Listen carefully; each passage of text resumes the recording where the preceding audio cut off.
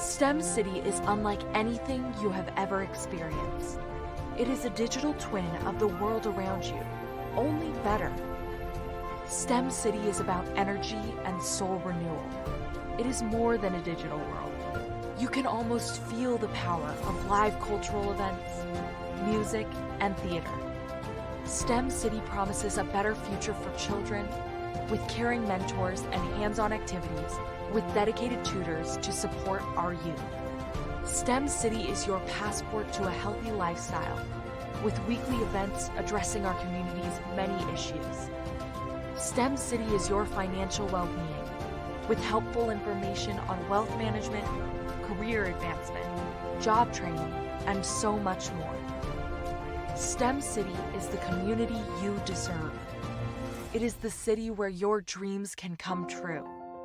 STEM City USA, a place in the sky that is accessible to all who reach for the stars.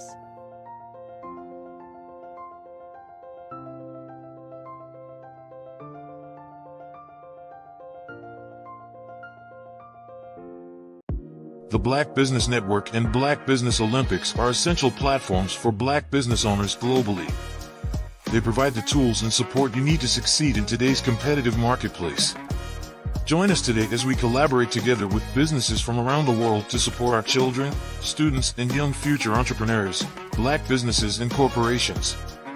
We raise funds for students going to college and young entrepreneurs who are aspiring to be business owners, and we invite you to be a contributor today. Visit the website www.blackbusinessexpousa.com to connect with and learn more about how the Black Business Network and Black Business Olympics can help you not only share your amazing business story to businesses, but also serve future generations.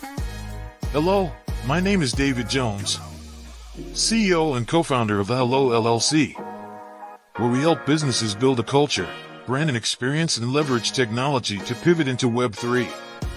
Join the Black Business Network streaming live into Roku, Metaverse, STEM City, Black Multiverse Enterprises, Hulu, YouTube, iHeartRadio, Apple, Facebook, LinkedIn, Spotify, Twitch, and Google Podcasts. Tune in, turn on, and let's thrive.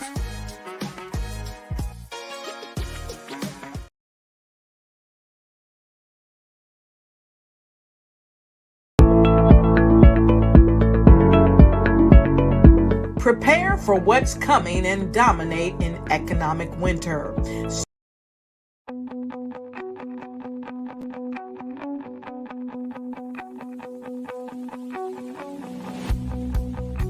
I am Black Business.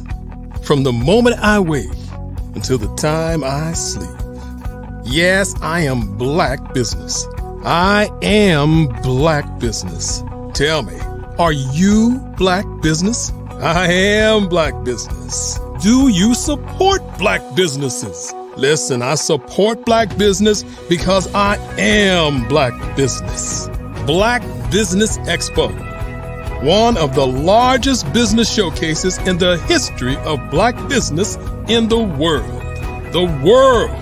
Sign up today at www.blackbusinessexpousa.com. or call 919-308-9090. I am Black Business.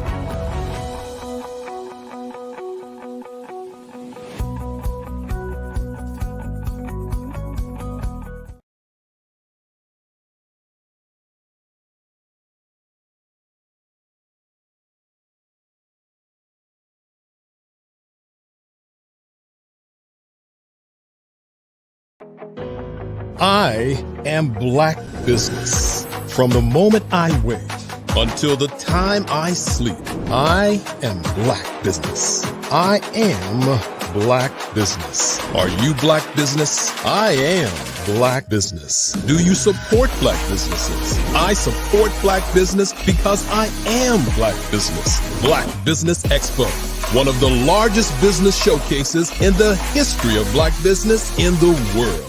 Sign up today at www.blackbusinessexpousa.com or call 919-308-9090.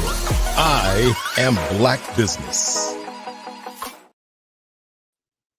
Good afternoon, business owners, entrepreneurs, and corporations and thought leaders. Welcome to the Black Business Network. My name is Cordelia Gafar. I've been your business moderator for this afternoon on the Black Business Network.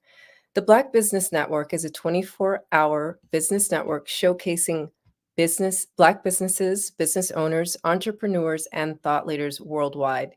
We have speakers from North Carolina, London, Singapore, Africa, Japan, and cities all over the United States. The Black Business Network is a global community sharing its business knowledge to empower, inspire, and educate businesses about business. And guess what? I'm your next speaker. So, for example, I am the CEO of Cordelia Gafar Enterprises, and I work with women of faith who have demanding careers, and they may feel lonely and awkward inside, even if they're married, to normalize encouraging emotional wellness while excavating the deeper layers that surface as emotional and mental unwellness. And so I've written a multitude of books, 8 books, and I have hosted a podcast called The Free to Be Show for over the past 9 years. And today I am going to share with you on the topic of bridging the digital divide. So, different from our last speaker who talked about an AI tool that he created, many of us are more familiar with other AI tools like Chat GPT, right?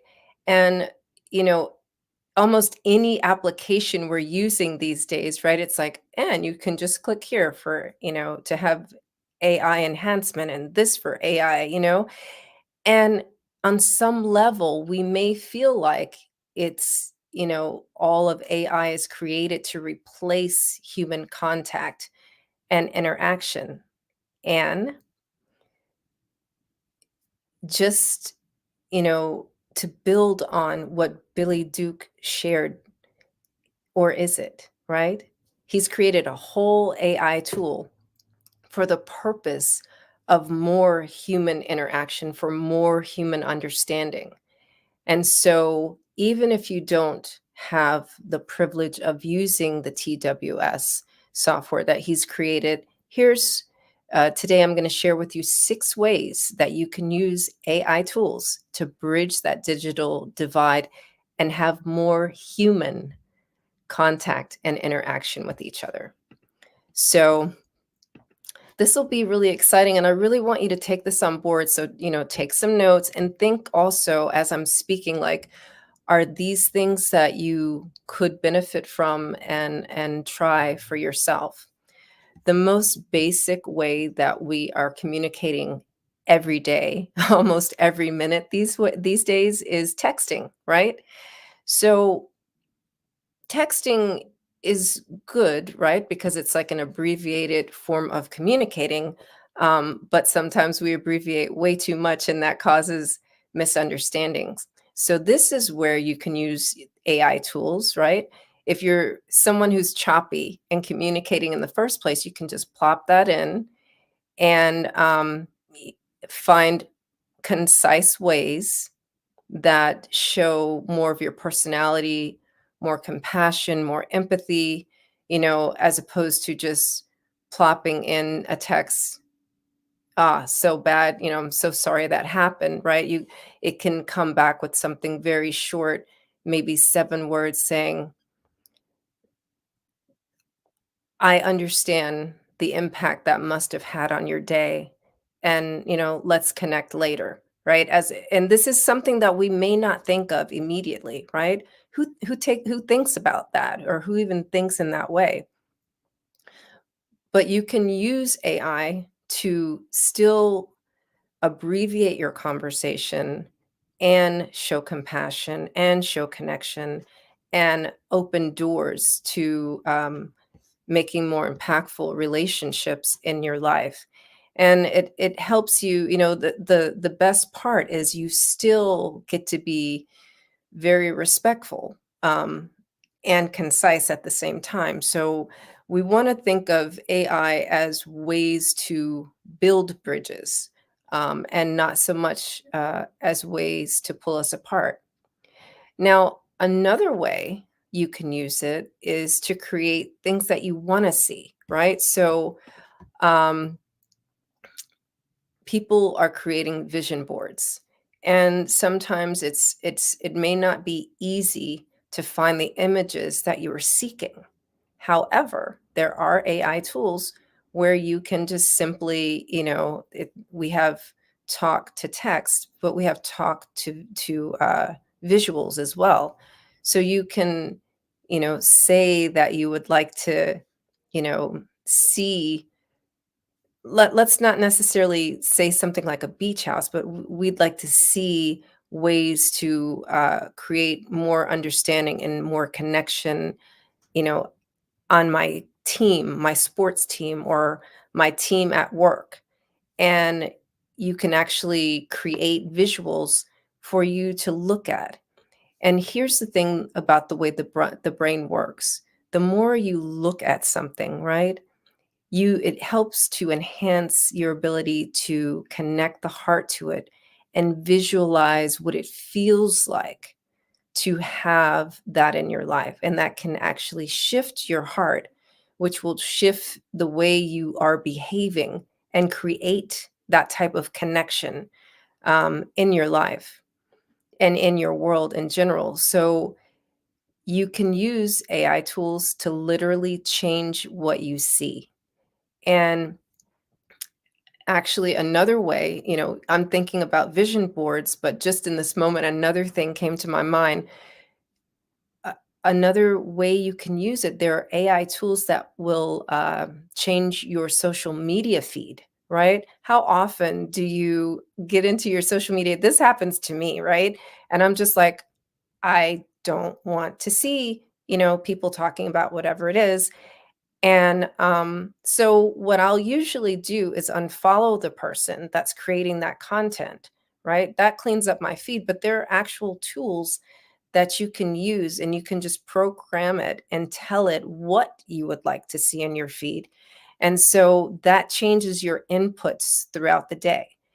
And one of the things I talk about a lot is inputs, right? Because what you see, what you hear, it creates what you're feeling.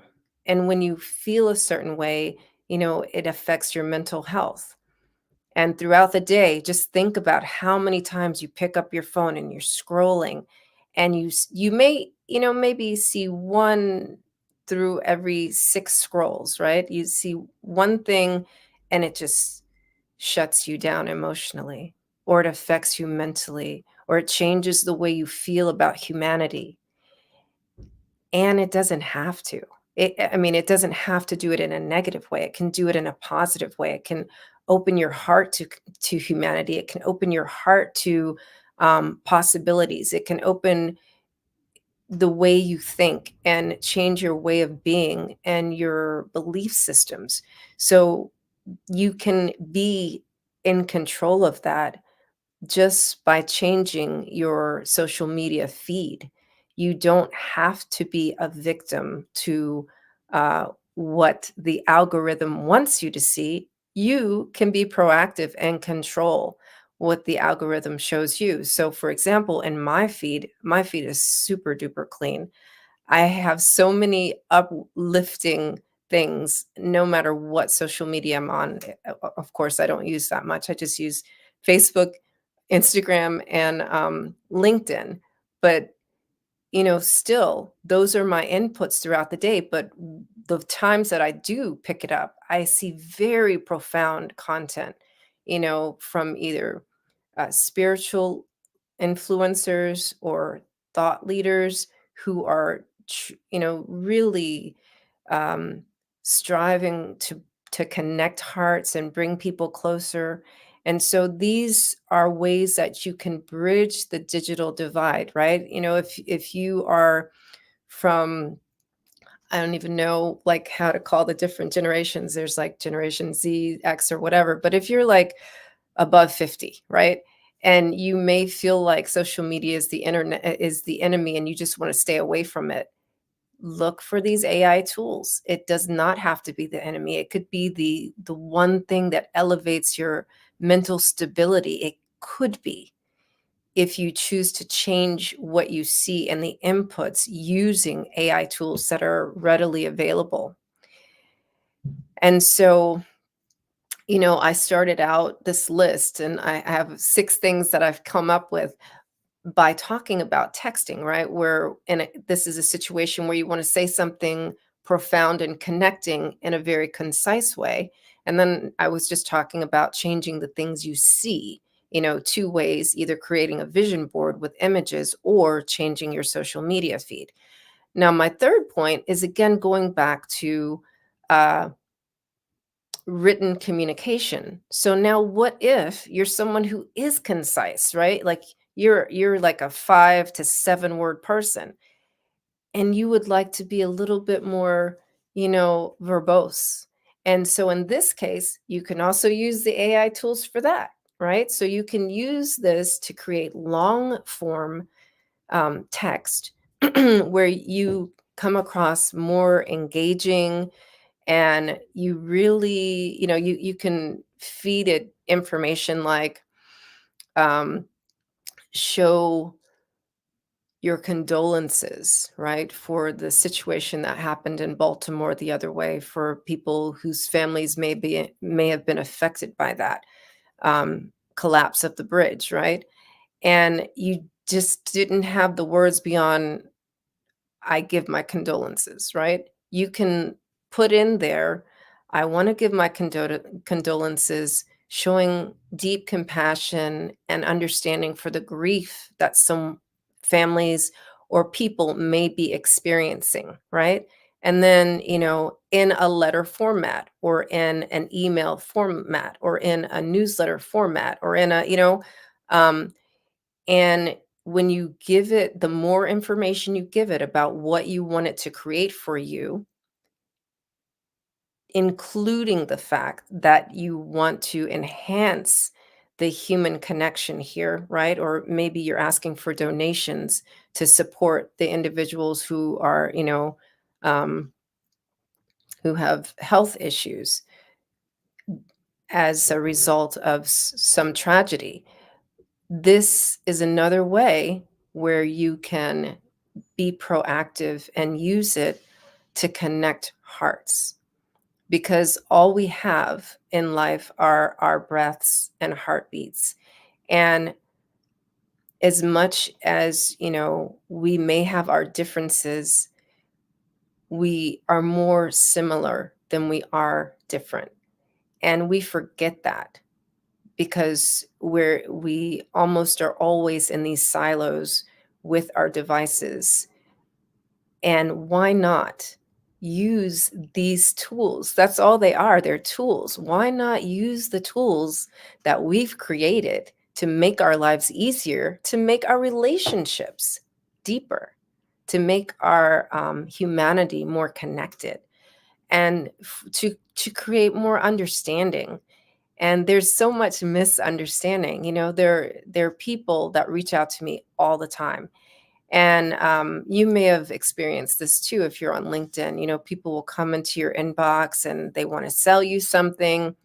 And to be fair, right, and to stay on topic, they may actually be using these AI tools that I'm talking about.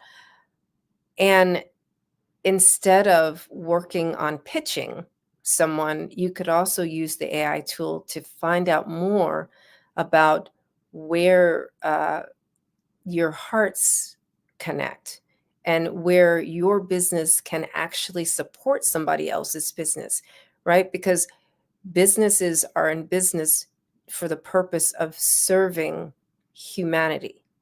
And we lose sight of that sometimes when we focus on making money.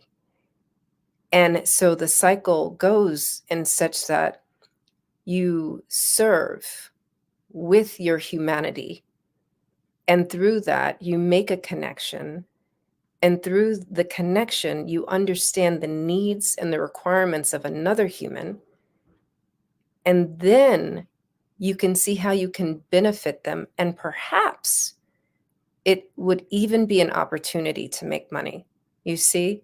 So this is another way that we can use the AI tools to support our businesses, which we have to remember the purpose of our businesses. And I am going to continue to highlight Billy Duke here because what he has created is just remarkable, right? Underserved populations not having access to healthcare, or having access to healthcare, but because of a language barrier, cannot actually truly benefit from it. And so, in the end, he's providing a service that, yes, it will make him money, but he's serving humanity on a deeper level, on a heart connected level. So there are AI tools out there for you to do the same in your capacity, in your business, and your endeavors in life. And so that brings me again to my fourth point, which is you can use the AI tools, right, to figure out what are the best gifts for cultural events outside of your culture. For example, today's Good Friday. Christians know that, and probably non-Christians know that too. But did you also know that this is the 19th day of Ramadan, right? So Ramadan is the first of all, Muslims are on a lunar calendar. So that's how this is the 19th day of Ramadan and the 29th day of March. And during the month of Ramadan, Muslims fast during the daylight hours. It's a dry fast, right? That means no liquids or solids during the day. And at the end of this 30-day period, they have a 3-day celebration, which is called Eid al-Fitr.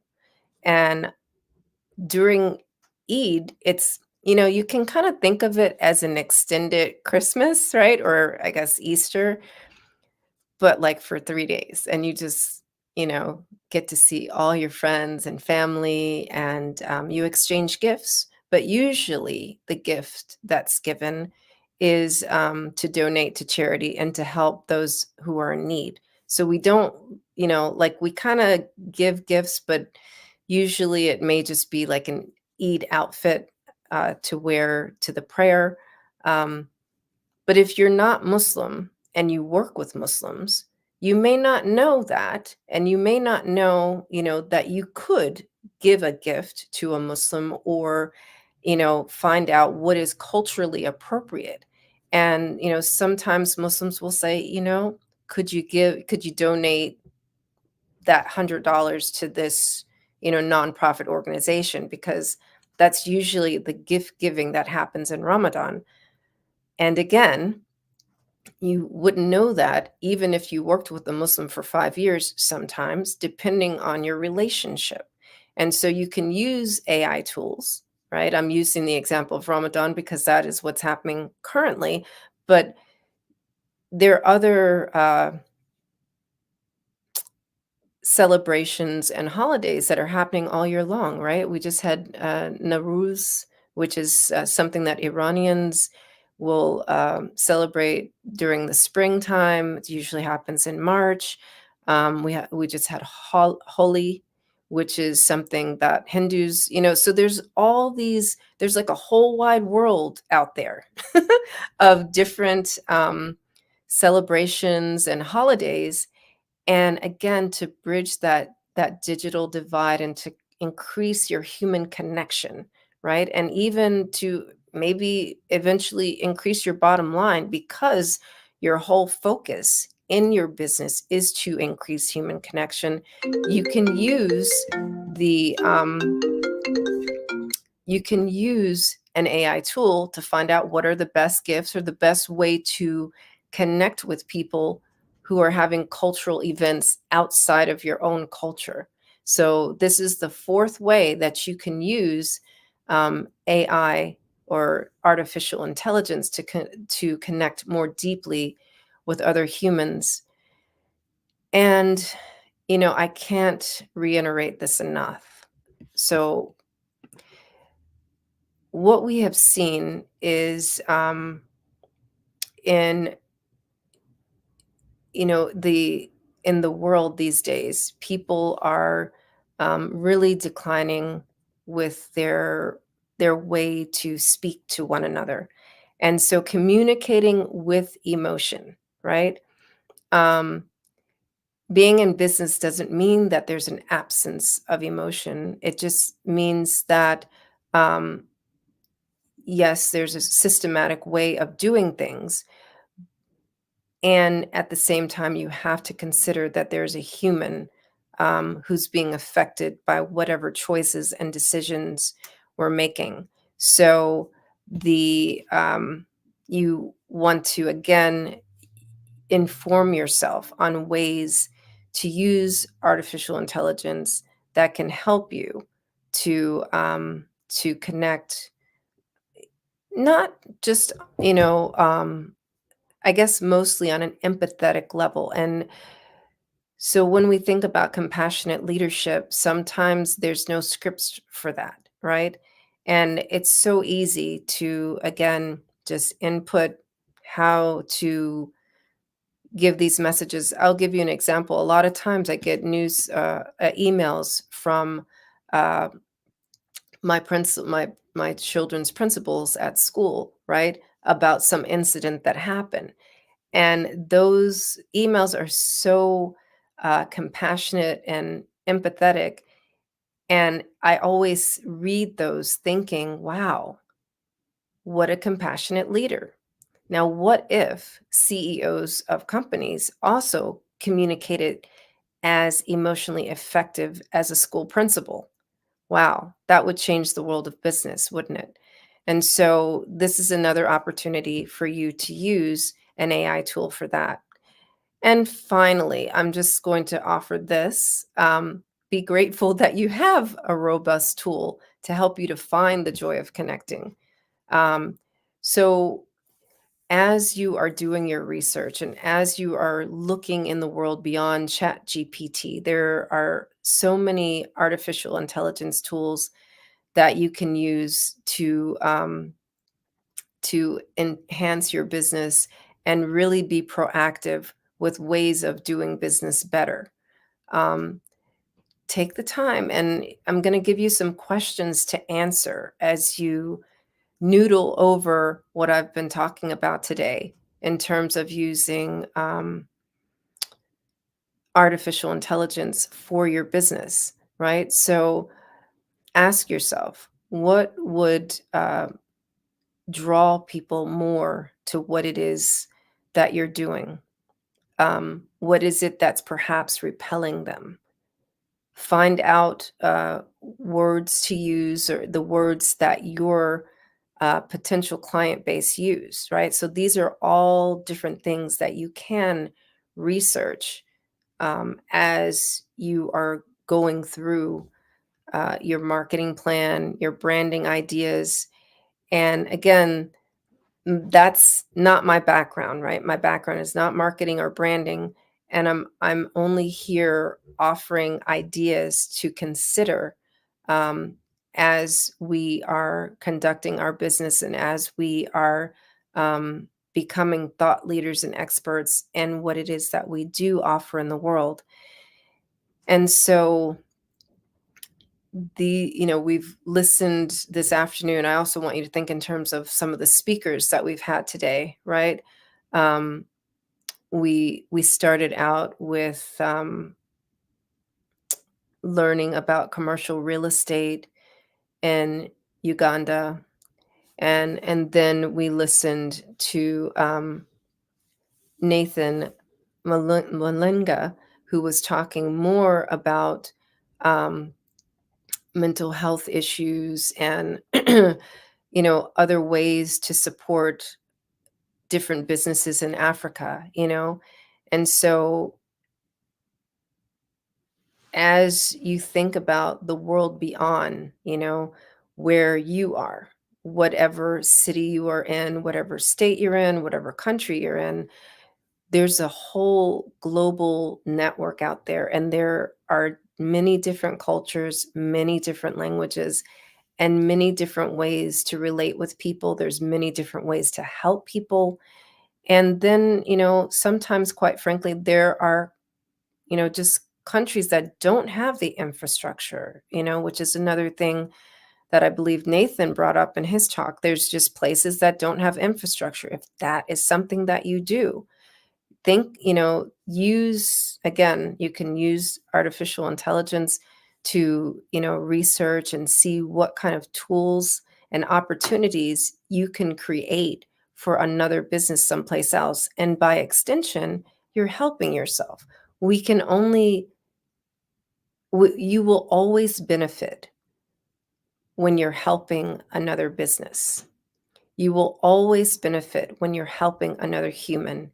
You will always benefit when you are using your your expertise and the tools available to you for the elevation of business. So, just take into consideration some of the things that I've mentioned here today. So, bridging the digital divide is more than just it's more than just creating something for yourself. It's building, I would say, an intricate system of human interaction and a tapestry of cultural development, for the elevation of all of our businesses and all of our souls. So I'm just going to recap the 6 points that I mentioned here today. Number one, you can use AI tools, right, to bridge the digital divide by, being more concise. You can use it in your texting. If you want to say something very quick and to the point, but you want to show that you care, drop it into an AI tool, and boom, out comes something that's beautiful, connecting, and respectful. Number two, you can change what you see. Two things I mentioned here. Number one, you can actually literally create like a visual vision board, create art with AI. Number two, you can also use a tool to clean up your what shows up in your social media feed, right? Because what shows up in your social media feed also these are your inputs throughout your day. This affects your mental health throughout your day. As an entrepreneur, you really want to have the best inputs possible. You want to have things that will keep you positive, that will keep you in alignment with your vision and your mission. And you can be in control of what your feed looks like. So, again, you can use AI tools to change what you see.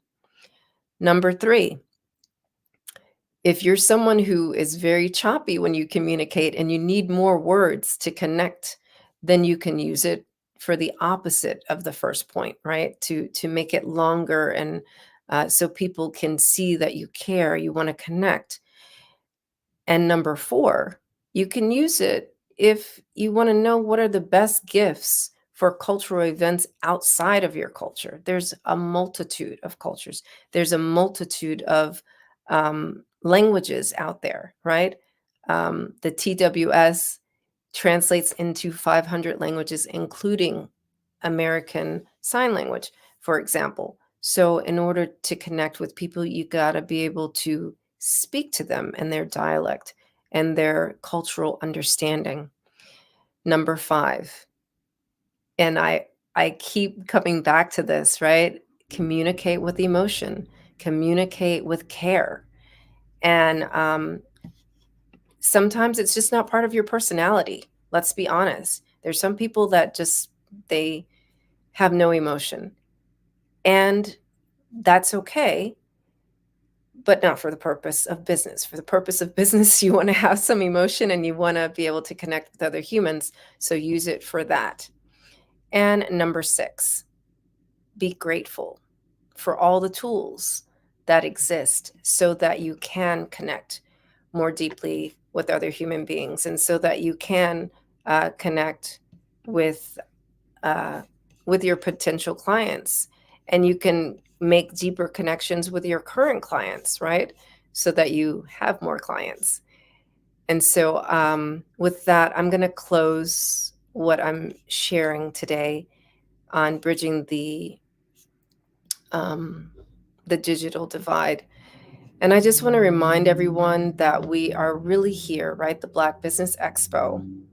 If we want to talk about the ultimate connection, we're here for the next generation.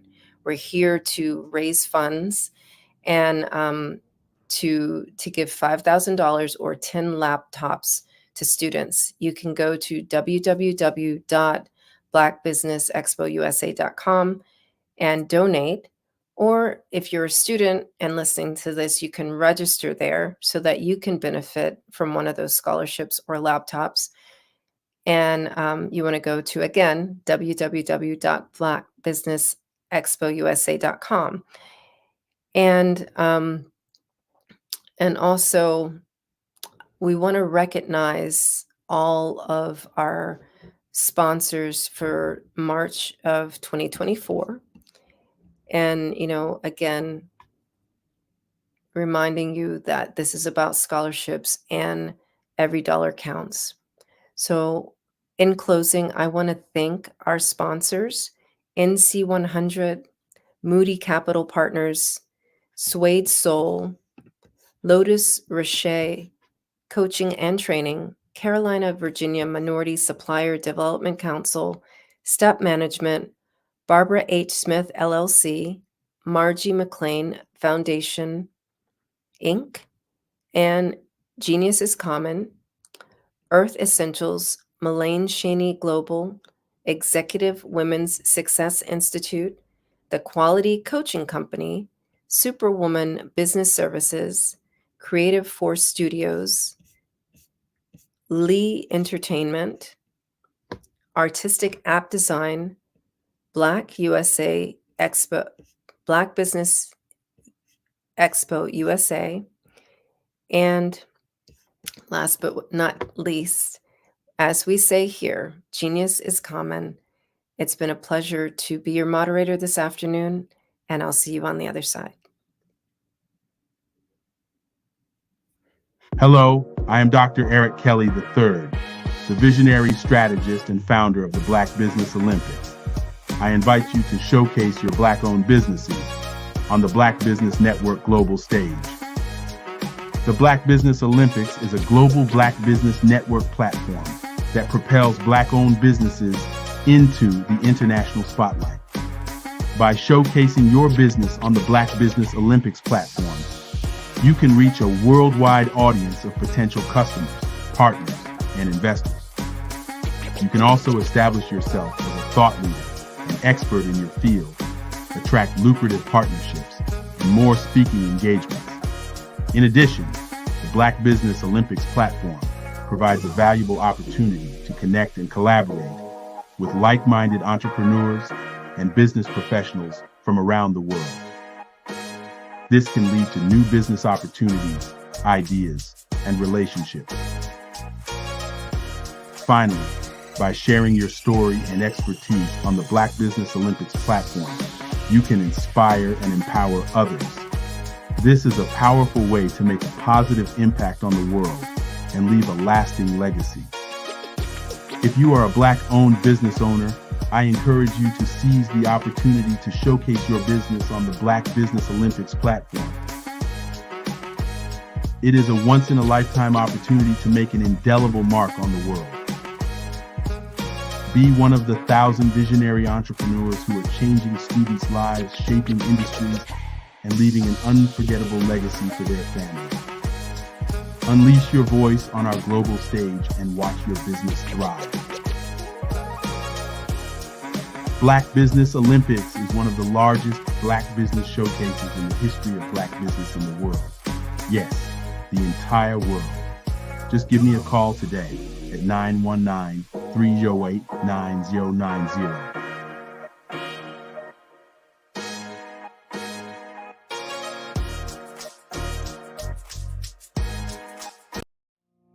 Did you know that approximately 333.34 million businesses exist today, according to a report from 2021? And you may be one of those businesses, or maybe you're not in the business market yet, but you're aspiring to be a business owner.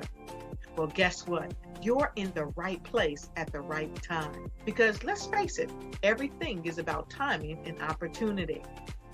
Hi, my name is Dr. Lotus Richey, and I'm the CEO and founder of the Lotus Richey Coaching and Consulting LLC, along with the Lotus Richey Ignite Show. 15 minutes of success with Dr. Lotus Richey, as well as books to boom your business and bring who you are. And today, I want to bring this amazing message to you about the Black Business Network and the Black Business Olympics. See, the Black Business Network and the Black Business Olympics is designed to help people just like you, that's right, that look like me, to take their business to the next level. Not just in your front yard or your backyard, but globally. The Black Business Network and Black Business Olympics is designed not to just help you survive, but to help you thrive. So join us today as we come together with businesses all around the world to support our students, our children, our young teens, our young entrepreneurs. What we do is we come together to help raise funds for students who are aspiring to be business entrepreneurs, who are aspiring and who are thriving in college.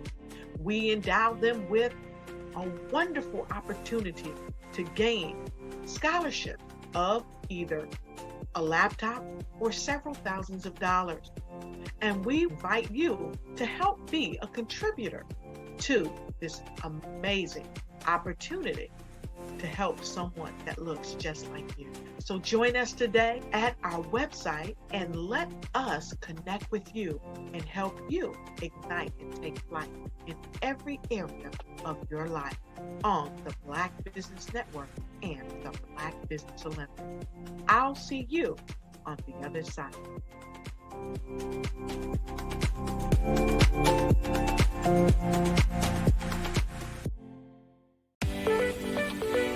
You are in the right place at the right time. The Black Business Network opens again for its Black Business Olympics, a 24/7 broadcast on business, strategies, global branding, social media marketing, finance, advertisement, and much, much more. Featuring the top, most powerful entrepreneurs and speakers and thought leaders from all around the world as they gather together for this phenomenal event. Join the Black Business Network streaming live into the metaverse, STEM City USA, Black Multiverse, Pod TV, Roku, Hulu, iHeartRadio, Apple TV, YouTube, TikTok, Instagram, Google Podcasts, Facebook, LinkedIn, IBM TV, Spotify, and Twitch. Tune in today and be a part of this amazing movement. The Black Business Olympics welcomes you.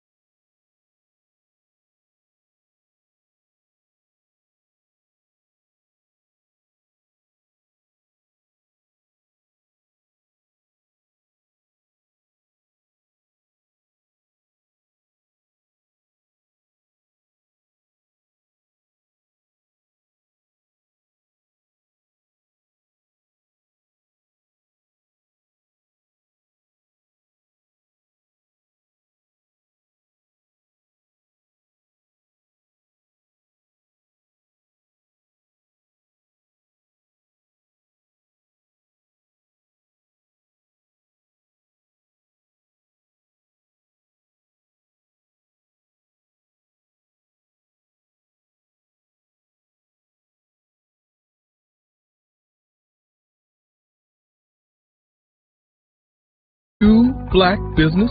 I am Black business. Do you support Black businesses? Listen, I support Black business because I am Black business. Black Business Expo, one of the largest business showcases in the history of Black business in the world. The world!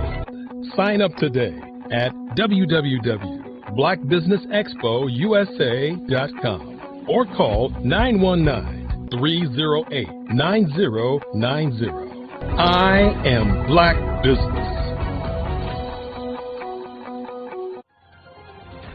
I am Black business. From the moment I wake until the time I sleep, I am Black business. I am Black business. Are you Black business? I am Black business. Do you support Black businesses? I support Black business because I am Black business. Black Business Expo, one of the largest business showcases in the history of Black America in North Carolina. Join Dr. Eric Kelly III and a host of phenomenal speakers from all around the globe for this 7-day virtual event that you don't want to miss. The mission of the Black Business Expo is to raise scholarship money from kids all the way from high school all the way from college. The Black Business Olympics is one of the largest Black business showcases in the world. It is an opportunity for businesses and companies to showcase their businesses globally. We are going to be giving away laptops up to $5,000 away to students. Again, I'm Olivia Appleberry, the founder of 2 Cents Finance and one of the speakers for the expo. I am so excited to see you there. For more info, go to www.blackbusinessexpousa.com or call 919-308-9090 and hope to see you there. I am Black business. From the moment I wake until the time I sleep. Yes, I am Black business. I am Black business. Tell me, are you Black business? I am Black business. Do you support Black businesses? Listen, I support Black business because I am Black business. Black Business Expo, one of the largest business showcases in the history of Black business in the world.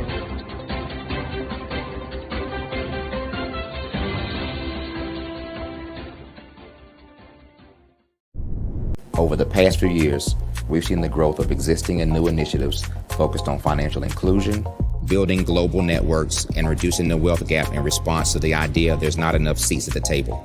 Whether their outcomes are to increase the representation of Black executives on corporate boards, ensure an inclusive global economy, or to create new U.S.-African commercial pathways, the strategies are often carried out by separate programs. The question is, should they be? With the continent of Africa being home to more than half of the world's fastest-growing economies, the youngest workforce, over 400 companies generating more than $1 billion annually, 700 generating more than $500 million annually that are poised for growth, and being the destination of nearly $5 billion in venture capital in 2021. Diversifying U.S. and Africa commercial engagement by building bridges between African businesses and their U.S. diaspora should begin being seen as mutually beneficial. From helping to reduce Africa's enormous capital gap to catalyzing two-way trade opportunities, the COVID-19 global pandemic hopefully has taught us that global challenges and opportunities are more interconnected than we thought. During the pandemic, African companies like Unicorn Flutterwave, insurance provider Reliance Health, ride-hailing app Yasir, and 54Gene, the continent's first bank of DNA on people of African descent, proved that when African companies have access to networks, capital, and information, they grow big, grow fast, and create solutions that are valuable to the world. This is why Be Direct was created. We are the first U.S.-based but African-centric board preparedness and board search company designed to connect U.S. Black talent and corporations to African businesses. Unique and fundamental to Be Direct's success is our process of helping board candidates adapt their experience and networks to an African context before they're connected to high-growth companies that are looking to locally and globally scale. From our focus groups with African business execs and government leaders, we don't ignore the sentiment that business is easy, but people are hard. Having a pool of board candidates with hard-to-access networks and extensive experience across the business lifecycle, including successfully raising capital, is table stakes for an initiative like this. So yes, we have that. But corporate or entrepreneurial success in the U.S. does not guarantee success in Africa. Developed alongside industry partners on the continent, our training program, Be Direct Prep, is designed to transpose their experience to create cultural comfort, understanding, and a commitment to helping businesses in Africa scale. Our board governance sessions are African, continental, and country-specific, integrated with cultural awareness and dexterity training. Masterclasses led by African industry execs and mentoring and coaching from African continental-based facilitators. But even more unique to Be Direct Prep, we cap off our training program with an immersion trip to help candidates that have not been to Africa before see and feel Africa's complexity and opportunity from African soil. We all know traditional network-based board placement has historically left a lot of us out of ever really being in the paid board pipeline. Our strategy supports the work of many great organizations that are successfully filling seats at U.S. board tables by creating more tables for those that are still left on the sideline. It's time to start seeing the role and value of U.S. Black talent and businesses on the continent of Africa differently. Old perceptions and habits limit economic inclusion. Let's transition Black talent and the African businesses they will support from the periphery of the global economy to its core. Living in a global lockdown, we all know now how fast local and global economies can change, and see the value of having businesses that hire, strengthen local value chains, and even grow globally. Status quo in any form holds back progress.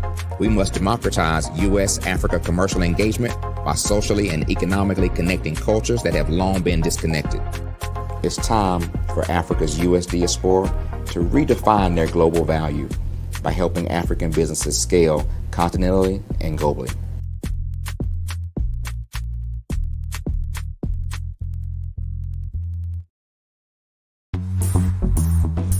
Attention all entrepreneurs and companies. Are you looking for reliable and efficient virtual assistants and back office support to help you manage your business tasks? Look no further than Superwoman Business Services. Our team of virtual assistants provides a full range of administrative support services, including operations management, social media marketing, and much more. We also offer website design services to help you create a professional online presence that reflects your unique brand. In addition to administrative support and website design, we offer business development and structuring services to help you grow your business and achieve your goals. We'll work closely with you to identify areas of improvement and develop a customized plan to help you reach your full potential. At Superwoman Business Services, we understand that running a business can be overwhelming and time-consuming. That's why we're here to help you fly high and achieve success. Our virtual assistants are highly skilled, experienced, and dedicated to providing you with the support you need to thrive. Come fly with us and take your business to new heights. Let us help you become the superhero entrepreneur you are meant to be.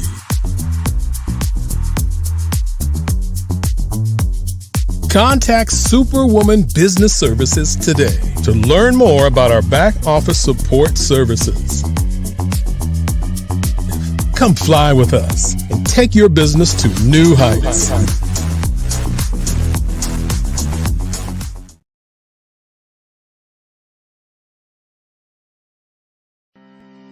Are you aware that showing off your expertise can gain customers and position you as an expert in your industry? Consumers need confidence to purchase, so let us showcase your knowledge by interviewing you for a 3 to 5 minute video. We'll position you as an industry expert with a customized interview-style video, and for a limited time, we'll cover all production costs. Click this ad or call now for all the information. You'll want to experience the same 5-star service our customers love. So take advantage of this one-time offer. Click this ad or contact us now.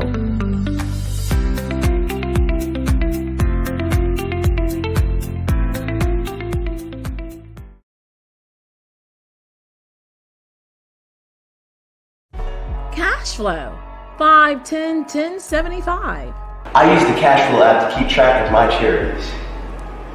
Cash flow, 5, 10, 10, 75 helps you manage expenses, helps keep track of charitable giving, helps you save your money.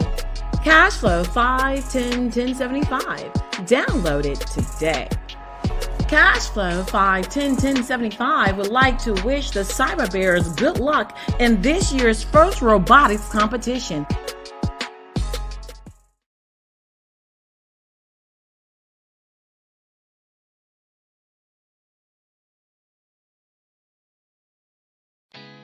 Did you know women represent just 3% of Fortune 500 CEOs and less than 15% of corporate executives at top companies worldwide? Have you wondered what the secrets are to getting into the top ranks, whether in the private or public sector?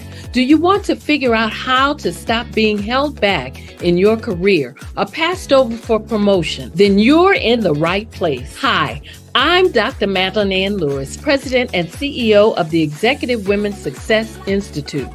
I have decades of experience in the military, the federal government, and corporate America, and my mission is to help women succeed and tap into their full potential. I want to reach 1 million plus women around the world to become the leaders they are meant to be. So if you want to move into a management or executive level position, or maybe you are a female veteran transitioning out of the military into business entrepreneurship, then reach out to the Executive Women's Success Institute at 301-693-3284. Let us get you on the fast track to success.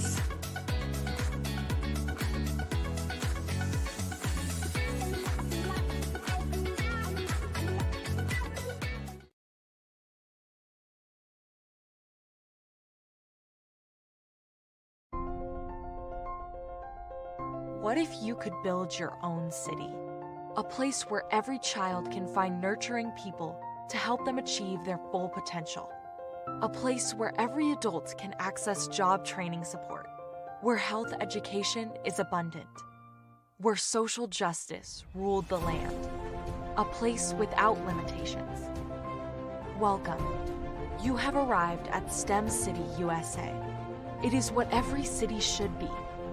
A safe and trusted community where you find people and resources to help you become everything you are and beyond.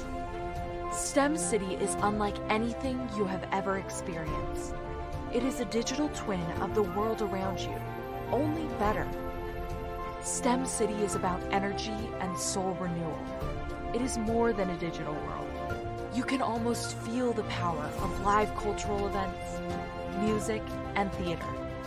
STEM City promises a better future for children with caring mentors and hands-on activities with dedicated tutors to support our youth. STEM City is your passport to a healthy lifestyle with weekly events addressing our community's many issues. STEM City is your financial well-being with helpful information on wealth management, career advancement, job training, and so much more. STEM City is the community you deserve. It is the city where your dreams can come true. STEM City USA, a place in the sky that is accessible to all who reach for the stars.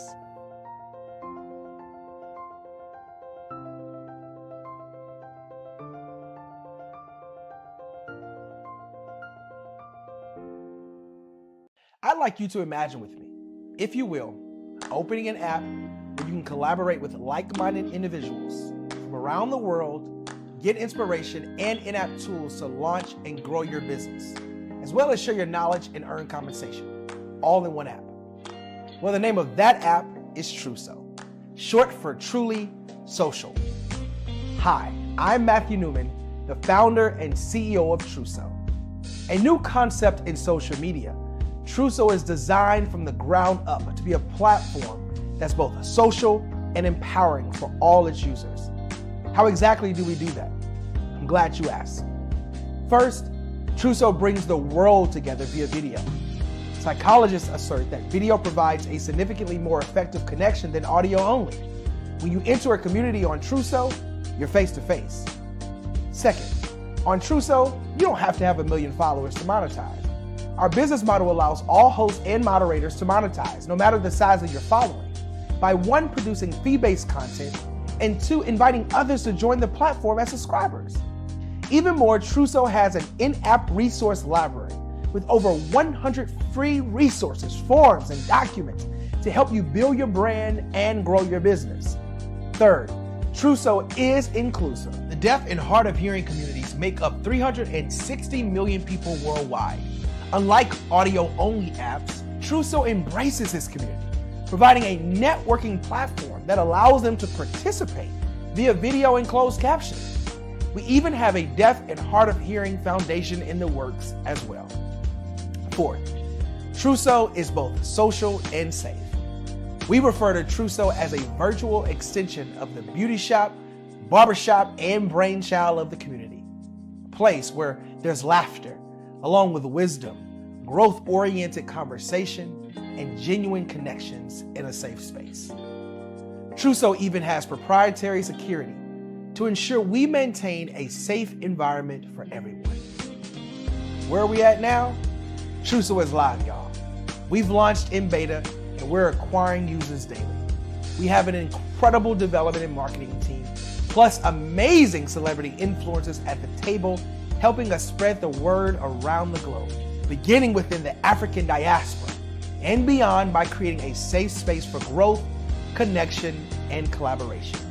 We're truly excited about Trusso. We've created something special for which there is a global market. And we invite you to embark on this journey with us as a shareholder.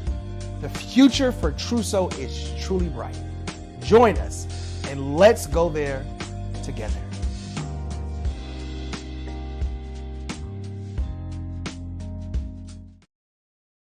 The Black Business Expo's mission is to raise funds for high school seniors going to college or K-12 entrepreneurs. This expo is a fundraiser for students. Please, you may go to www.blackbusinessexpousa.com to donate to the scholarship fund or use the Cash App at $BBXUSA. Our goal is to give laptops and up to $5,000 to 10 students. Students can register online at www.blackbusinessexpousa.com. Every dollar counts. Please donate to the Black Business Expo USA Scholarship Fund.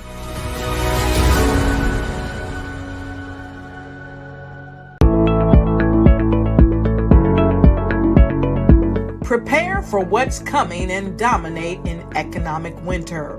Stand strong and thrive by showcasing your great products and services globally through the Black Business Network and Black Business Olympics. The Black Business Network has showcased over 2,000 companies with over $7 billion in sales each year. Over 10 million attendees have viewed the rebroadcast each month. Through the Black Business Olympics, unique styles of business training and mentoring are turning students into business owners and entrepreneurial warriors who will dominate in any economy. Gain the ultimate advantage of the Black Business Olympics, 7 days of unbelievable topics and speakers speaking around the globe. Donate your time and experience to provide expertise and scholarships to students worldwide and change the world. Now, more than ever, new insights, tools, strategies, and capabilities are needed.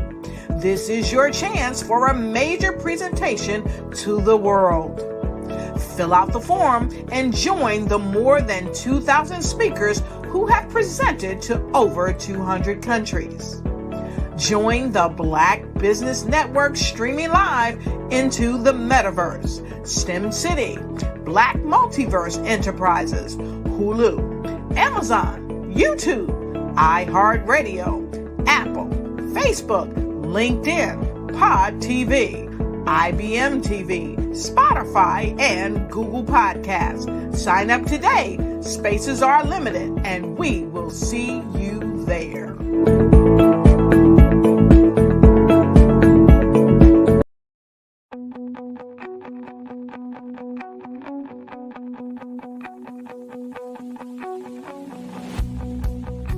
I am Black Business.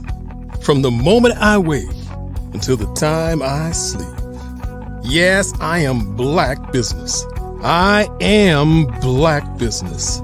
Tell me, are you Black Business? I am Black Business. Do you support Black businesses? Listen, I support Black business because I am Black Business.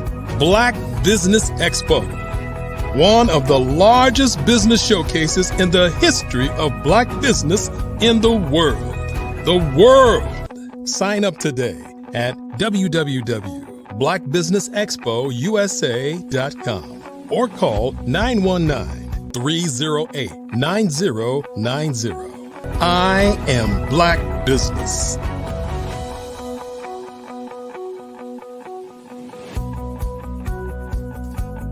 Hello, I am Dr. Eric Kelly III, the visionary strategist and founder of the Black Business Olympics.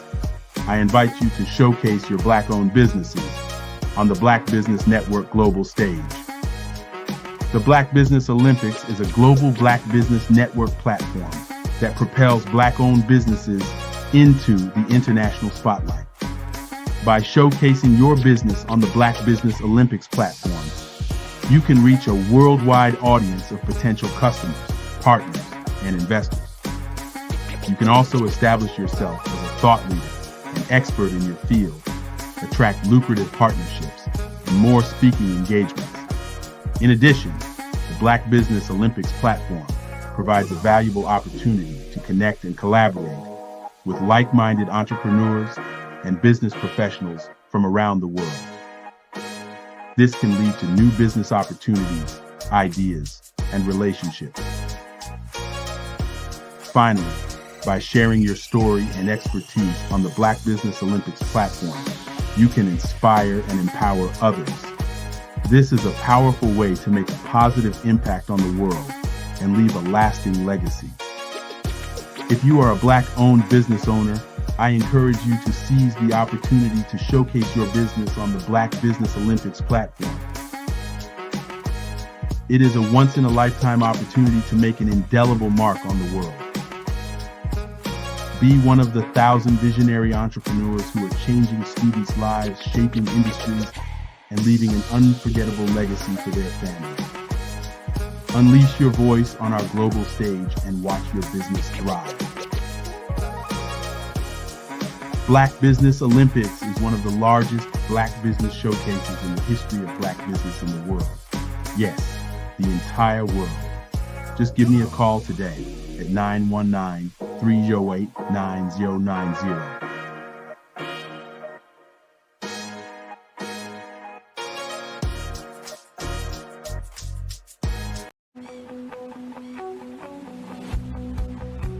I am Black Business. From the moment I wake until the time I sleep. Yes, I am Black Business. I am Black Business. Tell me, are you Black Business? I am Black Business. Do you support Black businesses? Listen, I support Black business because I am Black Business. Black Business Expo, one of the largest business showcases in the history of Black business in the world. The world! Sign up today at www.blackbusinessexpousa.com or call 919-308-9090. I am Black Business.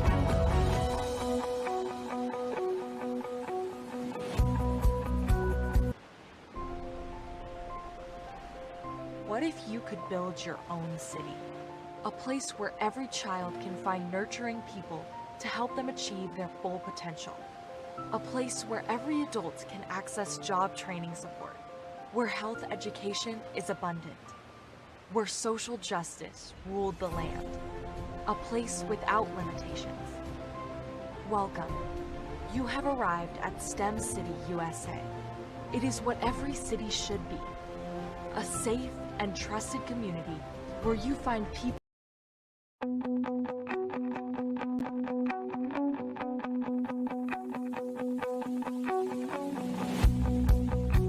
I am Black Business. From the moment I wake until the time I sleep. Yes, I am Black Business.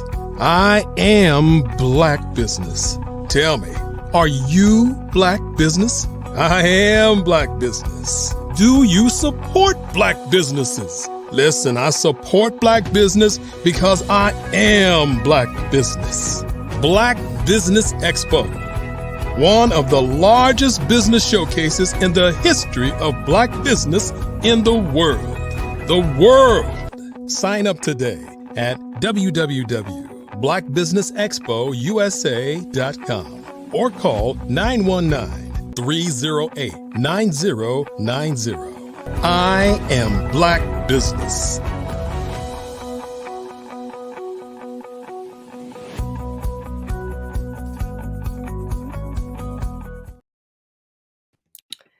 Good afternoon, business owners, entrepreneurs, thought leaders, and corporations. Welcome to the Black Business Network.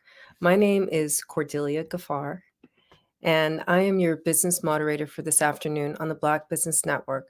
The Black Business Network is a 24-hour business network showcasing Black businesses, business owners, entrepreneurs, and thought leaders worldwide. We have speakers from North Carolina, London, Singapore, Africa, Japan, and cities all over the United States. The Black Business Network is a global community sharing its business knowledge to empower, inspire, and educate businesses about business. This afternoon, we have Sydney Wormsby, who is an experienced business executive with demonstrated success in developing and implementing strategic solutions that integrate all functions of the business for solving complex and high-impact situations. He has proven results in leading teams for business startups, business turnarounds, and transformations, new product development and implementation of Six Sigma and total quality management techniques. In addition to owning and leading his own organization, for almost a decade, he has held significant roles for some of the top Fortune 100 companies, including global product management and business development for JP Morgan Chase Investor Services, leadership of one of Pepsi-Cola's retail restaurant business units, leadership of a retail banking business unit for Citigroup, and plant management for Eastman Kodak Office Equipment Division. Throughout his career, he has displayed an ability to establish compelling visions, set clear objectives, and inspire staff that has resulted in high levels of performance. And today I get to have a fireside chat with Sydney Wormsby. Welcome to the Black Business Network this afternoon. Good afternoon. How are you? Good. It's been a while. I haven't seen you in a while. Hope you're doing well and the year is booming for you. Yes, it's amazing to be back. And it's always, a joy to speak with you. I learn so much every time. So tell us about your business. Oh, you're welcome. Tell us about your business and what services you provide. Well, I am a business growth Imagineer. And I use that title because I struggle with the business consultant, the business coach, and didn't really, explain exactly what I do and how I do it and why I do it, et cetera. And I, came upon, that business Imagineer title. So what I do in terms of services is help businesses grow, full stop. So I help them identify those small changes to big things that will transform their business and ultimately lead to their sales typically growing by double in less than 12 months. Profits, typically the same. And again, things that don't cost them any money and they're quick to implement and quick to have impact. So anything that's related to a business being more efficient, more effective, growing, achieving more, identifying, or bringing in, attracting more clients, more revenue, delivering more to the bottom line. I work with them on any and all of those things. Yeah, I can see where you definitely have the acumen to do that, and I'm sure many businesses benefit. So why did you decide, and how did you decide to start your business? Well, as you saw from my background, the first part of my career was all in Fortune 50 companies, in the corporate life, in corporate world. And I was, doing quite well. I started off as a project engineer, and, took on more and more responsibilities, had, more and more success, until ultimately I was managing global operations or global products or global businesses, really delivering big results, for big portions of those companies. And it just got to a point where I got tired of helping the big guy get bigger. And I also was finding there was, misalignment in some of the values that, organizations were exhibiting in how they dealt with clients, versus how I wanted to or felt that it was important to deal with clients, or how clients were saying that they wanted to be, worked with and supported, et cetera. And so I just decided at that point, I wanted to go off on my own and do things for my own. So I started my own consulting practice and started supporting small and mid-sized businesses. I wanted to really support, minority and women entrepreneurs who were looking to make their vision become a reality about, being an entrepreneur and having their dreams come true. So I went off on my own in 2002 and been doing it ever since. So I am curious then, what have you found to be the greatest challenge that most businesses face? Well, there's so many things I could say about that, but the biggest challenge is always going to be around finances.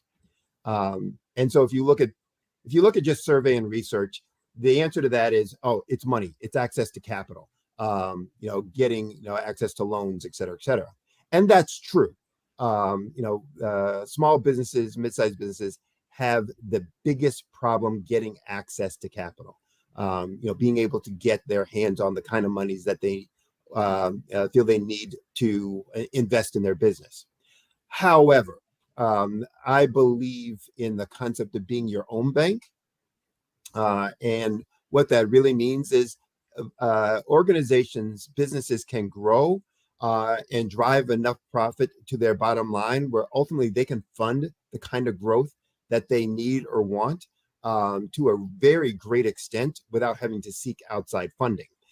And it's helping them to see that, and then to do that is what I do and trying to take joy in. It doesn't mean that you won't ever need a loan or need to go to a bank or need to go to a lender. But what it does mean for me is that there's more that you can do, that you have control over, than most business owners and entrepreneurs believe or think initially. And so I get joy in helping them find that there's more in their hands, more in their control that they can do to that end. Yeah, what I really hear you saying is like, you're helping them to change their limiting beliefs or their belief system, right? And also to be more regenerative, without going, I guess taking on more debt is going to cause long-term problems, right? Right. Well, yes and no. I mean, there's nothing wrong with taking on debt.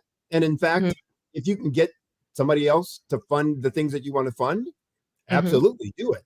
What I want them to see is that's not a constraint for you growing. And often they think, and when they start, reaching out to me, it's, I want to do this, but I can't get the money to do this. I want to grow. I want to make my business bigger, but I can't get a loan, or I, can't afford to do these, these specific kinds of things relative to their business. And, what I want them to, understand, and what I work with them to help them see and therefore implement, is how much is in their control by really understanding the key things that drive all business growth and how many of those things are really just process related. And in fact, most of life, is about the processes that we use. I just happen to apply it to, business and business operations, et cetera. Being more disciplined, et cetera. So yes, if you can get other folks to lend you money to grow your business, that is a great way to leverage and grow faster, et cetera. It just doesn't need to be that, as you said, that limiting factor, that constraint that's holding you back, because you have more in your control than most people think or understand. Yeah, it sounds like, what you're talking about here, I guess, is the importance of marketing, right? So, like, why is that so critical, and why do businesses seem to get that wrong? So marketing, well, one of the reasons why they get it wrong is most people think marketing is advertising, a commercial, and Mhm. advertising is advertising, and that is a piece of marketing. But marketing involves all of these aspects related to how we communicate, to our prospects, our target market, what we communicate to our target market, how we price our product, how we design our product, how we deliver our product. All those things are marketing decisions. And so most people think marketing is just the advertisement, and advertisement is only good for, or only needed for, those people who are ready to buy right now. And so if that's your concept, then one, you have the wrong concept of marketing. Two, you have the wrong concept of what I call the buyer's journey. Most people are not what I call now buyers. Most people are not buying whatever you're selling today. And research says it's less than 1%. So if less than 1% of everybody that you are going to target is ready to buy right now and is wanting to buy right now what you're putting out there, then all of your marketing is only going to less than 1% of your market, and therefore it's going to be ineffective. And the people who are out there right now ready to buy are comparing you to other folks. And, that gets into a whole host of other issues and topics we can get into. But if you're only messaging to them and they're also comparing you to other folks, typically because your marketing message is not very effective, you're only competing on price. And so now, can you do it cheaper than the next person? Or are they doing it cheaper than you? And if they're going to do it cheaper than you, poof, then they're going to get the business. So we get a lot of that stuff wrong. We also get wrong what it is that it's important for the target market to hear. And so one of the things that most people think about marketing is that I need to tell them about my features and functions. And so everybody goes into their advertisement talking about their features and functions. And every time they're in front of one of their prospects, they talk about their features and functions, what their product, can do, and how many whistles and bells that it has on it. How many different, variations on the theme that I have, and da. And most people then are looking like, I don't care. I really don't care.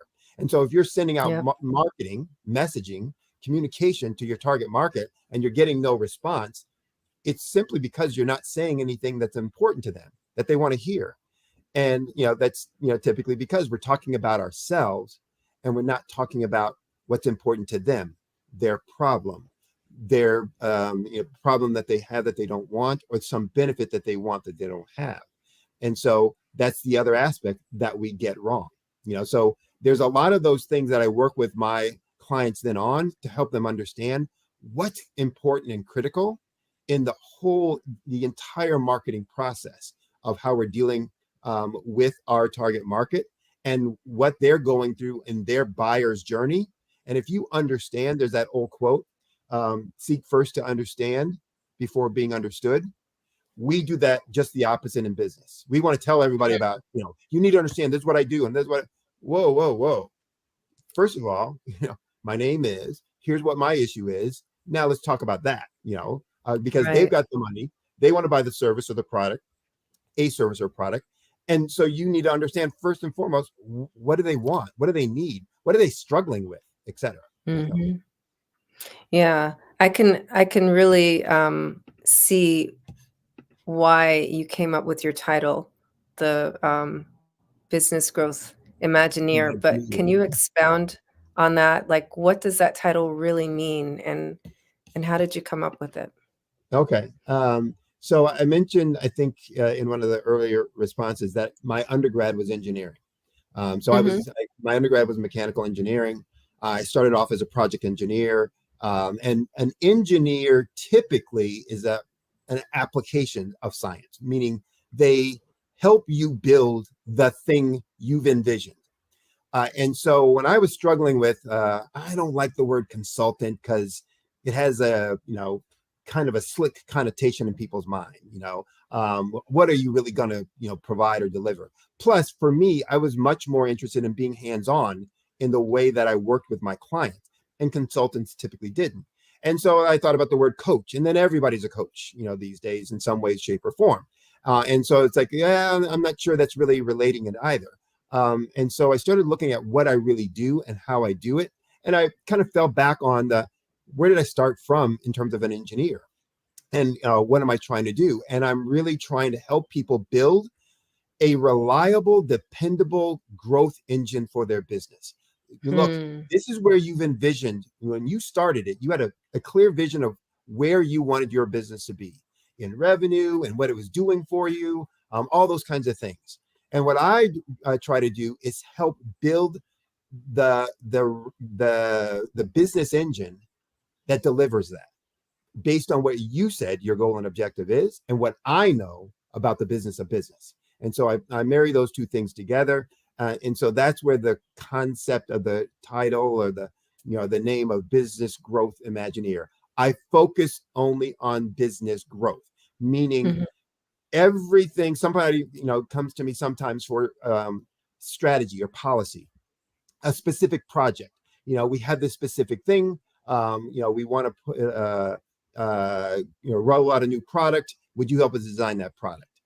And the answer is, yeah, I'll help you, but I'm going to make you start back at, basic square one, because it's not going to work with me just walking in and saying, oh, well, let's put a gadget here and a whistle there and a bell there and blah, blah, blah, blah. So I make them start, which sometimes is they get frustrated with it, I have to admit, because they had it in their mind, oh, no, I only want this. And I have to help them see where starting at that point is going to be counterproductive in the long term. And, Mhm. you're going to have a lower probability of success. And so then, I'm helping them kind of go along that journey. So that's what I, do with folks in terms of trying to help them see the whole picture, not just a Mhm. piece of the picture. And, that's another thing when you were asking, what do we get wrong about marketing? Some of that is what we get wrong. We look at pieces of it. So even when they're going to talk about marketing their business, they will focus on where they're going to market it. Oh, I'm going to use Instagram. I'm going to use Facebook. I'm going to use Google Ads. Well, that's fine. But what are you going to say? I'm going to use the Mhm. same message I said before. I'm just going to use Google and somehow Google makes it happen. No, they don't. Or I'm going to hire this SEO person. And this SEO person said my website will be ranked number one. You're right. You get a lot of clicks on your website, but it doesn't convert anybody because you're not saying anything that they want to hear or that's attracting the right folks. It might be cool, but it's not really, serving the business well. So all of those things are integrated. And we often want to deal with them in silos. And if we don't Mhm. deal with them as an integrated system, then it's not going to be effective in delivering the results and the outcomes that we want. Yeah. So you help them imagine what business growth can be and then Uh, engineer it with scaffolding. Yeah. Exactly. Build the process, systems, structure, behaviors. And so when Mhm. I'm working with them on building that, and again, being an engineer, I'm very process related Yeah. or kind of focused. And so it's helping them see what processes need to be put in place, what procedures need to be put in place, what behavior changes need to be, implemented that are going to deliver the results that they want all the time. So good process will deliver, good outcomes. Good process Right. with good people deliver great outcomes. And so I help them identify what are those key areas that are going to that drive growth. And there's only 5 areas in any business and in every business that growth comes from. And then I help them see, here are the things, here are the procedures, here are the behaviors we need to put in place to make that those 5 processes transform your organization. And so using these 5 processes, I heard you say that you can get businesses to double their profits in a year? Typically, yes, in less than 12 months. And it's more me teaching them how, and then assisting them in doing that and delivering that. But yes, the growth is quick to have impact because it's quick to implement, and it's quick to implement because it's about a procedure, it's about a behavior. How long does it take you to change the way that you're doing things? It's a mindset change. So if you want to, you can change it immediately. I stop doing this now. I start doing this, 2 minutes from now. Immediately. Yeah. And so it's quick to implement, but because it's also process and procedure and behavior, it costs no money. So go back to the conversation we were starting with was, well, what's the, reason most people fail? Well, no access to capital. You don't need money to change your process, to change your procedure, to change your behaviors. And that's what I'm helping them see. Look, you can start generating transformative revenues right now by changing the way that you're doing things, changing the way that you're communicating with your target market that attracts the right kind of people, the people who really are interested in what you have, not you chasing everybody and hoping some of them ultimately, decide to, give you a shot. Yeah, I like that. So let me see. I'm going to skip ahead. I have some questions here, and you're such a great communicator that you're actually answering a lot of the questions before I can even ask them. So I appreciate that. I'm a mind reader also. Woo! Apparently. So I'm wondering, do you work with businesses on what price they should charge for their products? I mean, let's kind of get into what the processes are. Like, what is the biggest mistake that they make with their prices, their price selection for their services?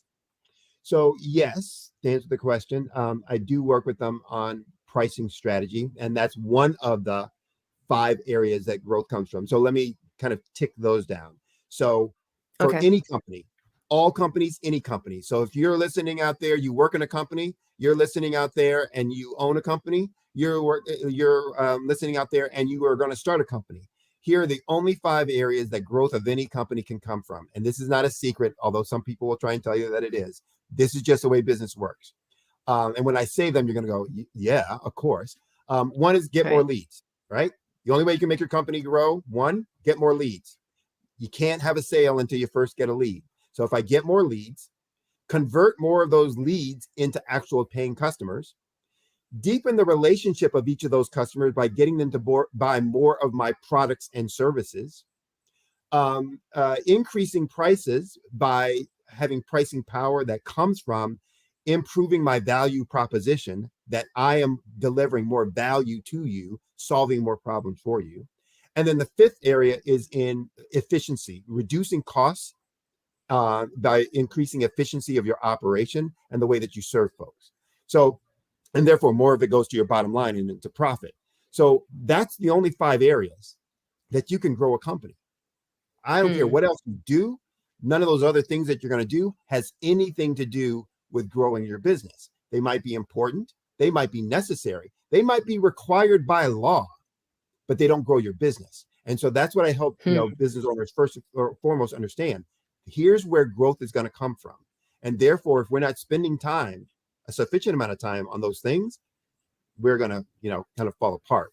But then it's going to be, what are the processes that we use in that? So in pricing, I find people make 2 big problems or 2 big mistakes. And you said, well, what's the biggest mistake they win? It's really 2. One is that they don't really have a strategy for how they're determining pricing. And so they often undervalue their product or their service. I was dealing with and I can tell story after story of this, but I'm only going to tell one. I was dealing with a client just last week on a new service that she wanted to, actually it was an existing service, but she wanted to do it a slightly different way. And she was selling it literally for $14.99. The item was selling for $14.99. I won't say what the item is because then it would, kind of leeway to maybe, who the client was. $1,499. No, $14.99. Now. Okay. Yeah, $14.99, $14.99. When I was asking her about how did you determine that price for that, she went through the conversation. I do these things, I write these books, and she created this, very comprehensive product that her clients, her customers would really want. And she goes, and I, must have given a facial like, whoa, for $14.99. She goes, do you think that's too much? I go, no, just the opposite. I think it's way too little. And she goes, why? I said, well, you could charge $197 for that, $197 for that. And she's like, well, I don't know.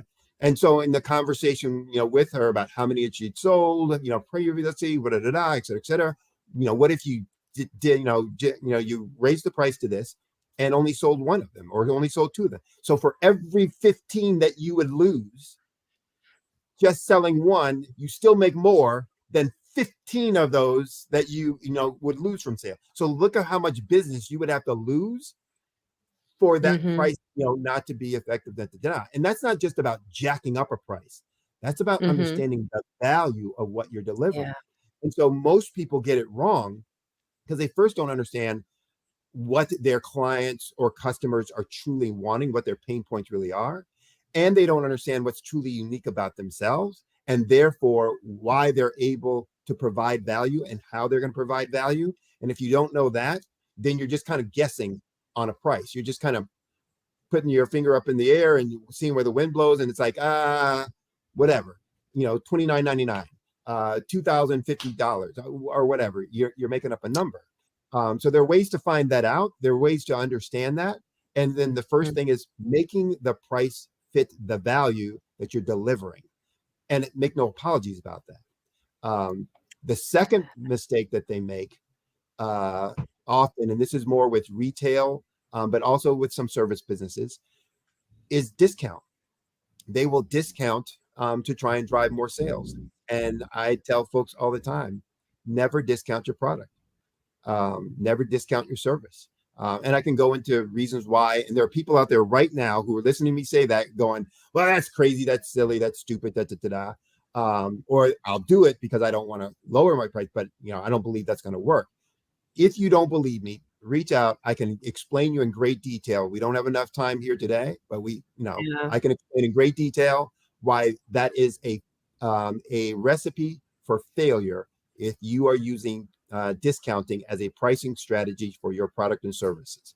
So, yeah, it sounds like there's that can be like a market research issue, but most of all, it sounds like people need to reach out to you. So if someone wants to work with you, like how can they do that?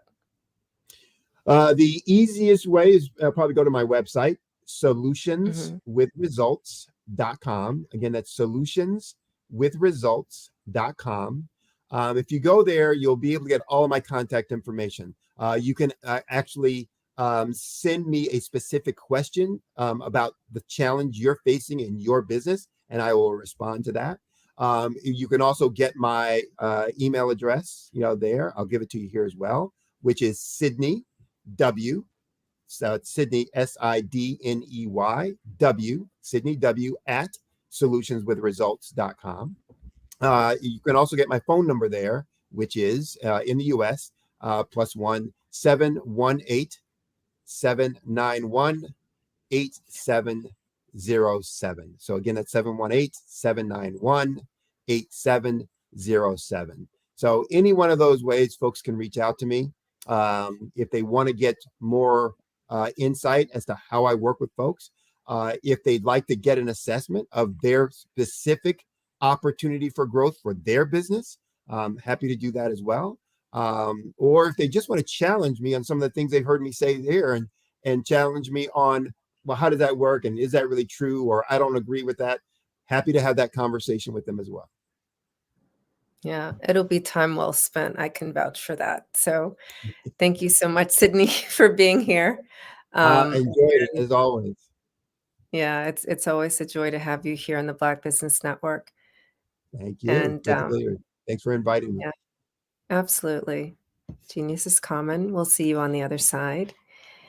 And I want to remind everyone that the Black Business Expo's mission is to raise funds for high school seniors going to college or K through 12 entrepreneurs. This expo is a fundraiser for students. You may go to www.blackbusinessexpousa.com to donate to the scholarship fund, or use the Cash App that is on the screen below, $BBXUSA. Our goal is to give laptops and up to $5,000 to 10 students. Students can register online also at www.blackbusinessexpousa.com. And every dollar counts, so we want to remind you to donate to the scholarship fund.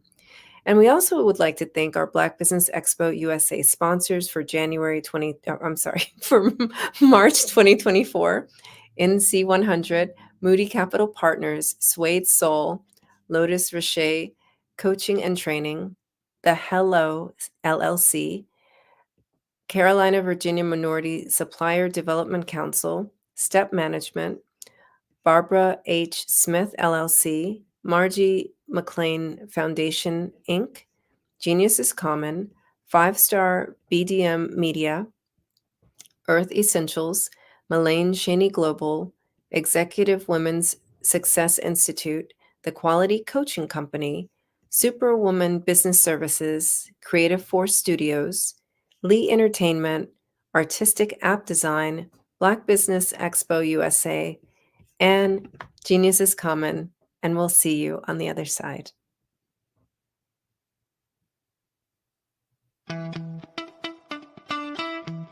How many times have you been asked to help someone you didn't even know, a student, a business entrepreneur? Or did you ever even ask, where did they end up? That business, that friend, that entrepreneur. Well, just maybe they ended up in a gang, bankrupt, homeless, or worse, dead. Maybe they turned to crime, drugs, and alcohol. Did you ever wonder? Did you destroy their dream, or was your life always so easy? At the Black Business Olympics, we started a movement to help students complete. Give them hope and foster success. Help them to leave their dreams of providing laptops, computers, and up to $5,000 in scholarship funds. Today, we ask you to help a student, a business owner, or an entrepreneur to realize their dream by sponsoring them, supporting them, and buying from them. Consider this. With $1.6 trillion in our Black community, we only ask for a small donation for our students, our businesses, and our entrepreneurs. And you can change a life today. So I ask you, what are you going to do? Sit on the sideline and watch our students in high school be losers, miss out on their dream from lack of resources? Or are you going to donate to the movement and change their future and yours as well? Give us a call today at 9.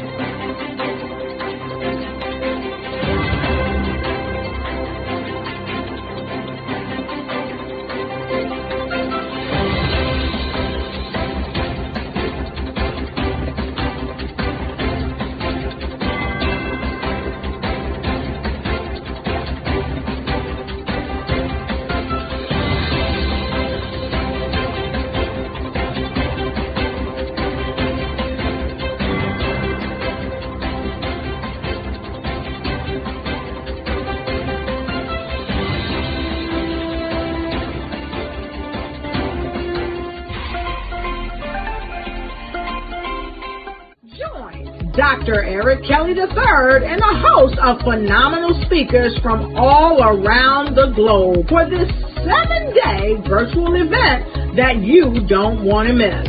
The mission of the Black Business Expo is to raise scholarship money from kids all the way from high school all the way from college. The Black Business Olympics is one of the largest Black business showcases in the world. It is an opportunity for businesses and companies to showcase their businesses globally. We are going to be giving away laptops up to $5,000 away to students. Again, I'm Olivia Appleberry, the founder of 2 Cents Finance and one of the speakers for the expo. I am so excited to see you there. For more info, go to www.blackbusinessexpousa.com or call 919-308-9090 and hope to see you there.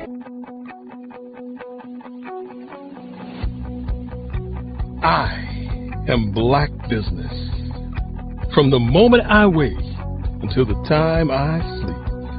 Yes, I am Black Business. I am Black Business. Tell me, are you Black Business? I am Black Business. Do you support Black businesses? Listen, I support Black business because I am Black Business. Black Business Expo, one of the largest business showcases in the history of Black business in the world. The world! Sign up today at www.blackbusinessexpousa.com or call 919-308-9090. I am Black Business. I am Black Business. From the moment I wake until the time I sleep, I am Black Business. I am Black Business. Are you Black Business? I am Black Business. Do you support Black businesses?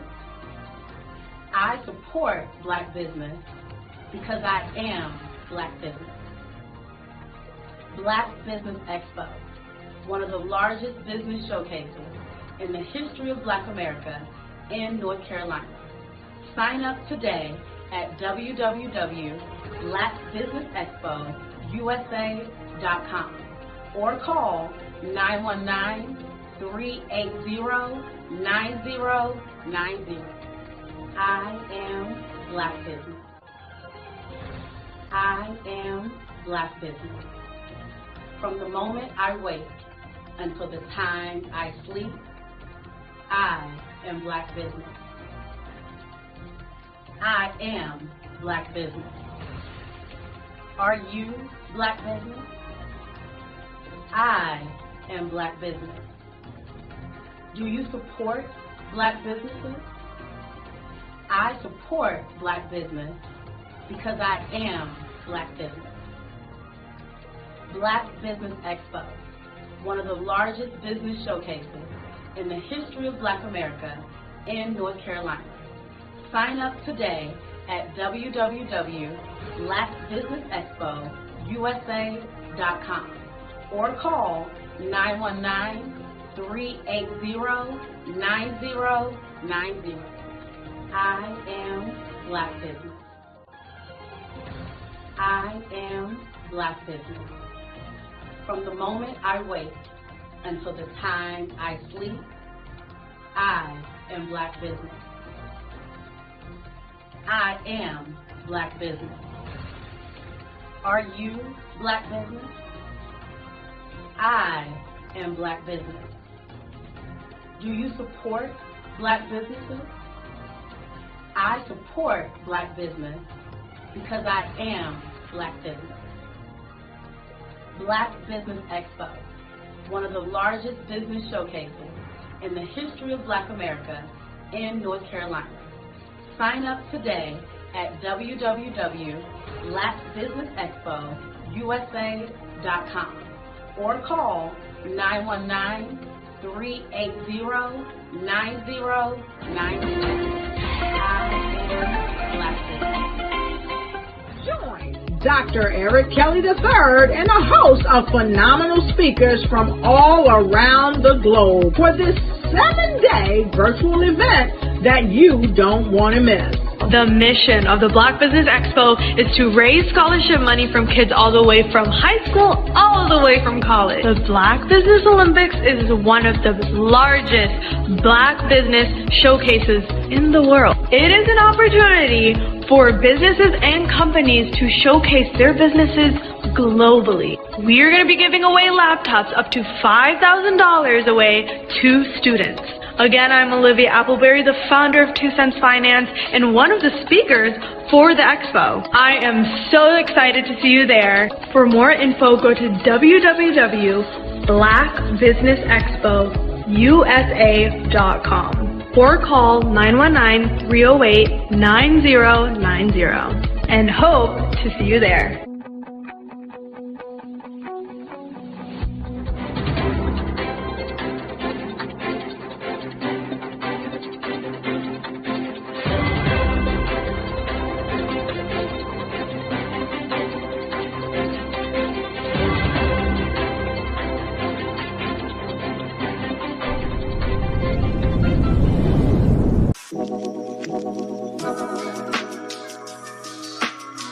The African company and the African CEO is making a conscious decision to bring on someone external to the continent versus bringing on someone who is from Ghana or Kenya or South Africa.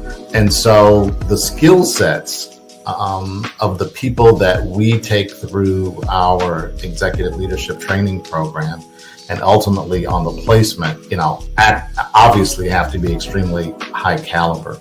So what we look for are corporate executives at the vice president to C-suite level, as well as Black entrepreneurs. When we look at the Black corporate executives, we're looking for some very specific skill sets, whether that be around supply chain, sales and marketing, engineering, product development. We want our folks to be able to add immediate value to the corporate board, right? And the other thing is, even if they don't necessarily have specific industry experience, they're bringing a diversity of thought.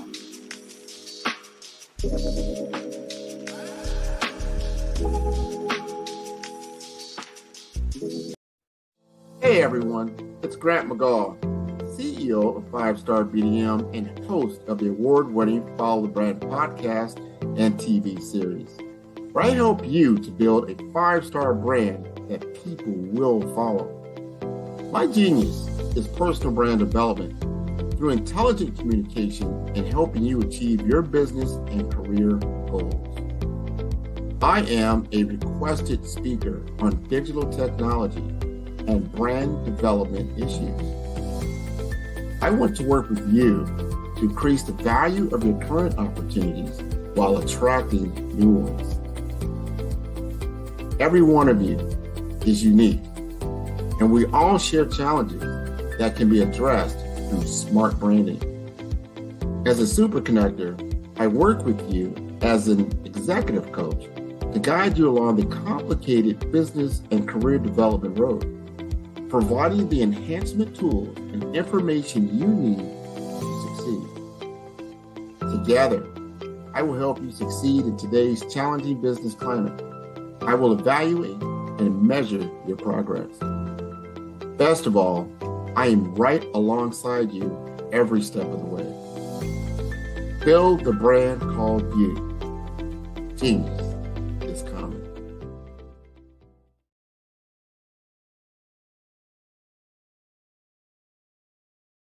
You know how a lot of people say that being successful is a great thing? Well, it really is. Yet having a successful mindset is the thing that propels people to their ultimate success. Now, many of us get stagnated So, have you been stagnated and stuck from realizing your dreams because of fears and uncertainties and your mind telling you what if, and you never move into action? Well, you don't have to be stuck anymore. You can break free from the mind's default framework of backing down and freezing on the track to success. When doubts and difficulties arise, I've got something for you. It's called Harnessing Your Thoughts, Take the Reins, Control Your Life, and Win. And this new book is going to help you to cultivate critical thinking skills and harness those thoughts that you need to take back your control of everyday situations and win. So come and get your book July 4th, 2023. It's coming to you to help you enhance your mindset like never before. This powerful book is going to give you the strategies, tips, and tools that you need to really harness your thoughts, take the reins, control your life, because it's time for you to win.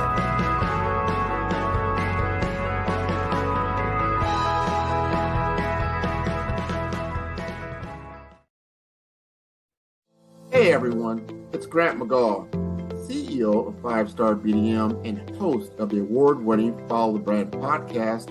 And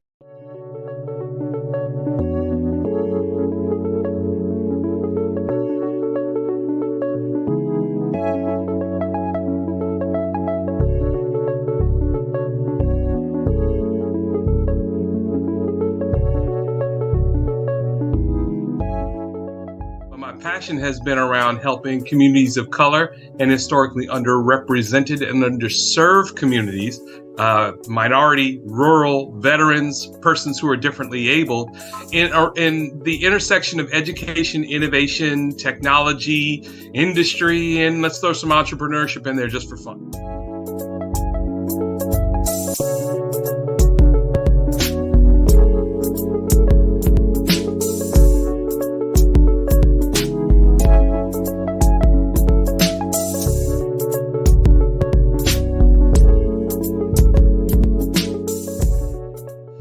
See more around innovation, incubators, accelerators. I love the idea of going from innovation to commercialization.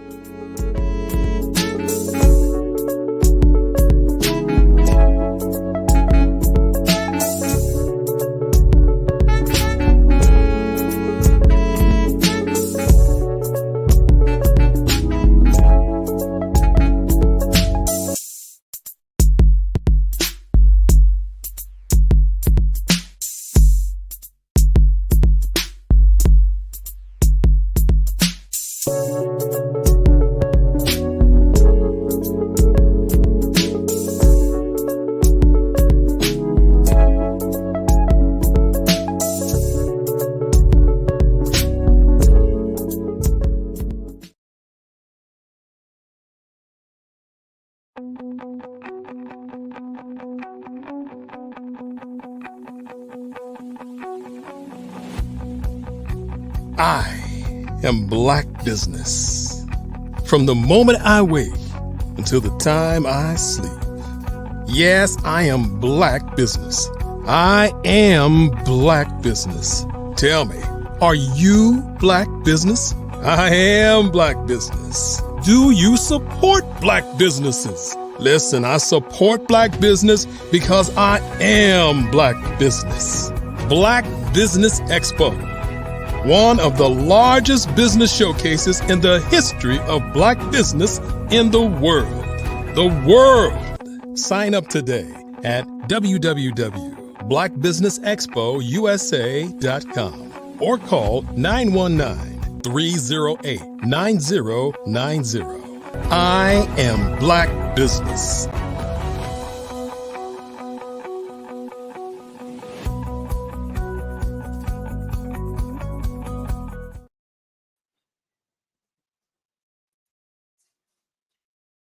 Good evening, business owners, entrepreneurs, thought leaders, and corporations. Welcome to the Black Business Network. My name is Dr. Fred Hicks, and I'm your business moderator for this evening. And on the Black Business Network, Here on the Black Business Network is a 24-hour business network showcasing Black businesses, business owners, entrepreneurs, and thought leaders worldwide.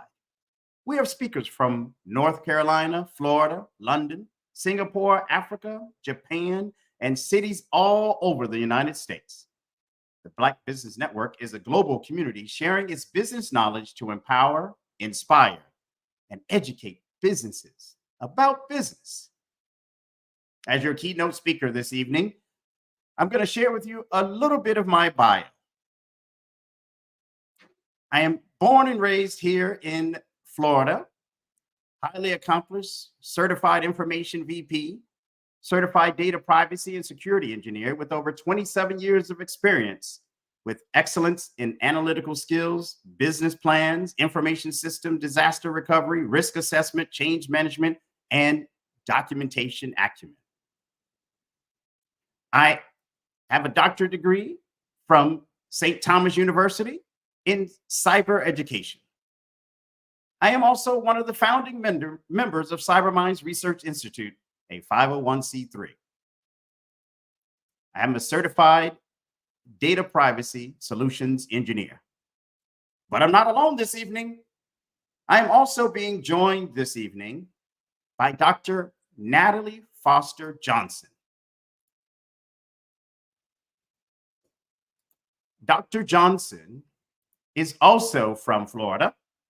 She's pursuing her Juris Masters with a concentration in cybersecurity, privacy, and technology risk management at Florida State University, and has earned an executive doctorate in business administration with specialization in information security, also from St. Thomas University in Miami, Florida.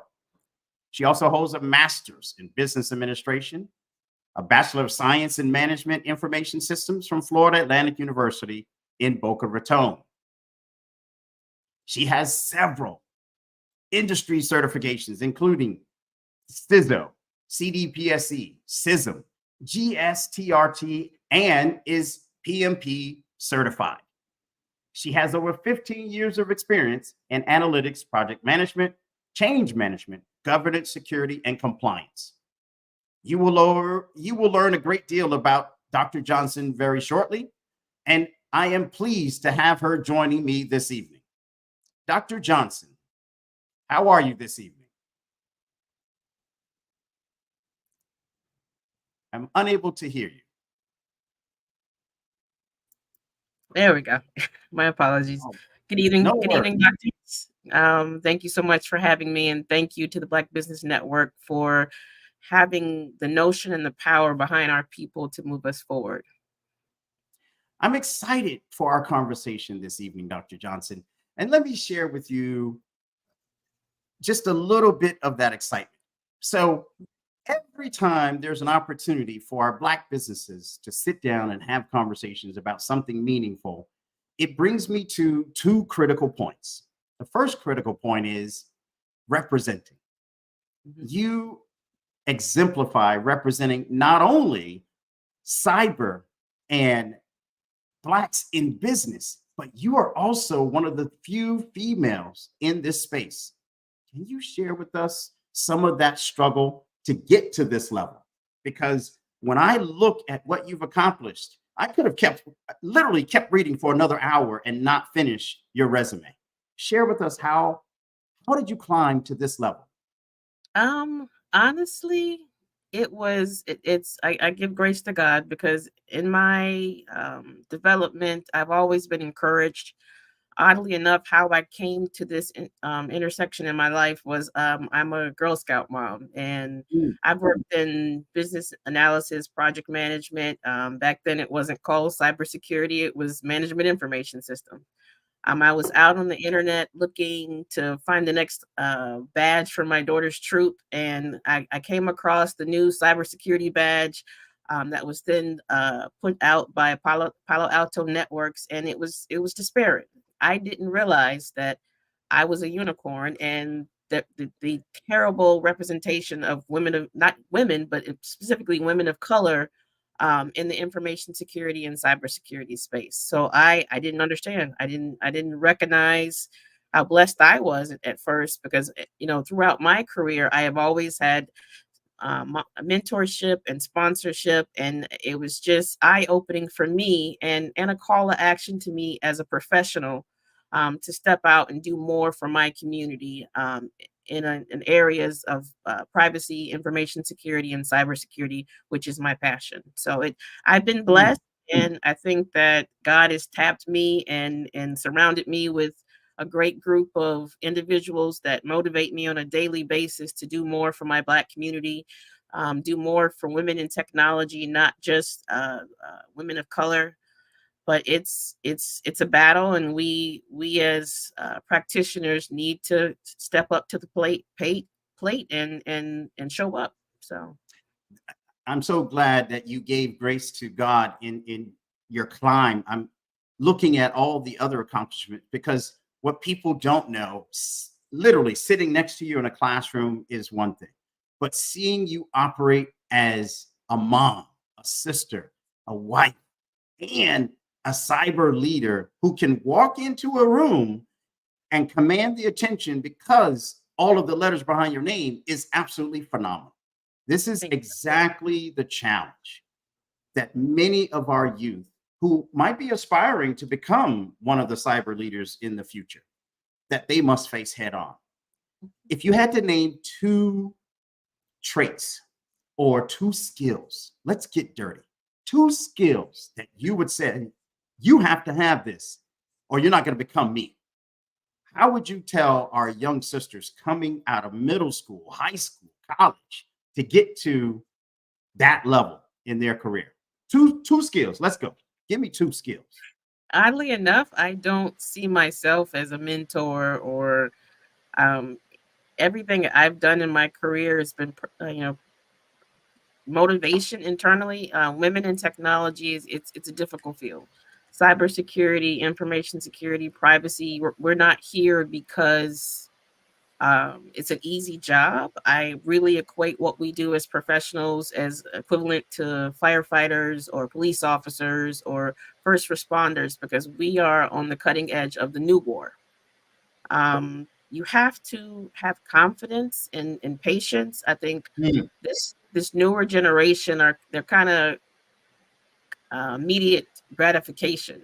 Building a career, building anything takes time, it takes effort, it takes commitment, and you haven't climbed until you failed. So you have to be open to the challenge when it presents. I didn't plan any of this, praise God. An opportunity came to me and I took it, and another opportunity came to me and I was open to it, and that's been the steps of my career, and I've been very blessed. And I'm hoping that me starting to blossom as a professional and speaking out in the community can motivate other young women, young men, veterans, anyone to look into themselves, because there is a fit in cybersecurity, information security, and privacy for everyone. And you don't have to be super technical. The skill set, the landscape is such a need. Looking back at the numbers from last year, I think it was 25% of women are represented in information security and cybersecurity. That's an issue because diversity is needed. The thought processes are needed, support is needed, and one thing that's for sure is technology is not going away, and nor is it slowing down. So, we're about to get into that conversation in a few seconds. I have noticed that Dr. Alexis Weeks has joined us. Dr. Weeks has over 25 years of extensive experience. He's a senior global leader in data privacy regulation, cyber security, data protection controls. He also has a doctorate degree, an executive doctorate in business administration and information security, also coming from St. Thomas University, also one of the founding members of CyberMinds. Dr. Weeks, good evening, sir. Welcome. How are you doing, Dr. Hicks and Dr. Johnson? Happy to join you guys today. Talk about letters. If I combine the letters behind your name, Dr. Weeks, and the letters behind Dr. Johnson's name, we have enough for the phonetics for every child ages 3 to 23. You all bring it. So we're going to roll up our sleeves and get into it. So I'm going to show off a little bit of additional skills. If you can see our logo here. CyberMinds. Dr. Johnson and the family. Thank you, Dr. Johnson. Let's get into some hot topics. I know for a fact, and thank you, Dr. Johnson, for setting the stage for us this evening. We don't have enough women and minorities in general in information security, yet alone enough minorities who happen to have a doctorate in this space. So having those, would you say certifications or a degree is paramount for your success? Dr. Weeks, jump in here. Which one, sir? Or a combination? Which do you hold? You know, I think that's been a question that for the last 20 years has been getting a lot of prevalence in the marketplace today. And if we look at it from a research perspective, there is a notion, and most of our parents, I think Dr. Hicks and Dr. Johnson, your parents told you, go to school, get those grades, right? And make sure that education is that one thing that no one can ever take away from you. So being able to pursue that education as a kid has always been a goal of mine. And today, we are still going back to school, as you rightfully mentioned. I think what we have seen previously, there was a push to try to get certified. But the question today is, why should you choose one of those? Why not have both, right? Yes. So yes. One of the things that, and I think it's happening in two folds now. I think there are many individuals that have gone out that have continued to work and never got the certification. And now they're seeing a bunch of experience then, right? Exactly. So you may have had an individual who's worked in this industry for 30 years, don't have a degree, don't have that certification. And as they try to climb that ladder, they're beginning to hit that ceiling, right? Because now you're going to have someone who's coming in who may have had those certification or have those degrees, but not the experience. And it depends on the industry that you're in. Do you agree with Dr. Weeks? Is that the same thing that happened? You get all these years of experience and then that's it, no more? Unfortunately, yes. I work in the government space, and there is a lot of that where that individual is completely capable of doing the job, but the nature of the market has divested or digressed, evolved, however you want to put it, where there is a certain amount of onus and desire to have the educational purpose and this certification path.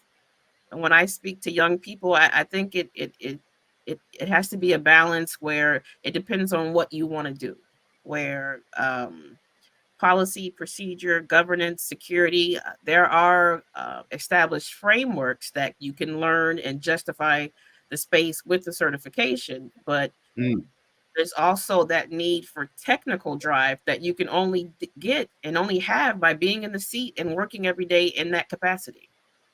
So with that technical drive, Dr. Johnson first, when you were, let's say that when you were embarking down this path, was it your instincts to want to open up a computer or program a computer? You're going to laugh. I asked my dad, God rest his dead, for a computer. And he's like, what do you need that for? You can go to the library and get one of those. And you don't need one in the house. And I remember he got me a computer and I took it apart. Coding, not my thing. I took SQL and I got a C. And I barely got out of that class. But I'm like, no, thank you. So, in my capacity and what I do now as a professional, I do no coding and I run. Can I splunk a little bit? Sure can, but it depends on what scenario I'm in as a professional. That's right. That's right. Dr. Weeks, what about you? Growing up, did you open up a computer or did you run to write some code? What was first? When I was growing up, I wish I had a computer. Right? Let's start from there. But I think when I really got into it, being able to take it apart and understand how it works, right? What caused it to operate. So, similar to Dr. Johnson, like she said, I remember having to take a code when I was doing my undergrad and master's degree, right? And Visual Basic and basic stuff. I was into Java and some of that stuff when it get started, but I was never really a coder. I could operate the system, set up the architecture, and play with the box any given day. But, I never really got into the programming side of that, that parts of it. The zeros and ones, interestingly, was not something that I was so interested in, but understand how all of the things connect on the network, right? How the processes and everything behind the computer works kind of help. So now put on that cybersecurity hat, and I'm going to bring us a conversation that is top of mind. We know that this is tax season in the United States. We also know that the United States is the largest target for criminal victims. Are every single morning, someone calls me and says, okay, my data's gone, my money's gone. The United States has shelled out billions in data breaches, ransomware, you name it. Both of you are sitting in those courses learning about the law, and in particular, this niche, cyber crimes, what to do in this niche. Take a macro look for me. Are we punishing our cyber criminals enough? Because to me, if you go out and commit a murder, you know that there are ramifications. If you steal 12 million records, sell it in the dark web, and make $12 million, who is punishing you to deter you from doing it again? Where is the hammer that says stop doing these crimes? Talk to me. So when that's an interesting question. I think if you have a hammer, everything looks like a nail. The challenge is that imagine your nail being in multiple parts of the world. How far can that hammer really reach?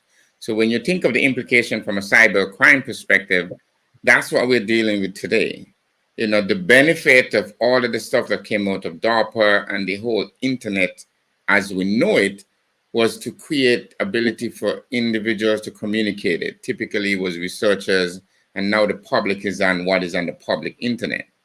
The challenge of that architecture is the fact that jurisdictions you have to deal with, because an individual can stay out of another known country and they can hit your PC where you're located, because everything is interconnected unless you've separated architecturally to provide it some level of protection.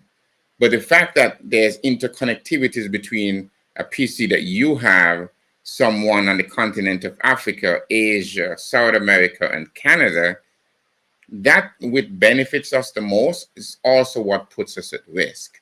And then when you start to talk about the whole criminal activities, what are the drivers of that crime, right? A colleague of mine who was doing some interesting research was looking at the whole implication of what are the drivers for a criminal to get engaged in those activities.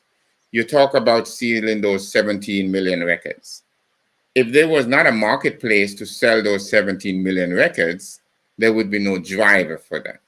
If individuals were not willing and available to pay for that resources that is being compromised, there would be no market for that. So then following you have to look.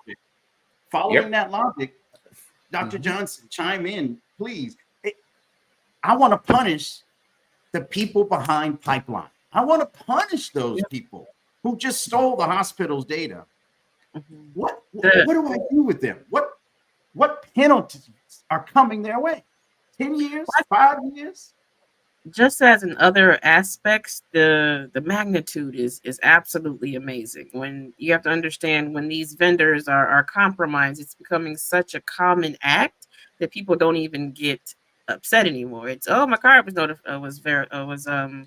was compromised. There's no excitement behind it now. So the pure magnitude, I think it's being desensitized to the nature, and as Dr. Weeks pointed out, with great power becomes great responsibility, where the bad guys are progressing just as much as technology is. I mean, I was blown away as a professional that you can go get ransomware as a service on the dark web. So no, you have to explain that one, because our listeners are going to say, wait, what did she just say? You can get ransomware as a service? What does that mean? Just as technology begins to grow and expand, well, so does the bad guys. So now you have bad guys, presenting products that they can purchase for $1 amount, or a list of data, as you would shop in Walmart, is the example that I see in my mind, where users have to be more cognizant of how they use their information, where they use their information, and understand that they are bad guys actively out there for consumers as well as government, and especially for critical infrastructure. So they're You hit one. You hit one. Critical infrastructure. So you mean to tell me I can go into a gas station, swipe my card, there could be a skimmer there to take my information, or I could be sitting in the airport and somebody sitting way across the sea can shut down the airport's flights, shut down the hot water in an entire city, hold an entire infrastructure hostage. Talk about critical infrastructure. What is under attack and what is the motive? Well, as a part of growing technology, and just a general explanation of what critical infrastructure is, it is exactly what it is. It's our telephone, our communications, our aviation system, transportation, water, electricity, all the things that are critical to day-to-day life. It's an amazingly bad situation in some retrospects, where a lot of these systems that were created, say an airport or a port, they've been in business for 20, 30 years. The technology that was created those many years ago aren't set up to fight the cyber criminals of today. So there are older systems. There isn't segmentation. There isn't that smarter, newer technology that allows protections on newer items. So operational technology, you're here to refer to as OT, and information technology have now come together, and the old stuff is kind of difficult to protect it. And that's one of the big issues with critical infrastructure. And we've seen outages with major communication carriers. We have the Colonial Pipeline. There's been definite threats on our water systems. So it beyond what we see as consumers, there's this whole other level of concern and diligence that needs to be put in place to protect society. That's why I'm so passionate about what I do and trying to spread my passion to others, where we're all educated about what we need to do to protect our privacy, information security, and cybersecurity of everything. I laugh. One of the gentlemen I work with, he's like, "Oh, I don't need MFA. I don't reload my Starbucks card without MFA." And that's a small step that consumers and everyone can initiate to create compensating controls to help protect yourself. So MFA is that little. So when I log into my bank account, I get the little text message first before I can actually go in, right? Right. It can be your fingerprint. It can be a code that's text to you. That's, everyone asks me, what can I do to protect myself? Turn on two-factor authentication. It's also referred to as multi-factor authentication on everything that you do. There's been a big push in the banking industry where you can't pay your mortgage online unless you do the MFA process, because it's good for your vendor, it's good for you, and you want to protect your money, honestly. You want to make sure that who you're paying is where that money should go, and they want your money. And it's just little steps that we can take to be more careful as consumers. I don't play around with that money. We don't play around with that money. Look, wait a minute. Dr. Weeks. So if literally they're coming for the infrastructure, why is it that there's another group, or maybe it's the same group, right, that is also coming for the grandmas, the individuals who are trying to just put food on the table? Because on average, the average American last year lost $1,800 every time they were hacked, held for a ransom at an individual level. We're not talking about the big ones, right? I mean, it could be your neighbor. It could be the dry cleaner. Anybody. Why are they coming for us? What do they want? But they definitely come in for us, and especially the seniors. We're seeing an uptick in that, specifically because that section of the market tend to be more trustworthy.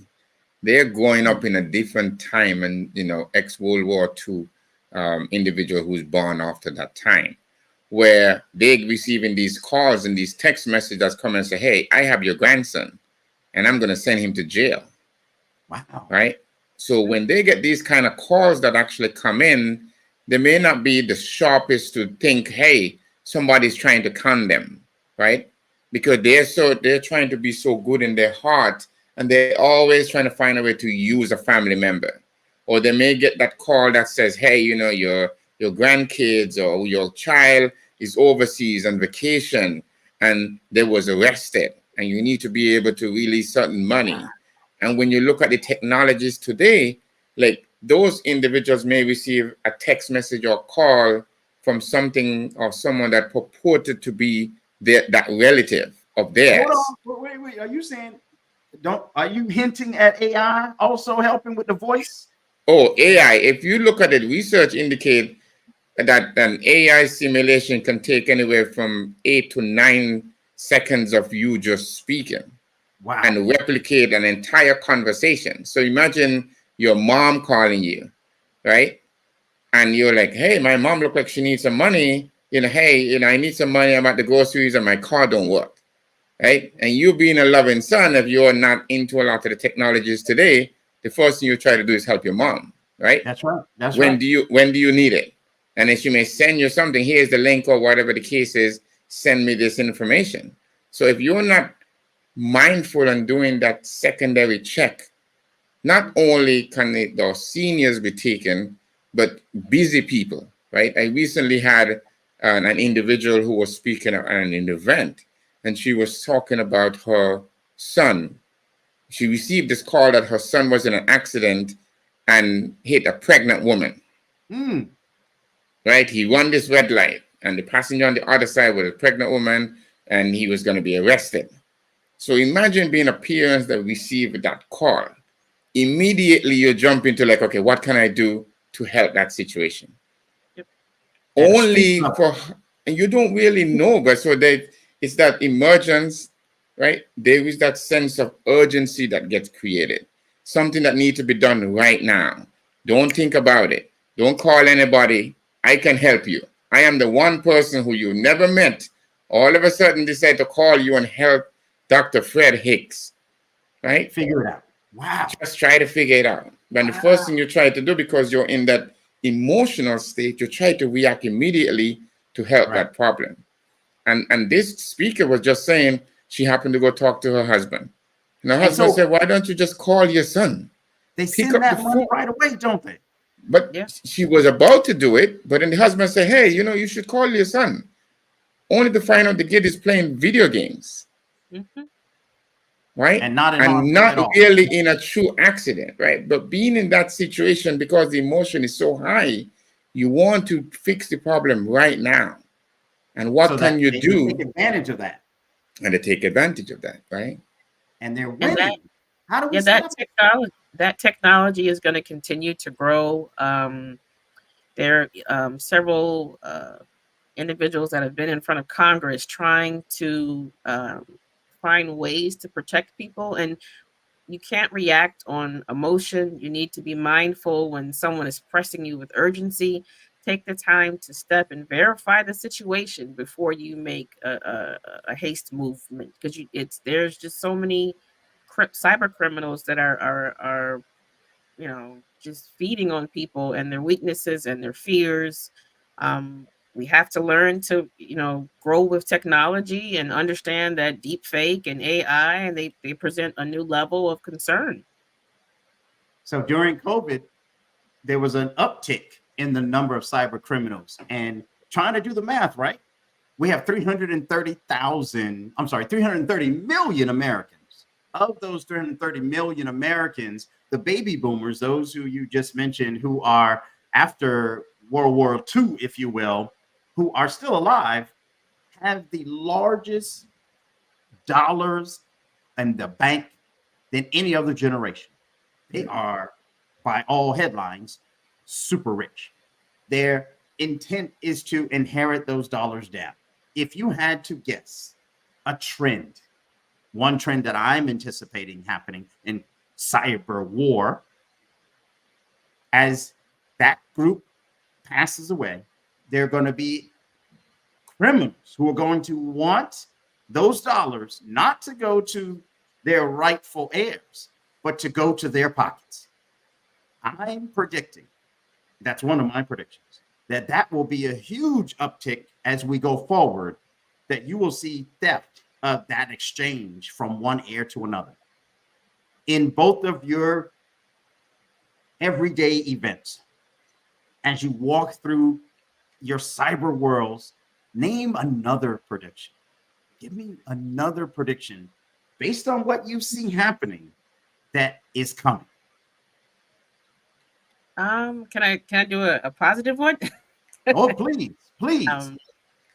Technology continues to grow. I think I take the example of going from a horse carriage to a car.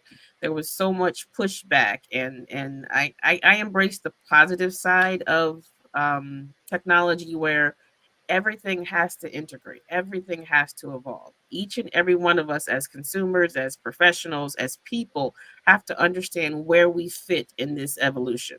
You can't ignore it. My mother is older, and we're talking about being safe online. We're talking about, what's MFA and how should I use it. We can empower ourselves, just as we empower ourselves as Black entrepreneurs, as Black business owners. We choose to take the call to action and be that voice in your area. We need to take this tool, technology, AI, whatever else comes into mind, and we need to harness it and benefit as a generation, as a people. We just have to drive, our communities of color into using technology and benefiting from it as a whole. So we continue to grow. We need to continue to nurture. I love the scholarship opportunities that are being afforded to high school seniors in college. We have to give them the tools they need to be successful. And this organization and organizations like it, and organizations like CyberMinds, we are passionate. We want to be thought leaders of privacy, information security, and cybersecurity. We need to lead that charge globally. I am elated that you pointed that out, Dr. Johnson. As we march into this next era of growth in technology, those are excellent next steps, and those are absolutely necessary. So I'm appreciative, and I've heard that, and I've digested that. So thank you, Dr. Weeks. A prediction. So, from a prediction perspective, I think Dr. Johnson already hit on the whole technology adoption and how quick we are innovating, and the time in between the discovery of the technology to when it's adopted is getting shorter. But one area that I think is also going to be at the precipice of many of the things that we're doing is that value of data. Right? You think of data being that new goal that many organizations are harnessing, right? Everything that we do today is one based on data. You can't have AI, ML, or any other initials without having data. Data is going to be the thing that is actually required to run these systems. So without having that data, I think there is going to be a big effort around processes to protect the integrity of that data. Because many of the algorithms that are being trained today has been tested on data sets that we know have underlying challenges. So that value of data and customers being at the forefront of controlling their data, right, is one thing as a advocate for data privacy that I'm always mindful of, right? How do we as customers go out and actually own that which is data? And that's why there is an interplay between the whole legal aspect of data ownership, right? Because without that data, many of the organizations that operate today would not exist, because they would not be able to function without that critical information called data.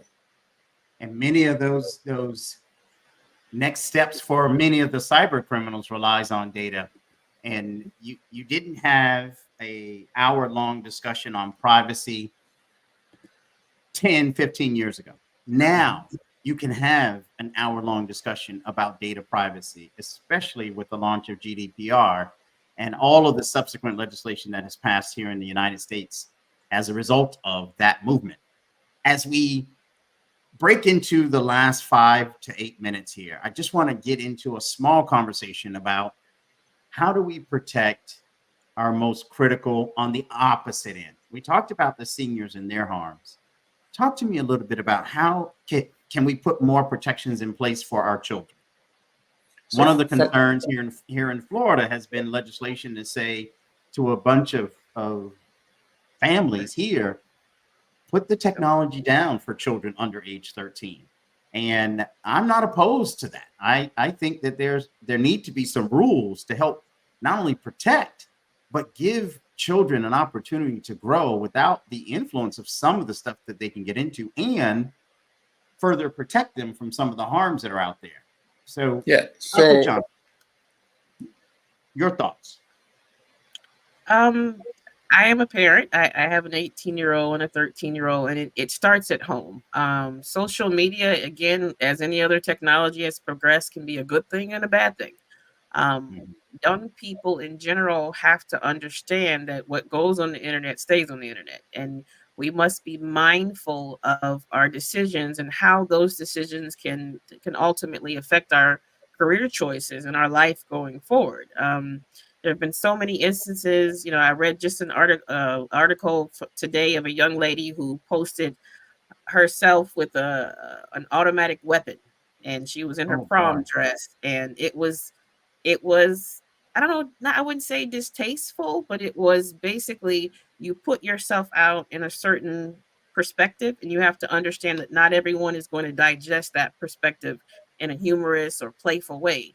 According to the story, she lost her scholarship. She lost her full scholarship on because of the picture that she displayed on social media. So there are real tangible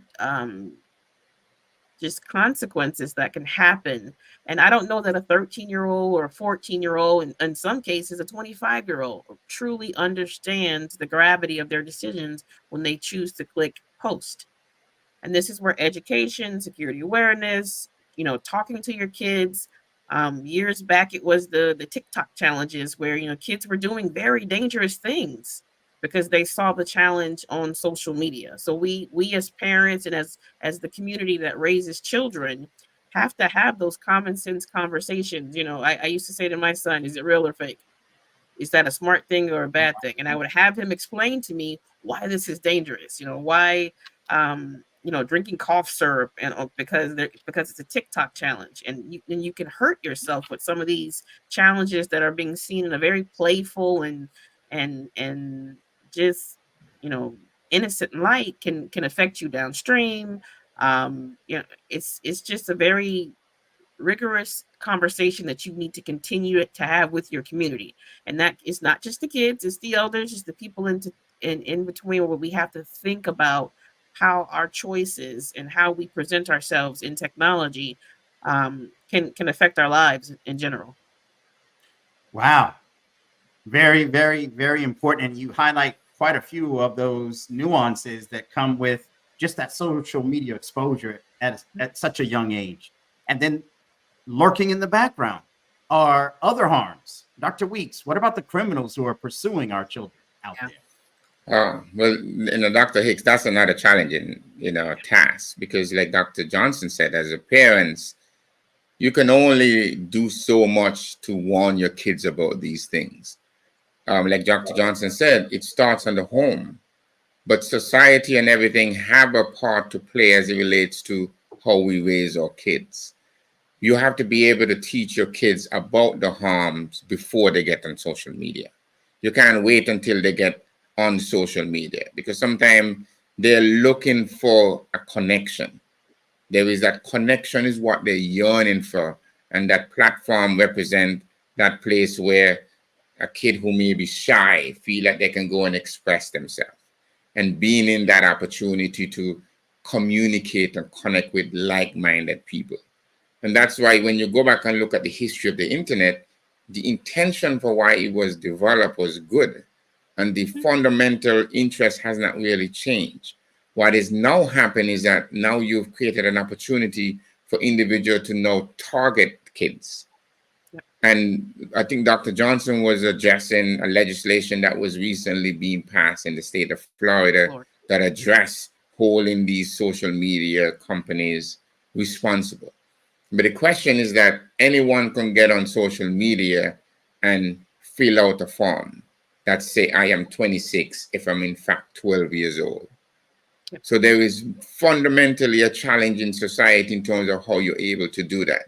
Because just like you would be mindful of your kids walking on the street by themselves, imagine now being online where a 49-year-old can now create a profile saying he's 12 years old or she's 12 years old and now communicate with your 12-year-old kid, right?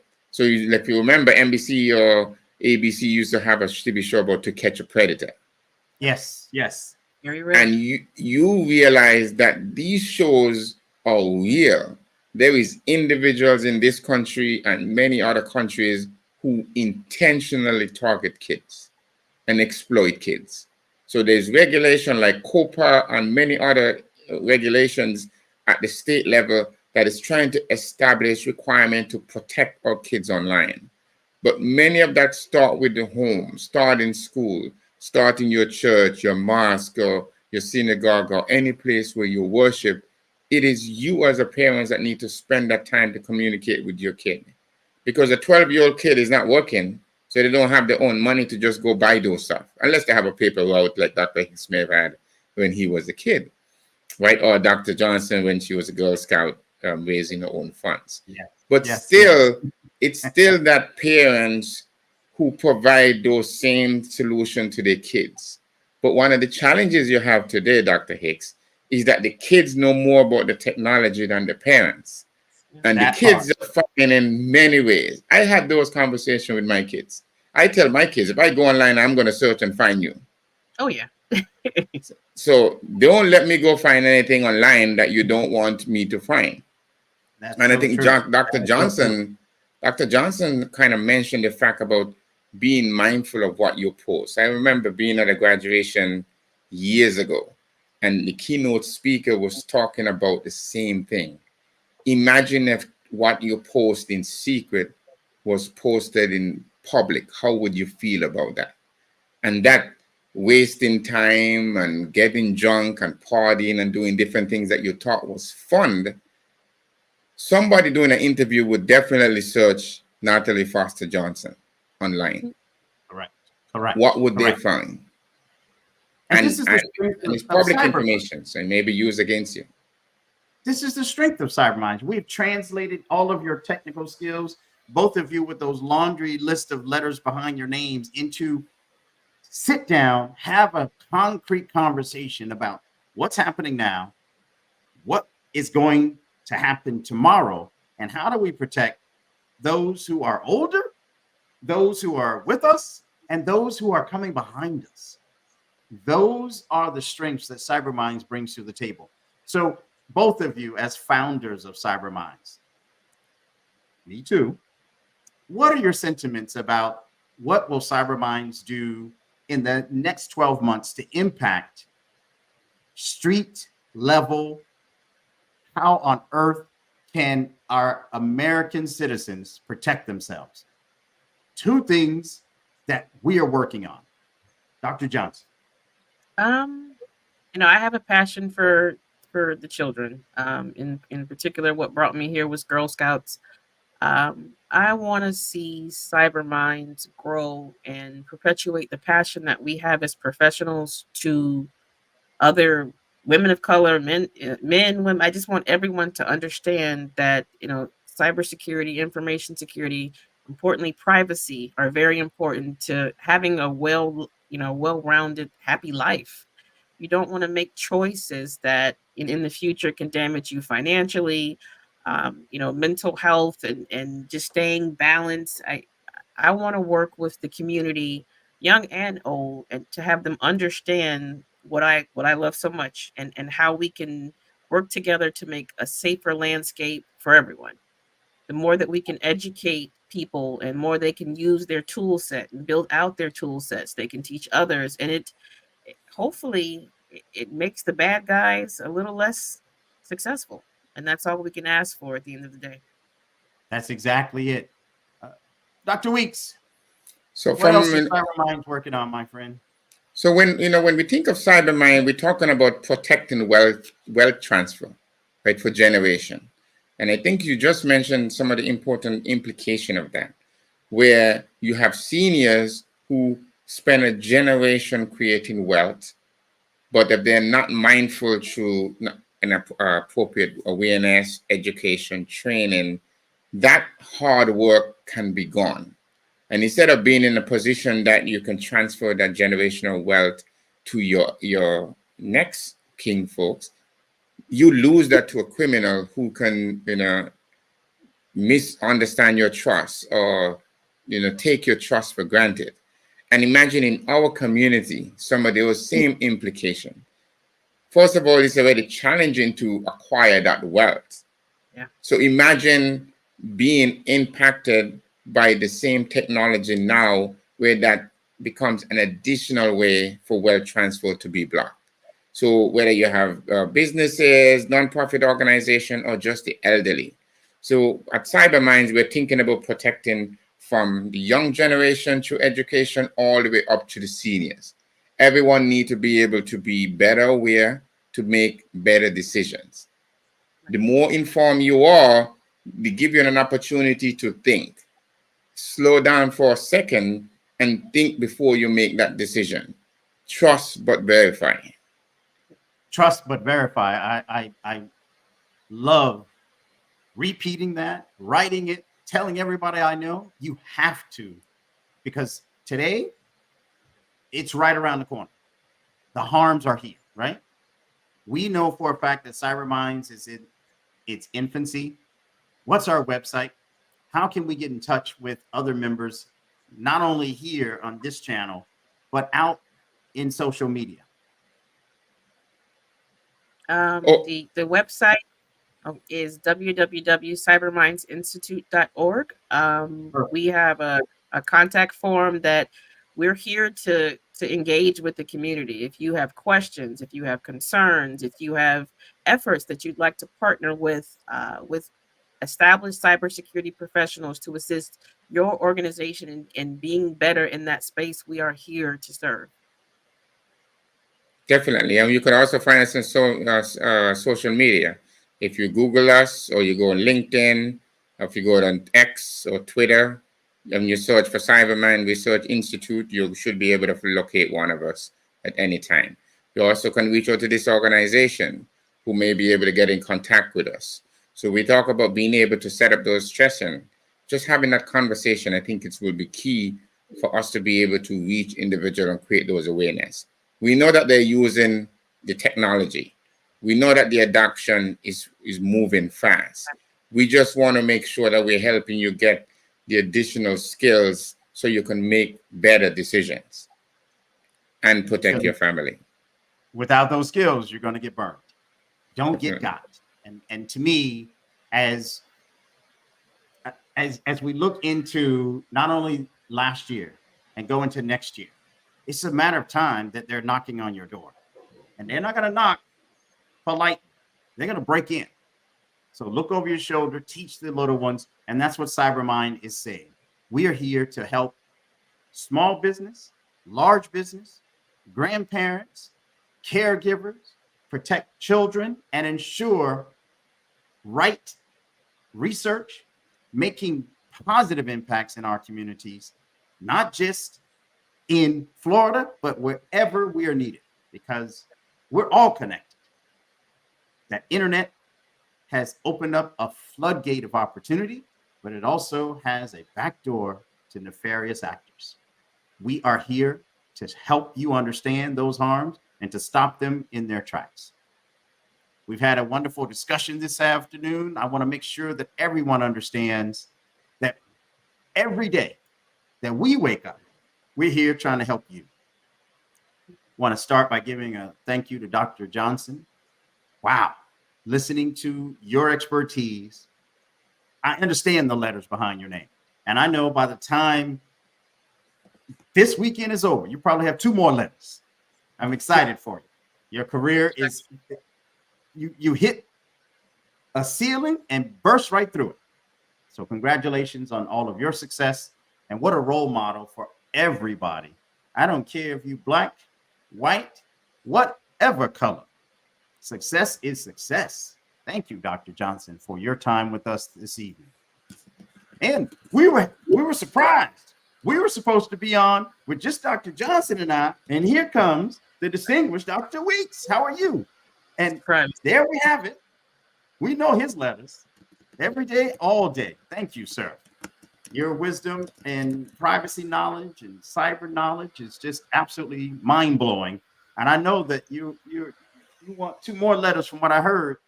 I know you're going for it. I Yes, think you're sir. going to try it, right? So Yep. what's next, sir? What letters are coming? Well, within 2 months, I think we're going to add the JM for we're going to have a Juris Masters in Law. So our intention is to dominate all fields at the end of the day. We want to make sure when we walk in the room, we're the smartest in the room in multiple different fields.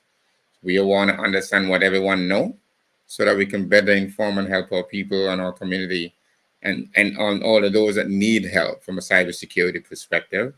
We understand that there's an interplay relating to law, related to privacy, related to cybersecurity, commerce, and multiple fields within this space, which is why when we started with the idea of creating cyber minds, there was individuals that bring a multiplicitude of expertise and experience to the discussions. So I am my brother's keeper and my sister's keeper, and we will continue to push each other so that we can succeed as a community, right? We want to make sure we have the right tools, the right education, the right knowledge, so we're able to better inform those that we're trying to help every day. Proud, so proud. Just looking at this team and knowing that there are more of us, right? So we have to send huge shout outs for the balance of our team. They couldn't be with us this evening, but we are forever grateful for that entire team. We have Dr. Gamaris, we have Dr. Johnson here with us, Dr. Joseph. We also have Dr. Knowles. It's just a phenomenal team that has been assembled in this space. Say it again. I forget Dr. Honey and Miss Johnson. Yeah. Now, I wasn't going to mention Dr. Honey without highlighting Dr. Honey because Dr. Joseph is not here. But if we don't mention Dr. Honey, I know for a fact that on the next show, she will be on here letting me have it. She may just pop in on the next session. You never know. Hopefully. The Black Business Network, this global community of sharing business knowledge to empower, you should feel inspired, right? Educating businesses about business is real. Everyone knows that we're here. Give the website one more time, Dr. Johnson. www.cybermindsinstitute.org. And press contact, and we will all receive your information, and we will be in touch as soon as we receive it. I hope that the audience may or may not have some questions for us. If they do, I don't see any in the chat. We will be more than happy to answer any questions. And we are excited, right? Come on. What's next? Sky's the limit. More letters, more ways, more help. More opportunities to help our people. That's exactly it. That's exactly it. Genius is common. And I will see all of you on the other side. Thank you.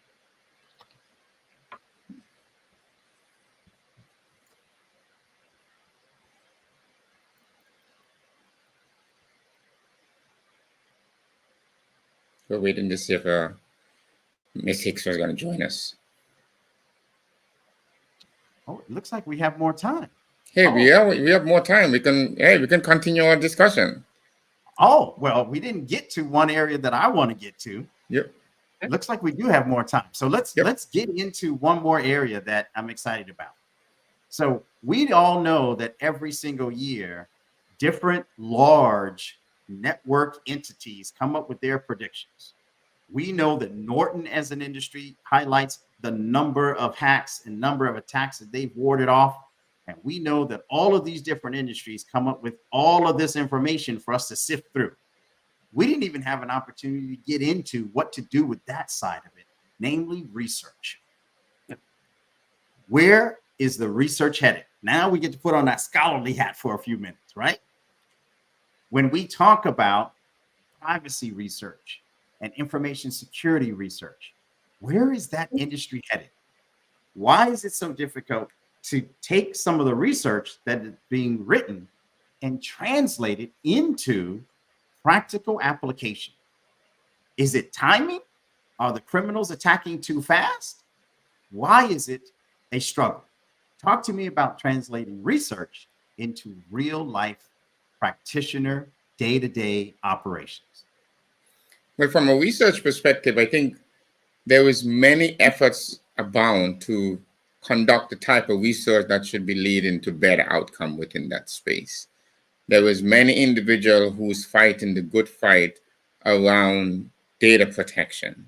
The state of Illinois, for example, have set up the BIPA, the Biometric Information Privacy Act, that look at how do you protect many of the same things that we're dealing with today. And there are many researchers out there who's trying to look at coming up with new ways to safeguard our information online. I think one of the challenges that we continue to see is that there is not enough user engagement in that research outcome, right? Where you're really putting that I have a stock in it too kind of mentality. Because the individuals that's going out there, an organization who's trying to monopolize the internet using your data, they're not just going to go silently into the night because Dr. Hicks and Dr. Johnson has a problem with me using your data. So they're also doing their own research too, right? That talks about how bad it is not with what we're doing in the marketplace today. So they're translating that research faster than we are, right? Because a lot of the stuff in terms of technology is moving very fast. So the average researcher may take anywhere from 6 months to a year just to collect the data. You need to make sure that it is sampled right, your IRB'd right, so you're mindful of collecting data, right, and making sure it's not going to be inappropriately used as part of that process. So the research process itself takes time, and especially if it comes from private entity. One of the things you want to look at it is whether the government or other organization may have that vested interest. So people need to get involved and have that interest.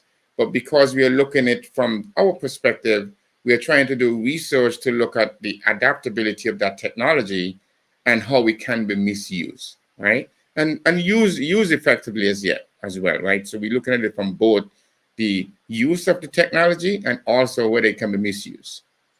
And what are some of the drivers that may get you into that perspective as well.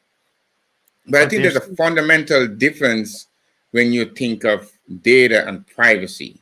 You have an approach that may be specifically fundamental rights. Like in the US, we have the First Amendment and multiple other alienated rights, as you will call. Data is not one of those, right? Privacy is not necessarily one of those that's enshrined in a constitution. But there has been reading an article about Alabama's privacy rights. Yes. That piece of legislation has faced some challenges already. Yes. But even the legislation, that's what I'm saying, is as many organizations try to move forward and create these different steps and different level of protections, there is also a force multiplier. Where there's folks who's trying to impede your ability to move some of these things forward because it would directly impact their business. So for example, look at it from the federal level within the US. Recently, there have been a lot of conversation around data privacy protection because of the implication whereby data brokers were utilizing records for service members. That is a nonpartisan issue that would get people from both sides to have the conversation. But as a privacy advocate, I'm like, we had a GSA that was impacted years ago. And the government service organization, that GSA organization have records for anybody who have applied for clearance. And Dr. Johnson, you would know if you have gone through that process, your information would be in GSA. Yep. And that information would list critical information. Data would be gone too? Her data would have been gone if she had clearance at that time and it was part of that impacted data set. So when that organization collects information on you for the last 20 years to determine whether Dr. Hicks is a good person to provide this high level of clearance, imagine if that organization is compromised, right? So incidents like those highlight the need for a use or balance between private and public partnership. Many individuals don't want government in their business. Many individuals want to talk about the market is going to regulate itself. The challenge that you have is because the technology is moving so fast, the government can't regulate that which they don't know exists. Because by the time the government know and start to regulate it, the person who come up with the technology is already on their next pet project. Right? So it's like constantly chasing your tail. So going back to that translation, that fine line of moving from research theory, if you will, some group of think tank individuals have come up with this approach. By the time it rolls into quote unquote real life for practitioner utilization, it faces other barriers. So that is that regulation and a life barrier that stops it from going forward. I recently read that CISA was hacked. Yes. What on earth are we going to do when the entity responsible for changing and creating frameworks gets hacked? Dr. Johnson, talk to me. I mean, it's an interesting situation where CISA is no different than any other organization, and organizations must implement compensating controls. They have to truly understand where the crown jewels are, so that they can protect appropriately based on criticality and the sensitivity of the information. I'm going to take the conversation in another direction where in my research was the underrepresentation of women of color in information technology, and it can be broadened, of course, to technology in general, where there is still this issue. CISA was putting out informations and scholarships where we've missed the mark in technology, we've missed the mark in information technology, and it's still a problem today, which kind of all ties into the overarching issue of where we are as a country when it comes to protections for privacy and information security and cybersecurity. And I think that we, as professionals, as practitioners, as researchers, need to continue to have that drive and understanding what we can do, what tangible actions we can do. And in my retrospect, it's, promoting education, promoting the next generation of cybersecurity and information security professionals to have that passion. For Dr. Weeks, it's understanding and digging into the complexity of privacy. And we are often going to hit a wall, because you're right, those data brokers are making very good money and very good, billions of dollars a year on data, on privacy. We make jokes on late night comedy about people who give away. I think everyone's seen that skit where someone gives away their sensitive information out of a simple conversation. Yes.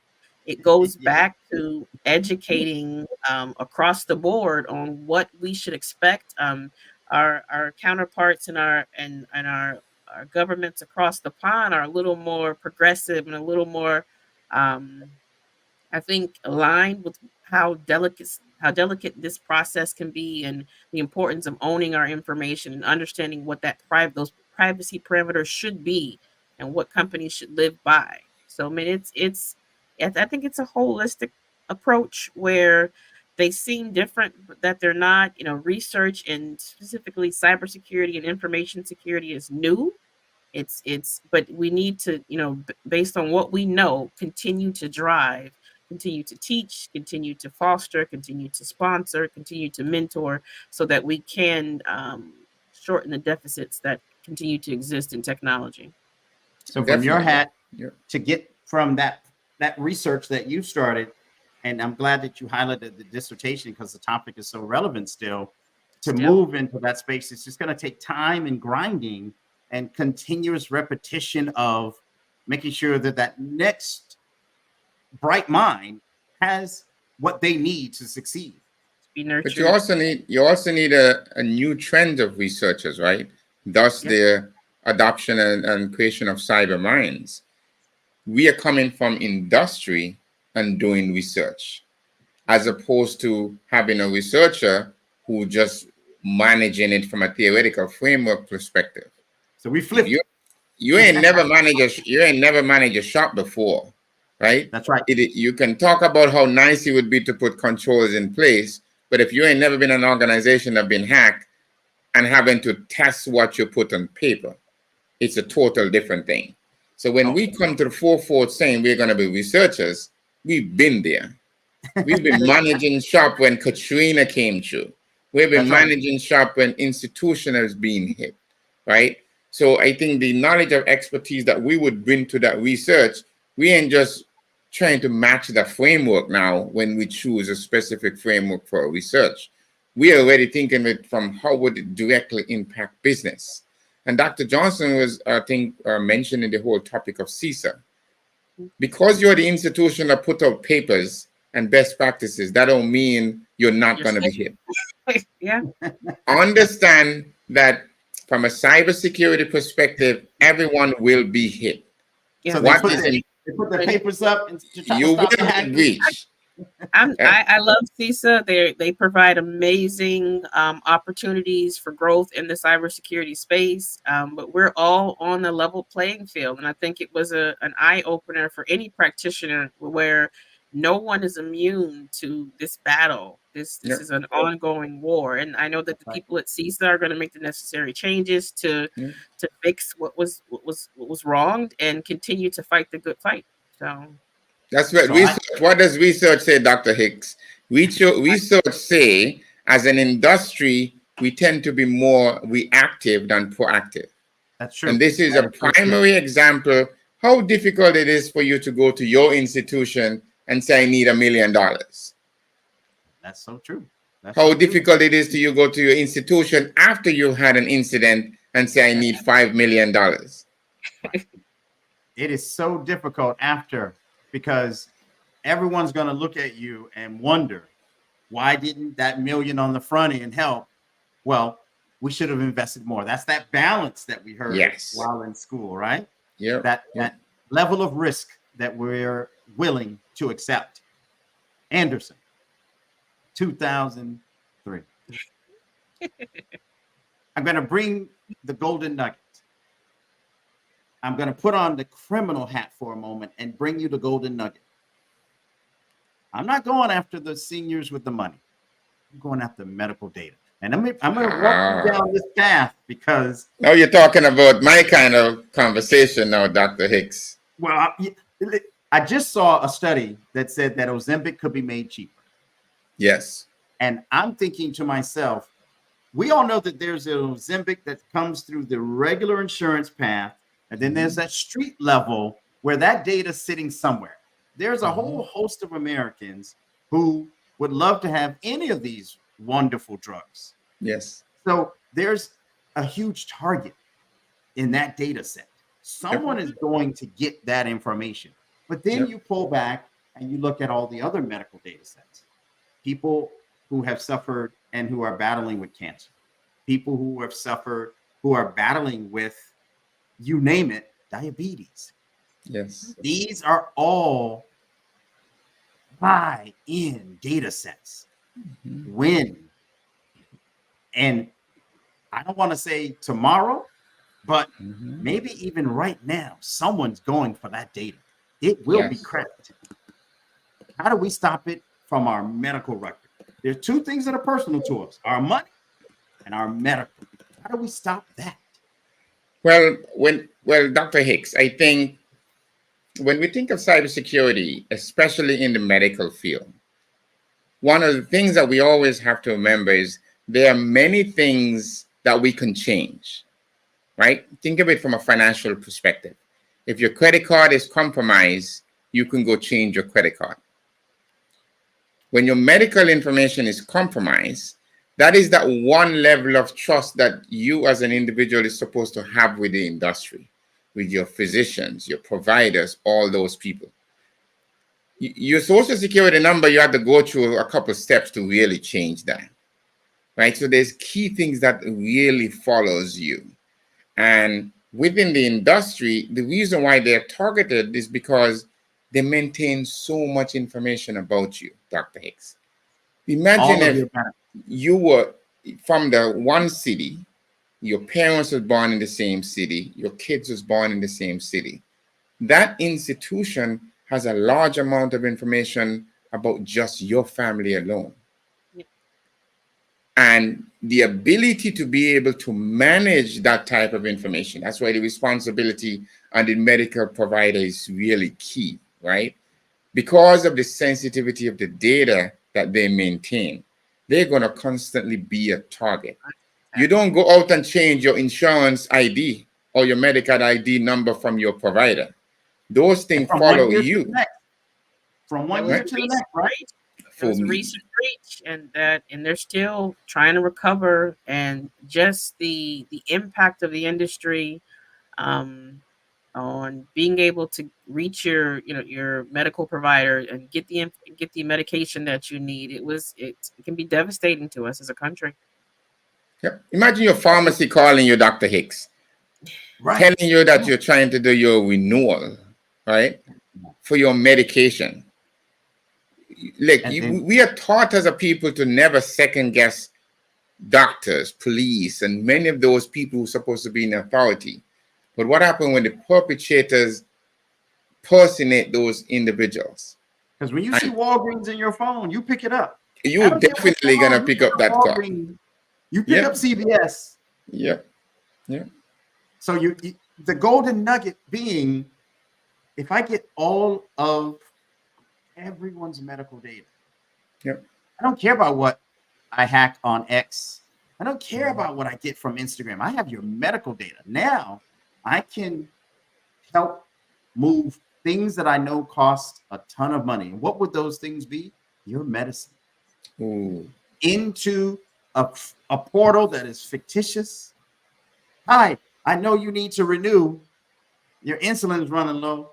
Yep. Click here, we got a discount. Put in your banking information. Gotcha. I get so many with that nugget. The attacks are happening. I was reading an article in Hacker News where the medical infrastructure is under such heavy attack in the last 6 to 9 months that they are worried because the clock is ticking. All medical data, all patient information is supposed to be in the cloud by 2025. Clock is ticking. They're coming. So one other thing beyond the security side of that, Dr. Hicks, was once your medical record is compromised, now somebody can go in as Dr. Hicks and get medical service. Imagine if your medical record is compromised and I go in and say, hey, I'm Dr. Hicks. I went in with an ID. All the information is there. I go in for a procedure. You come back in the next week. And they're like, oh, yeah, Dr. Hicks, you're here. You're following up from the last procedure. We see that you left whatever, right? Appendix or whatever. Something was supposed to be taken out.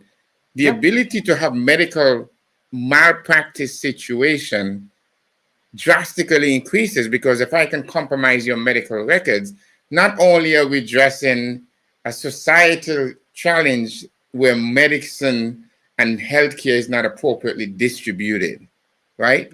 But the fact that that system can be compromised and somebody now going acting as you're talking about a life or death situation now. This is not just compromising a bank and running up someone's credit card. This is adding changes to your medical records permanently that now becomes you. Much deeper, because many of us are watching our grandparents, our parents age on medical. If they get that information on literally our parents, wow, that's scary. Yeah. We need double the shields on medical information. We thought banking was a target. If we don't get double the shields on banking, and look at what has happened, we need triple the shields on medical, because MFA in everybody's hand, right, is double the shields. Before you could just log on. Now you have to have MFA. I don't know a single bank out there that doesn't have at least mandatory multi-factor authentication turned on. Why do you think the bank is forcing MFA, Fred? Dr. Hicks. Think about it. They should. For me, the banks used to be the one holding the bag many years ago. So what they have done is flip the script that they said, okay, we're going to force you to implement these controls, because if you come and say you lose that money, if you want to give your money away, that's a total different thing. As long as I'm not going to be held from the bag. Like I always tell people, if you're going to go to a place to buy anything, if you don't trust the organization, do not use your bank card. Use your credit card. I think the regulation limit to you like $50 or something from an obligation perspective. They get to your card, Dr. Hicks, they'll drain that money. They will. And I've said it before. If you have my money, I trust you enough. Definitely. Now, I'm going to have to rethink it. If you have my x-rays, I don't trust you. Mm-hmm. I need to go and stand in front of the hackers to ensure that my x-rays are protected, my liver records are protected, my kidney exams, all of that information needs to be protected. If we don't have that protection, someone could become me in the medical universe. That's scary to me. It looks like we just lost Dr. Weeks. So while in that heated conversation, Dr. Johnson, let me tell you, if someone comes for your medical data, we have to save you. I need to become a hacker if they steal our medical data. That's when we will become hackers, because that to me is another sacred nugget. We cannot give up that information. That's like holding out until the very end of the war, right? Mm-hmm. And these are all proponents and steps and things that we need to take in consideration as practitioners, as consumers. There's just so much work to be done in this space and teaching and for people to understand the power they have as consumers. It's not just I can sign up for this game or give my sensitive information away for nothing. We have to be more mindful of what these decisions are going to result in downstream, and just be more careful and more cognizant about what we're doing with the information that is so precious to us. And every year tax season comes and goes. Every year we see holiday seasons come and go. And each of those different seasons where the nefarious actors come out of the woodworks and start attacking. Mm-hmm. We lived through COVID and all of those attacks. I don't think we can survive a medical raid, because they're all connected, aren't they? They're all connected. We can. We gotta stay resilient. We gotta stay positive. One thing that's constant in life is change, and technology continues to evolve, and we will evolve as a people and do the work to make sure that things are protected, things are sound, and that at the end of the day, everyone just wants to live a good life. They want to feel sound. They want to be in a good place. And Cyber Minds, organizations like the Black Business Network, we all have the same desire in mind. So that brings us full circle to that whole conversation about why we need to work with the group behind us. We know for a fact that in order to achieve that, next generation must understand this, because if they don't understand the severity of the situation, it will not be protected. So as I prepare, even knowing that one day I will expire, the records and information that I leave need to be protected. All of the children behind us need to understand the importance of it. Our college graduates, those interested in studying in this space, there's a whole realm, wide open realm, if you will, where you fit. You are enough, and your skills are enough. If you're interested in understanding cybersecurity, the team that is herein assembled, not only do we have the knowledge to say to everybody who is interested, you can do it, but we can help you get there. We absolutely understand that in this day and age, we are all hungry for more, hungry to gain. But the evil actors, they're hungry for your information. They're hungry for your data, because they want your lifestyle. And no matter what happens, when we see that they're making billions, that number is ticking up towards $1 trillion mark. I recently read a headline where it was actually at the T level. $1 trillion in cyber crimes. Yep. It's not slowing down. There's plenty of room for new experts to come and help join this side of the fight. So cyber is wide open, privacy is wide open, and that niche where privacy and law overlap is wide open. But don't forget, this starts with research. We are all doctors in this space, and we are also C-level or higher in some cases with our knowledge that went into the doctorate program. So we bring the skills. CyberMinds is ready to help, and I am more than a commercial for CyberMinds. I am excited for what CyberMinds is scheduled to do, not only this year, but in years to come. And Dr. Hicks, I think we can go into the whole mentorship. You know, what have we done or hoping to accomplish with our mentorship program? Because like you said, I think the next generation of individuals that need to be here to address the whole risk within cybersecurity is going to take an army, right? I want to thank you, Dr. We can't show out enough doctors enough. Dr. Johnson, go ahead. I want to thank you, Dr. Hicks and Dr. Weeks, for this invitation. I have to go.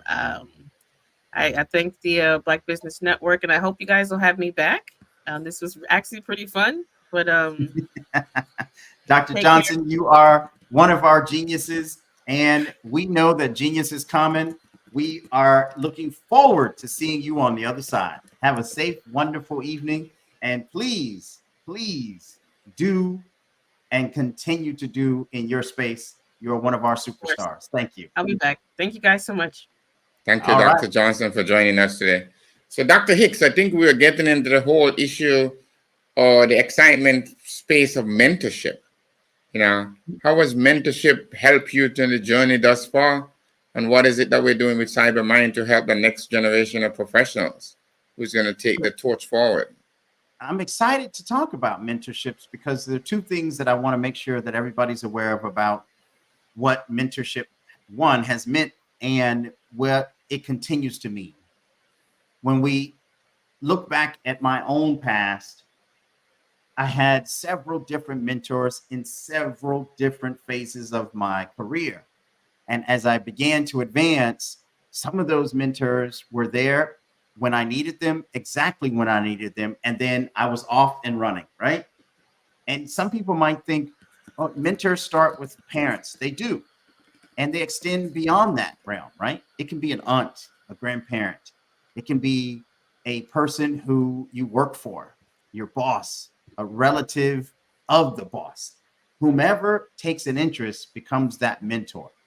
So going back to even working while in college, in my undergrad studies at Loyola University, I was fortunate enough to work for a mentor who literally, she continued to say to me, "You're beyond McDonald's. This is just a stop along the way for you. I can tell by how you speak and how you present yourself as a young man that this is not the end for you."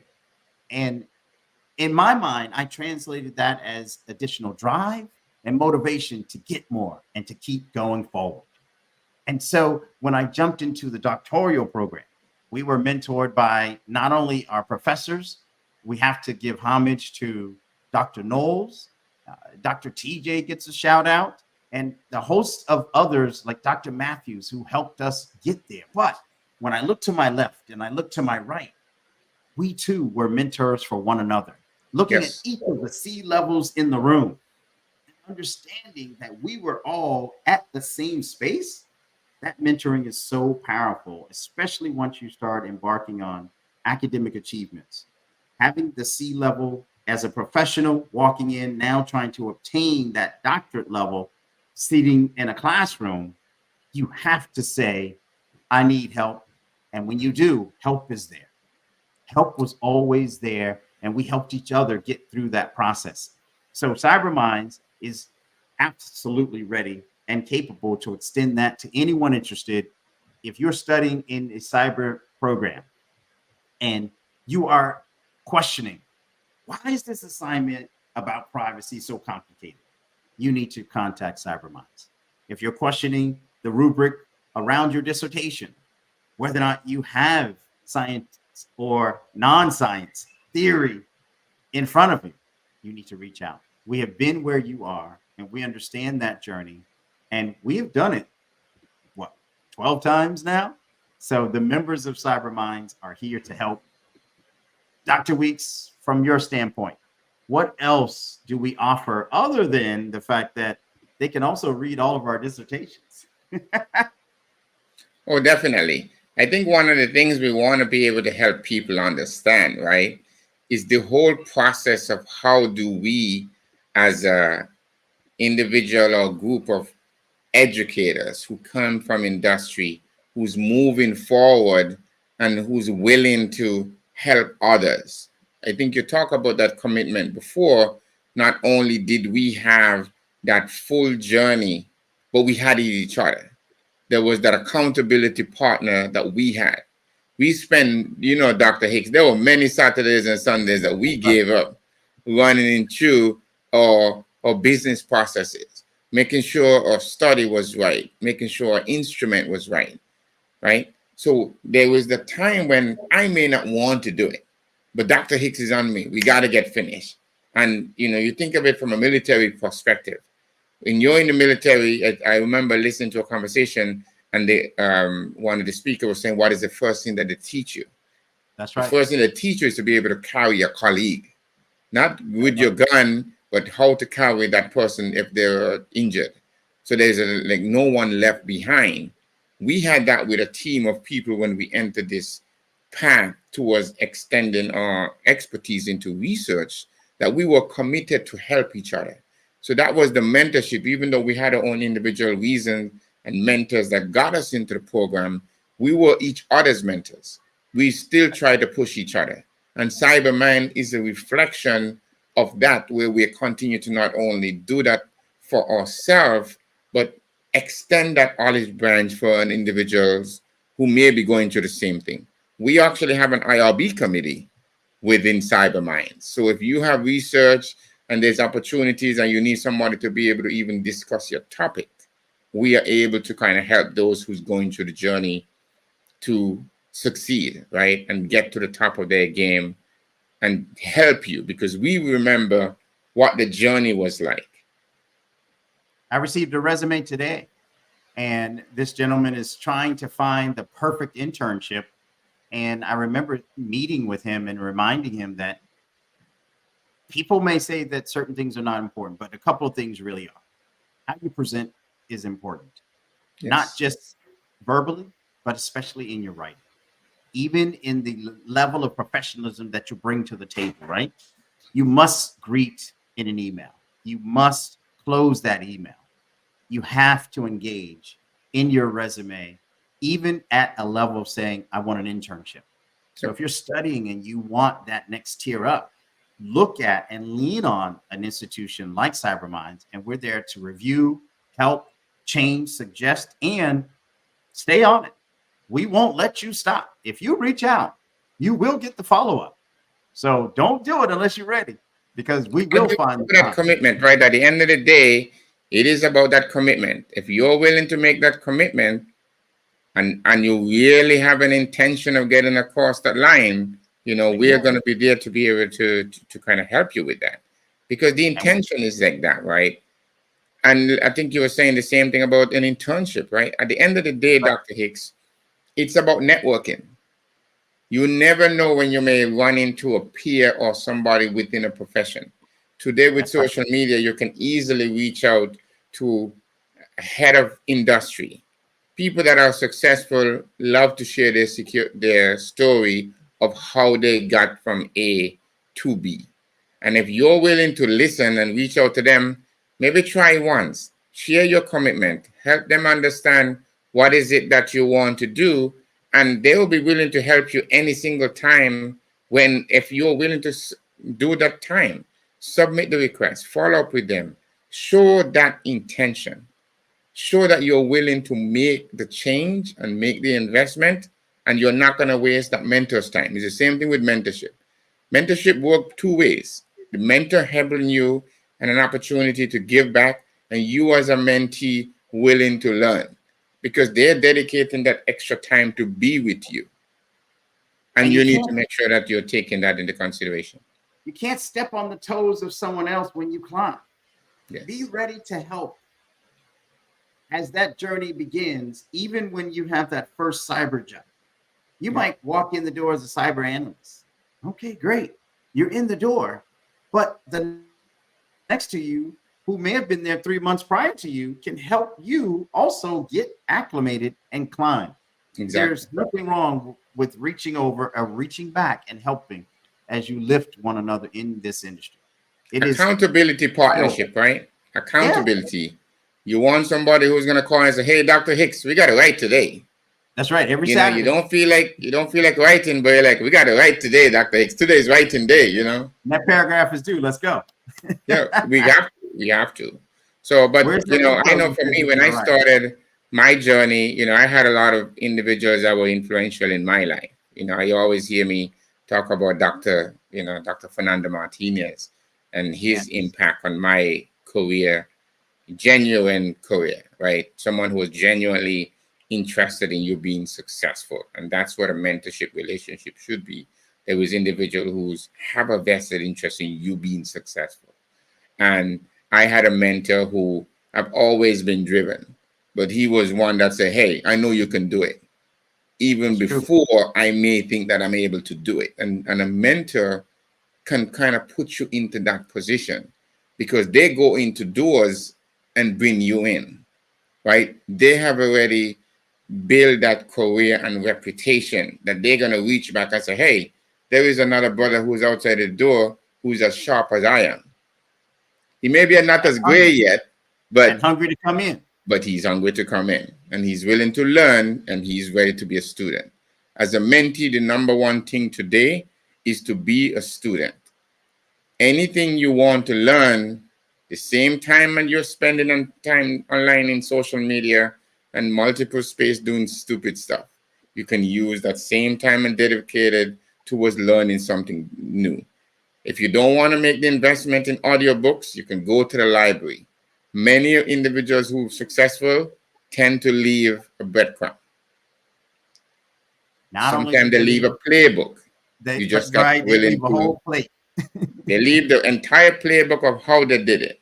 So imagine if you can use their playbook and move and get to it much faster than they did. That's the whole thing where many people are writing memoirs and they're writing their stories down. We have to get to the point where individuals are willing to go back and read these stories and just learn something new, right?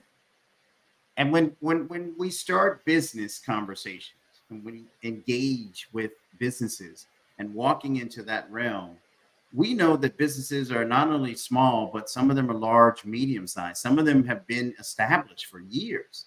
Yep. So just like a business being established, and this is, again, the Black Business Network, we have to focus on, look at the success of this business down the street, understanding that success, and what can you glean from that, not only for business success, but for your own success. Those individuals are driven, and don't make light of the type of businesses that are successful. It could be a dry cleaner. It could be the person who is selling ice cream. It could be any small or medium-sized business, all the way up to your Dells or your IBMs. There's something to learn along that way. So when we get and wear that hat of being a mentor, it starts at a microcosm and then it grows. And it takes drive on both sides.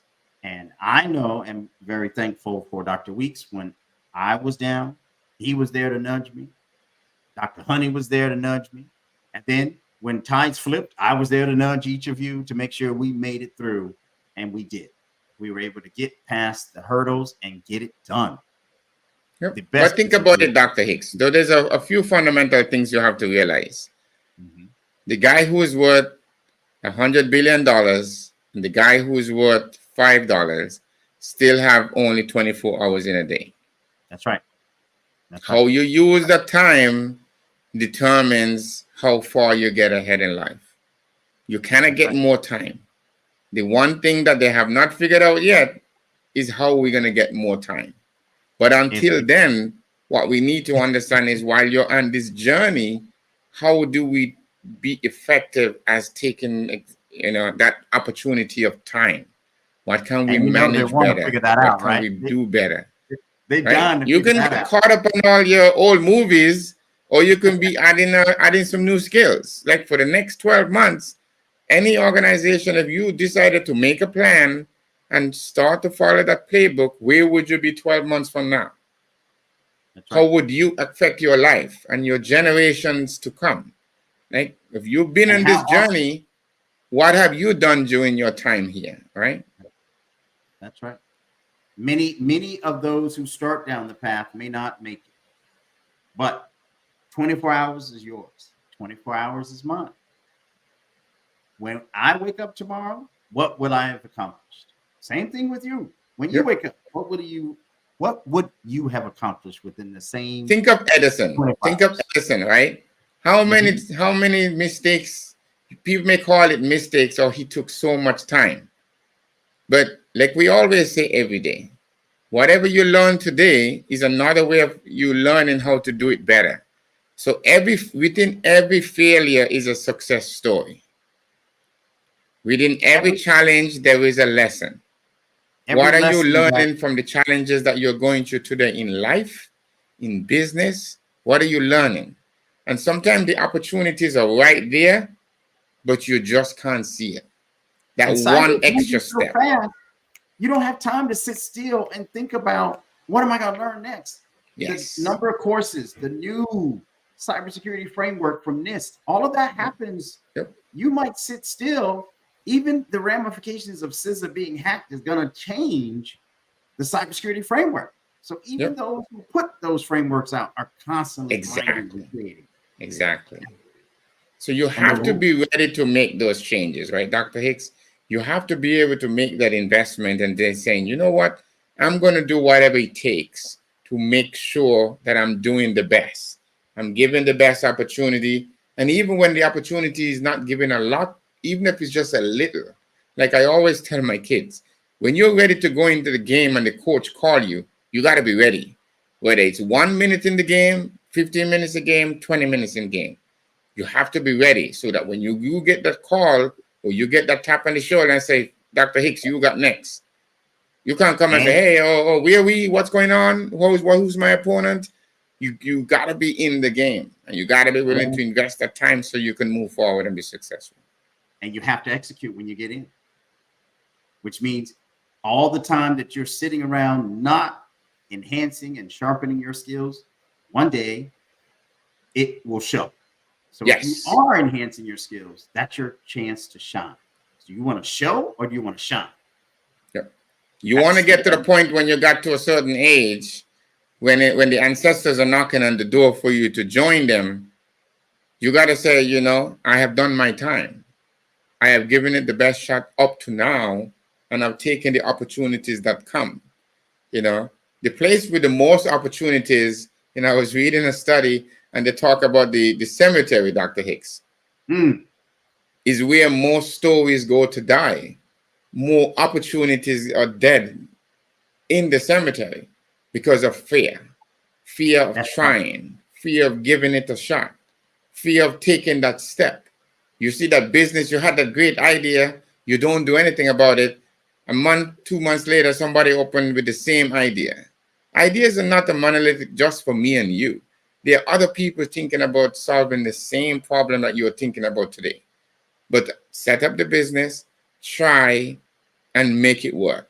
If it doesn't work, keep trying. Find a way until you get to that threshold where you decided maybe this may not be the option for you, and you flip it to something else. But if you don't even try, like they said, you miss every shot you don't take, right? You got to be willing to take the shot. MJ does it. Michael Jordan all the time reminds us every single time he took a shot, he missed 3. Because people only see the shot, right? I think sometimes today we think of success, people only see someone when they're successful. They're not seeing the effort and the grind and everything that's being put into that before they become that overnight success, as they say. Like they say, most overnight success has been operating for 10 years. You're just seeing the last year when they're going live or raising a lot of money, but you're missing all the time that the founder sometimes was putting in to the business before you get to that point. You got to think of your life and career just like that. You got to invest that time, be ready to make the hit and move forward, no matter where you are. Just start from where you are today. That's the beautiful thing about every one of the CyberMind members, that we know each of them has been grooming their craft for quite some time. When I look at the laundry list of all the members, that is exactly what comes first of mind. We didn't get the letters behind Dr. Weeks' name. We didn't get the letters behind Dr. Hicks's name, behind Dr. Honey, behind Dr. Johnson, Dr. Gamaris, Dr. Knowles, Dr. Joseph yesterday. Those started years ago to get those letters in succession, which meant hurdle after hurdle after hurdle having been jumped, another hurdle having been set, jumped, and so on. In order to master at that level, it takes tenacity. So if you're going to be mentored, be ready, because it's a two-way street. We are coming to help you. And once we commit to it, be ready, because we will bring it. And that's another beautiful aspect of what CyberMinds offers, not just today, but tomorrow and beyond. We're here for you. And Dr. Hicks, as we close out the session today, now what is 2 or 3 things that you want the audience to remember? I think the first thing I want the audience to remember is that we know that trends in cybersecurity are real. I think the next trend that we all need to be aware of is protecting our seniors. They are under grave attack, and we're here to do it at a street level. The second thing that I know we have to look out for are the children. If we don't protect that data and follow the leaders, right? Some of the leadership has already given us a palette to work from. Okay, let's slow down internet access for children, especially those under 5 years old. Let's watch and monitor and really potentially filter everything until they turn 13. If not, just extend that deadline. All right, 13, and then we'll talk about internet and social media. Otherwise, our children are in harm's way and are just learning the wrong information and being distracted from all the other fundamental tools that they need later in life, if you will, if they're going to pursue an academic route. Some people, in order to become an electrician, may start early, but I don't see the need for internet access if you're going to be a dentist, electrician, a plumber, some of those other skills, truck drivers. There's so many other avenues to be taken out there, right? And then the third thing, the high road on medical. All of our medical data is connected, and embedded in that is grave danger to the physical harm for each and every individual. CyberMinds is going to be grinding in the background trying to protect all 3 of these different aspects of our universe. We need you to join us. So if you go to cybermindsinstitute.org, please log in and say to yourself, contact us, reach out, and those 3 are top of mind, my friend. Awesome. Well, thanks for the opportunity to discuss today, Dr. Hicks. Absolutely. And we'll see you on the other side. Genius is coming. Genius is coming, my friend.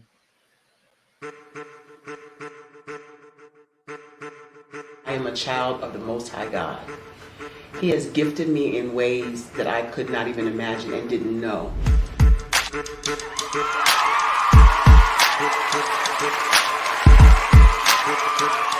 There was a time when I didn't know who I was.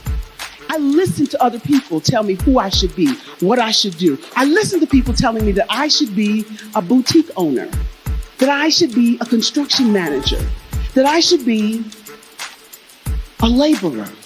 Have you ever felt like you should do something else, be something else, go somewhere else, be wherever you wanted to be, and you felt like you were in a box? Anybody in the room? And you couldn't get out? Anybody in the room? And you kept trying to go and you couldn't get out? Anybody in the room? But let me tell you, you need to rock the box. Rock the box.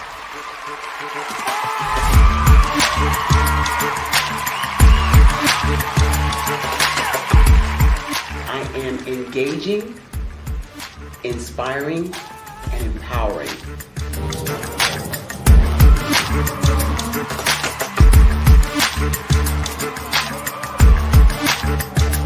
I would give you everything I know. Just by touching you, if I could, by osmosis, give you every single thing I've learned, I've gone through, I know I would. We know that's not possible, but as it is possible, I love to share information with people. Some of you out there, people have told you that you can't be, you can't have, you can't do. But I will tell you, like Kingston said, you can, you must, and you will. If it's to be, it's going to be me. You got to say it. If it's to be, it's going to be. If it's to be, it's going to be. If it's to be, it's going to be.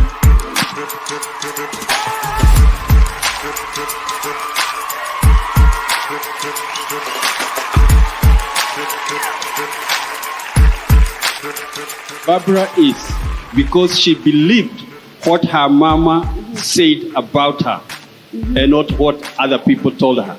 Every day you wake up, when you're in a situation, it's your choice whether it's an advantage or the disadvantage. She gained her confidence and her life, and now she is a testimony.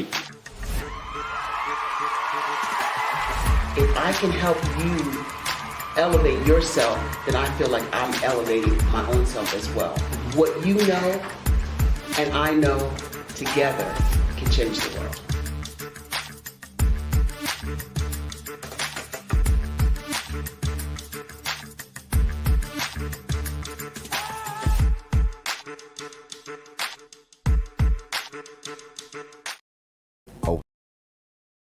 Over the past few years, we've seen the growth of existing and new initiatives focused on financial inclusion, building global networks, and reducing the wealth gap in response to the idea there's not enough seats at the table. Whether their outcomes are to increase the representation of Black executives on corporate boards, ensure an inclusive global economy, or to create new U.S. African commercial pathways, the strategies are often carried out by separate programs. The question is, should they be?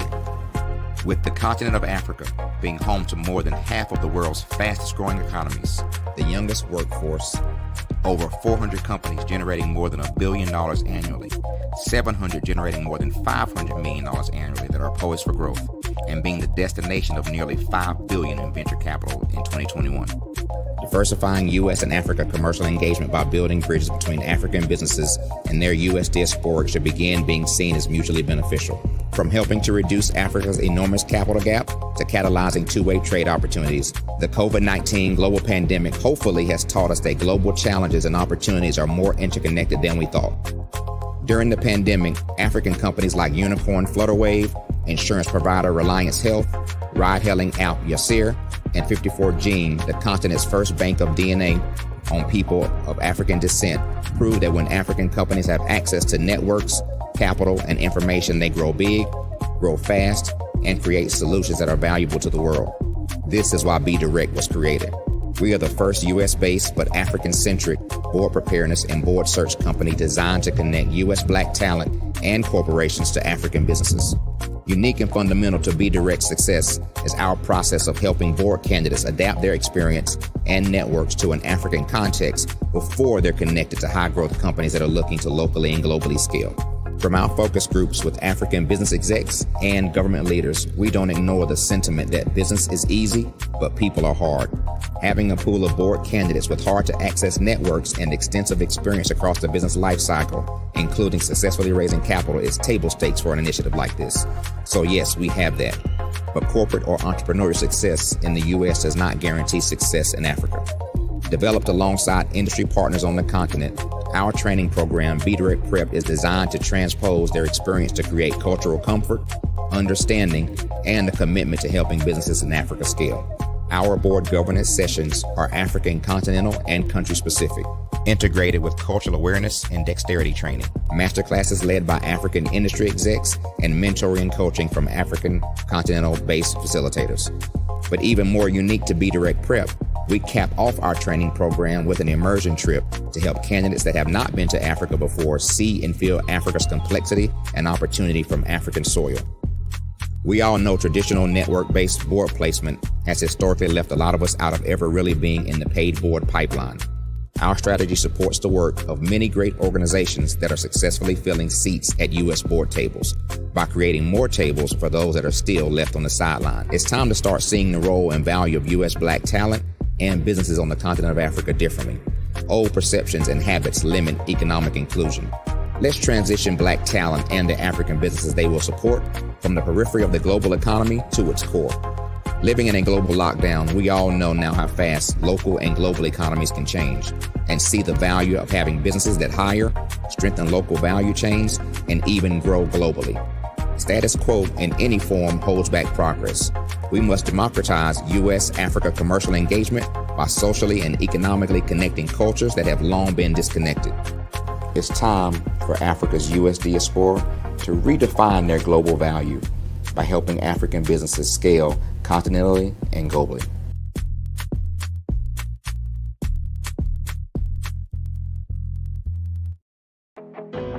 I am Black business. From the moment I wake until the time I sleep, I am Black business. I am Black business. Are you Black business? I am Black business. Do you support Black businesses? I support Black business because I am Black business. Black Business Expo, one of the largest business showcases in the history of Black business in the world.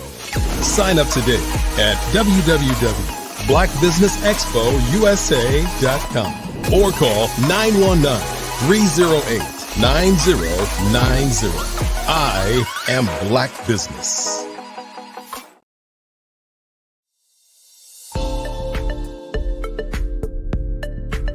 Ignite your life and seize the new year by effectively planning it with your 2024 Ignite and Take Flight Planner.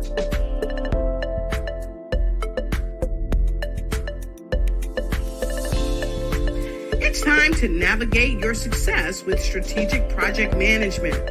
Win with inspiring quotes from inspirational people that will guide you to the success you deserve.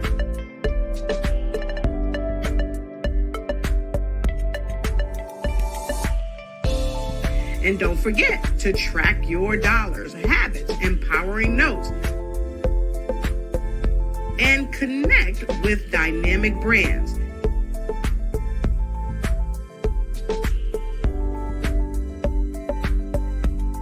It's never too late to start planning your success. Get your copy now.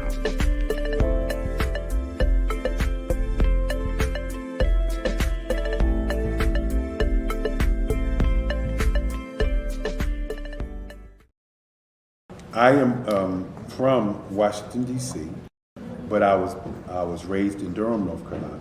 I came to Durham when I was about 5 or 6, and then I traveled back and forth to D.C. because it's where my people are from. One of the unique things about my family is my mother, she's also an artist. She does quilting, and she does a lot of artistic things, and then my son, he draws with both hands, his right hand and his left hand like I do. So that's kind of a family trait. And then my other son, he's a videographer, and my daughter, she works, she's a regional vice president for Sunglasses.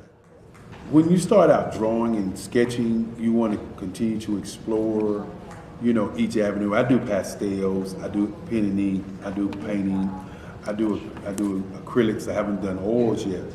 But I try to do all facets of art. What I say to a lot of times to people is, you know, you can't put yourself in a box when you're an artist. You have to explore. And over the course of my life, I've tried to explore different mediums. I also do sculpture as well.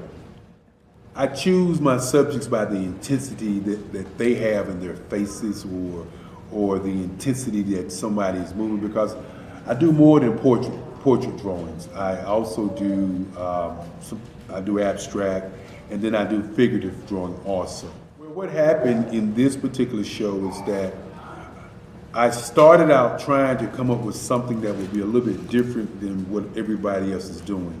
So I was working on a Barack Obama show, and they wanted me to do some paintings of Barack. And so what I did was, because of the deadlines, I kind of did it kind of fast. And then I realized when I was doing it fast, I enjoyed it. And so then I started doing other pieces the same way, and I started to enjoy those pieces also. And so I came up with this particular style. And it's a style of lines and colors. And what's interesting is that when I was in college, I did a show called Lines, Colors, and I talked about the boldness of the blacks, the hotness of the whites, and this is how this has come about, later on in my life. And the colors comes from a lot of the entertainers that I work with, where they wear different colors. They don't wear, your plain reds or your whites. They wear different colors, and so that's also another piece of what's giving me the colors. The subtitle of this show is Faces That Speak Life. That's real critical. Faces that speak life. Each one of these pieces is a life source and a life energy that's being put on display for people that are looking at them. I always say in terms of my art, it's not important that I draw them. It's important what you get out of what I draw. I don't try to just draw it because you like it. People wanted me to do prints. I didn't do prints. People asked me to do different people, but the people that I choose are people that make a difference in the lives of people in the world. So the human landscape idea was, again, as I say, the lines represent your emotions, it represents your ideas, and it represents your journey as a human being. And that's why you get the different pieces and the different looks. And as you notice, I try not to do one look that looks alike another look. And that's what's the most important part of this show.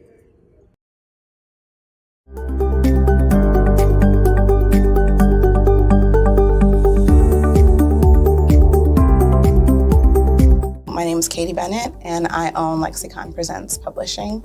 We are a publishing and media company that helps you take your story and share it with the world.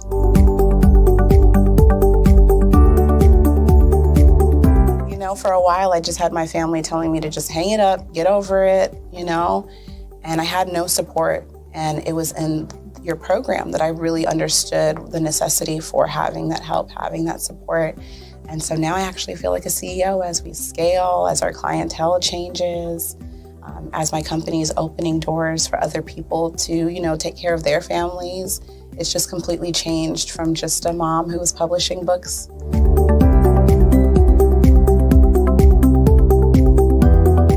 I was at a point where my job, although it was paying really well, wasn't enough.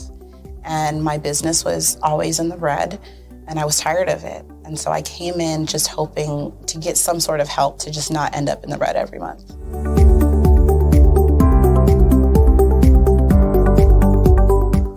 Ooh, wow. Okay, so there was one in particular, I cannot remember his name, but he asked me, he said, why are you in business? And I told him that I wanted to make a difference and I want to help my community. And he let me ramble on for a while.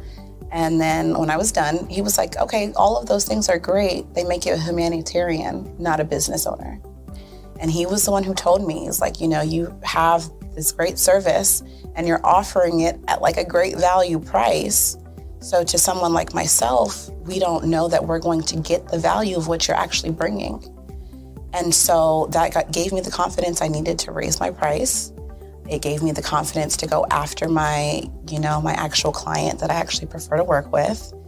And it really just changed everything for me. I don't think without him kind of giving me that push, I don't think I would have gotten to this point or position.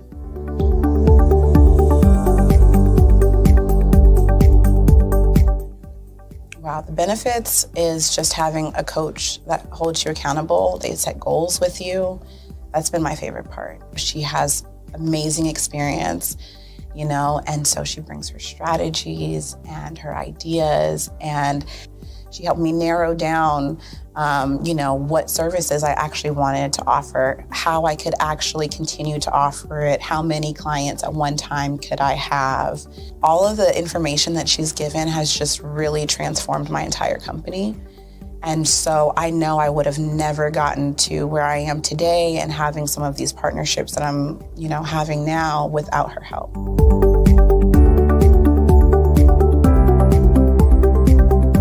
you're going to get information that you're not going to find on YouTube. You actually take the time to strategically give us the information, then give us time to actually apply it. I would also say that so that you're not just out on a ledge alone trying to figure this out. Like, you deserve to be in a community with other people who also want to grow their business. And then finally, the biggest thing I think I took away from CMET was that I had a whole office in Longwood, I still do, and at the time I had not paid my business tax receipt. I didn't know that that was something you had to do. So that was like one of the first couple days of information, and I'm like, oh my gosh, let me go get that together right now. So I'm really glad that, CMET was there for myself, and anybody else who has the opportunity, they need to do it.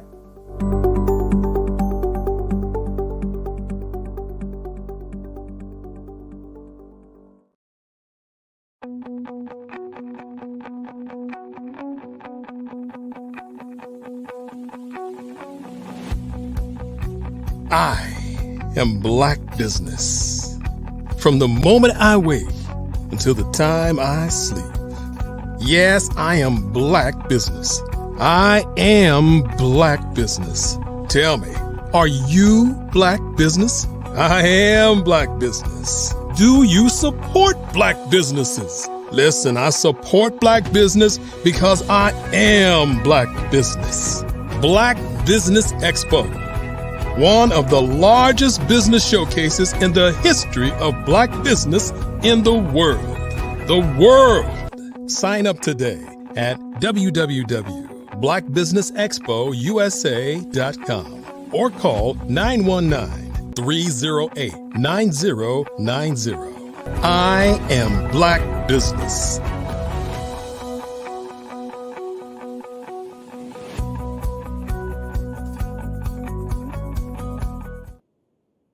Good evening, business owners, entrepreneurs, thought leaders, and corporations. Welcome to the Black Business Network. My name is Marak Hicks, founder and CEO of Miracle Recruiting LLC, and I am your business moderator for this evening on the Black Business Network. The Black Business Network is a 24-hour business network showcasing Black businesses, business owners, entrepreneurs, and thought leaders worldwide. We have speakers from North Carolina, London, Singapore, Africa, Japan, and cities all over the United States. This evening, I'm joining you from Philadelphia. The Black Business Network is a global community sharing its business knowledge to empower, inspire, and educate businesses about business. I am so excited to join you this evening as your next speaker to tell you a little bit about myself. My name again is Marak Hicks, and I got my start working in social work with displaced youth populations, helping them with job readiness and interview training. My passion for recruiting and HR really began there. From there, I got my start in HR at Droga 5 as a first-time HR role. Droga 5 is an advertising agency in New York City. Though I found advertising exciting, and I did decide to shift my focus to working in tech and helping smaller companies scaled. Since then, I've worked at companies ranging in size from 30 people to over 1,000 employees, and well-known tech companies like MongoDB, Palantir, and Hinge, as well as OneDrop, and have rolled out recruiting processes, HR programs, company policies, onboarding new hires, you name it, I've done it. I've also created DEI programs. What really drives me is my love of people and watching them grow and be successful at the companies that they join. I really want to ensure when I'm working with companies that all people feel included in the workspace culture. Across the board, I have found a few things consistent, and these are the pillars for what my organization is. The experience that your candidates and your employees have is paramount at your organization. It's the first. Second, diversity, equity, inclusion is not a trend, but helps shape business organizations to be better and creates environments where all people, have the ability to thrive and feel fully supported. I'm excited to talk to you guys this evening. So tonight, I wanted to share a little bit more about you in terms and focusing on a little bit more related to recruiting. So this evening, we're going to talk about how to know when's the time to scale and what steps you actively take in order to start scaling and what those stages can look like depending on the size of your organization.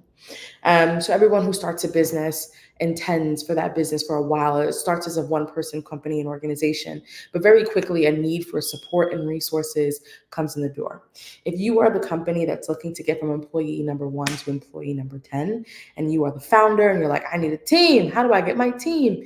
Here are a couple of things that I can tell you about how to find the right people, target the right types of candidates, where to look for them, as well as places that you can actively go, and how to establish your round 1 interview process. So the very first step is there's often times that founders feel a need for people because they're seeing themselves doing 50 jobs of 50 different people, and so they just need help. But identifying what that help is going to be pivotal. That is your very first step. Actively taking the time out to think about what your gaps are in your organization. What are things that you wish you could do better? What are things that you know you can't do at all but need to get done? And also thinking about the nice to haves. I would tier them in that order. What is pivotal? What is something that can wait but it would be nice to have? And what's something that you need to get done that you cannot do yourself? Once you have mapped out what those jobs are, we'll call them a job. Once you mapped out what those jobs or responsibilities are within your organization, then the next step for you to do is actively be thinking about what kind of people are in the market that can fill those jobs. Let's say you are a small business owner, you have grown your customer base, you have grown your clientele, you're doing $100,000 or $50,000 on a monthly basis. One of the things that you probably need is going to be some support on the executive assistant side because you can't be everywhere, you can't do everything, and it becomes harder to respond to every email. So that would be a nice to have. Something that sounds like it's going to be really pivotal at this stage if you're continuing to grow and scale your business is you need to be thinking about partnership or someone else who can actively be the person on the phone with you, on the phone for you, actively bringing in additional clientele, and then creating or building out a team of people who can step in your place and speak to those clients on your behalf once deals close. So in that faction, we're talking about an EA, we're talking about someone in sales, maybe a sales development representative, a BDR, an account executive, something of that nature. Someone who can step in on your behalf and actively take control of the client relationship. Could be another sales role, could be someone who takes on acquisitions. It really depends on what the flow of your business is. But taking the time out to identify what those needs are is going to be really important. So let's say you find your needs. You know what people you need. You know what roles you actively need in the organization, and you needed them yesterday. The first thing that I would recommend to do is figure out what of those roles and what of that talent can be supplemented with someone entry level. Is there an opportunity for you to hire an intern? Is there an opportunity for you to get someone who is a new grad, fresh out of college, right? Those are the first people you should be looking and thinking about giving opportunities to. One, because they're super coachable, they're very hungry, they're excited about work opportunities. And then the second level is also keeping in mind that they're cost effective. So actively wanting to make sure that you're increasing your business and you're scaling your business's revenue. You don't want that revenue directly to be applied to talent. So figuring out ways to balance and offset the expense could be beneficial in situations like hiring an intern. Places that you can hire interns, you can post an intern job description pretty much anywhere, but my recommendation is always to target the schools. They always have some sort of work study program. If you target the schools, your business is registered, you have all of your documentation, you're actually able to tap into students who are still in school, who can actively be working for your organization while they are in school. But also you can find talent who's home for the summer, home for the winter break, or talent who is actively needs to take certain courses or work at certain organizations related to what their majors are in school to actively provide a benefit for you. So an example of this is I run a HR and recruiting firm, and I actively support small businesses with their HR fractionally, right? So for me, if I were to hire an intern for my organization, one intern that I would hire would be someone who's getting an HR degree, someone either a master's or a bachelor's, someone who is looking to get into business and is looking to get just a general business degree, could be beneficial as well. Something else that I like when hiring interns is anyone looking to get into legal, and anyone who is also looking, who's just in English or communications majors. I think that they're really hungry, they're super sharp. And one thing about working in this world of HR is communication is paramount, right? So having someone with a skill set and a background that speaks well, that is well written, and is thoughtful and empathetic and thoughtful in the way that they write is also really, really helpful. So identifying where you can find your talent, I would start with interns. But let's say the skill set and the scope that you need is a little bit more senior than an intern. Let's say you're looking for someone to come in and step in and run your operations for your business. Operations professionals spend a great deal of their time online on platforms like LinkedIn. So my recommendation for you would be to create a free job post. LinkedIn offers one free job post to every business page. You can pay for more. The way that their jobs paid postings work is they require you to pay for the push, meaning if you want your role to be sent to the top of LinkedIn's list for that particular job function, you have to pay for that, and there's like a daily charge, which is an opportunity if you want to do it that way. Another way that you can do it is create a LinkedIn recruiter seat. And when you create that LinkedIn recruiter seat, you have the opportunity to leverage LinkedIn Recruiter Lite. You have the opportunity to leverage free jobs postings. I think you get 3 with that package, and it's something like $170 maybe, however, a month. However, the cool thing about doing that is with that LinkedIn Recruiter Lite seat, you also get the opportunity to actively have access to LinkedIn's talent pool based off of what your network and connections are. So if you are someone who has a large network, growing network, it's rapidly growing, you can post your job on LinkedIn, and then you can share it out to your network, have your network repost your post or reshare for visibility, and actively can attract talent that way. Or anyone who clicks on the apply button is another person that can actively jump in and apply for your roles. And in the back end, LinkedIn kind of treats the candidates that apply for your roles kind of a little bit like an applicant tracking system, so you have the opportunity to view who's applied, review their resumes, take a look at some of the work that they've done. But let's say you're the type of business that is actively looking to hire technical talent, meaning you're building a mobile app, you're building a website, you need to build a technical experience, and you really need software engineers or software developers. There are 2 things that you can actively leverage in this situation.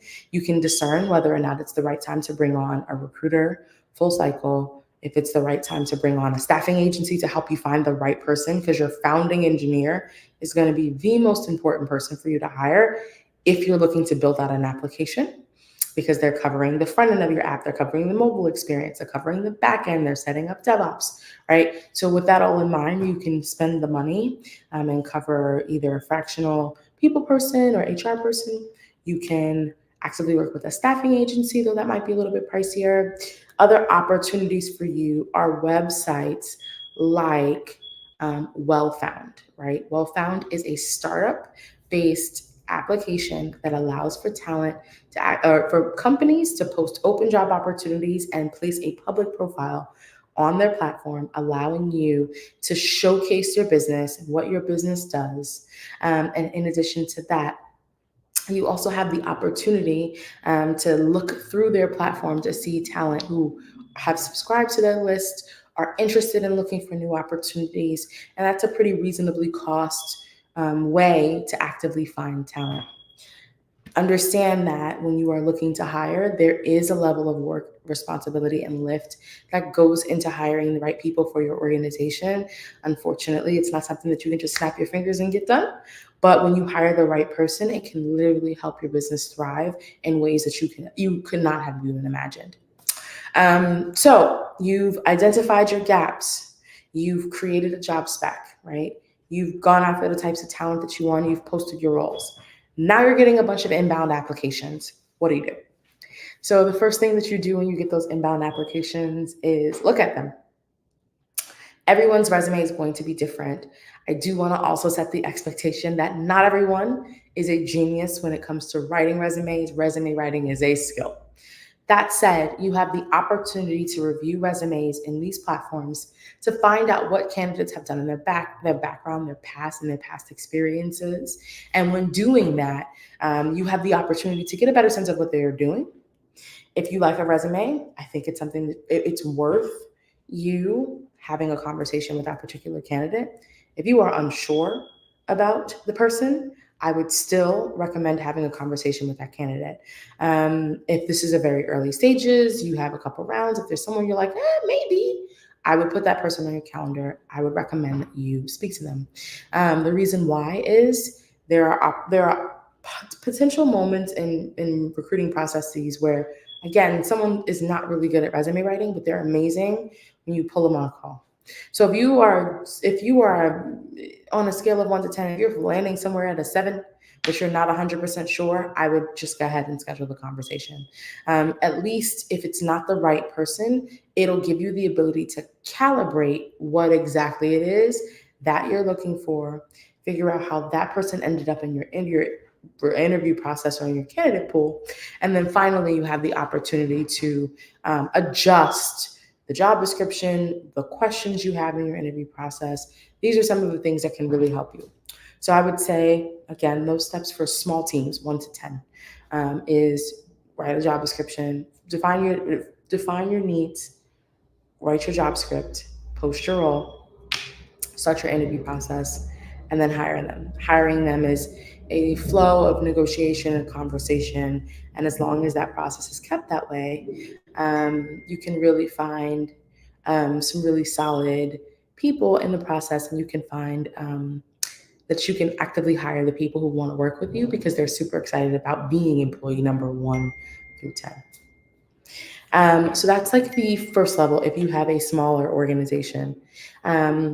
If you have an organization that is growing from somewhere between 30 to 100, you are in the stage that I like to call hypergrowth. You've hired before, you've made your mistakes, you know exactly what you're looking for, you know what you don't want, what you do want, and you have the ability to now integrate the pillars of your organization into your hiring process. So at this stage, it's the best time for you to be having a structured hiring process. So what does that look like? Structuring your hiring process is done in 3 ways. My recommendations, if you are looking to grow from 30 to 100, is first, the employee number 31 needs to be either a HR consultant or recruiting consultant, someone who is 1099 or someone who works on a contract, or a full-time recruiter or HR team member. It is time. You have 30 people. You are 30 people with problems and you don't know them yet because no one wants to go to the CEO with your problems, right? So I would recommend hiring your first HR team member, especially if you're expecting to grow between 30 and 100, right? So you're going to hire those team members, you're going to bring them on board, they're going to be experts, and they're going to roll out. The phrase has changed in the industry. Some people call it a structured interview process.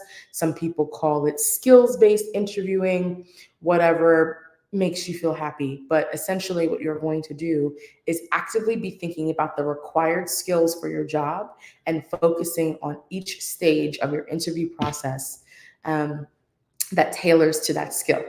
Now, if you haven't heard of an interview stage, let me explain what that is. Each point in the process that a candidate touches becomes a stage. So when they see your job and they think it's a great opportunity and they want to join it, that's the applicant stage of your process, right? But at the same time, once you've had your first conversation with them and you decide, I really need them to speak to Samantha in finance to make sure that this person is going to be the best person for my company. When it's time for them to speak to Samantha in finance, that is a secondary stage in your interview process. They have progressed from stage 1 to stage 2. And then third, if you're like, okay, Samantha's great, but I feel like I need a couple of other opinions. My recommendation is to grab those opinions, keeping the timeframes pretty reasonable, and actively having those people join your interview process. Now, that in mind, you also want to make sure that each person is structuring their interviews with the candidates by asking the same questions to each candidate and structuring their interview to focus on a specific skill, topic, or expectation that you're expecting this person to come in and own. So that way you can get a clear and equitable read of every candidate that steps into your interview process. Okay, so with that in mind, I always recommend creating some sort of internal documentation that says, hey, we're looking to hire for this role. Here is the job description for this role. And here are the things that we need you to be assessing. And sharing that information out with your team early. Doing so is really beneficial because it creates alignment on your hiring team. There are no questions about what you're looking for and why. In addition, it tells what each person needs to be paying attention to in their interview, right? We're giving them an opportunity to know what they're going into and to be fully prepared for their interview process. So if you're looking for 30 to 100 employees, you're going to hire your HR and your recruiting people, and you're going to structure your interview process. Those are going to be paramount. In addition to doing those two steps, you're also going to need to be thinking about compensation. This is no longer the Wild West or the world where it was just 1 to 10 employees. You are now advertising to the masses about what sort of opportunities you want them to have and how much those opportunities are going to pay. Certain states in the country require you to list compensation bands or ranges on your website or on your careers page or on the job posting itself to allow or to inform candidates who are interested in the interview process how much you're looking to pay for the role. It's pay transparency laws. So some of the states that require this are New York. Another state that requires it is California, right? So in order to adhere to the state laws for those particular states, you need to include your compensation bands. And that means that compensation needs to be clearly understood between the manager and the recruiter for the role. So they have a clear understanding of what they're looking to bring in the door. Not having these upfront conversations makes the interview process a little bit strange. Here's why. Candidates have a tendency to not only ask recruiters about compensation, but to ask their manager, because everyone is under the presumption that your manager knows how much money you're making.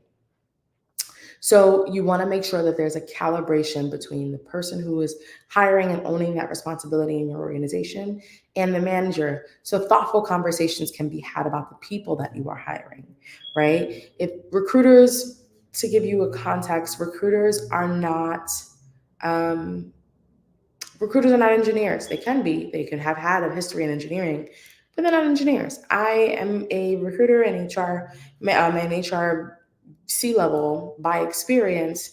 With that being the case, I'm not an engineer. I've never coded before, right? So I can have a clear understanding of what an engineer does. However, my job spec and responsibility is to hire engineers, not to be the engineer.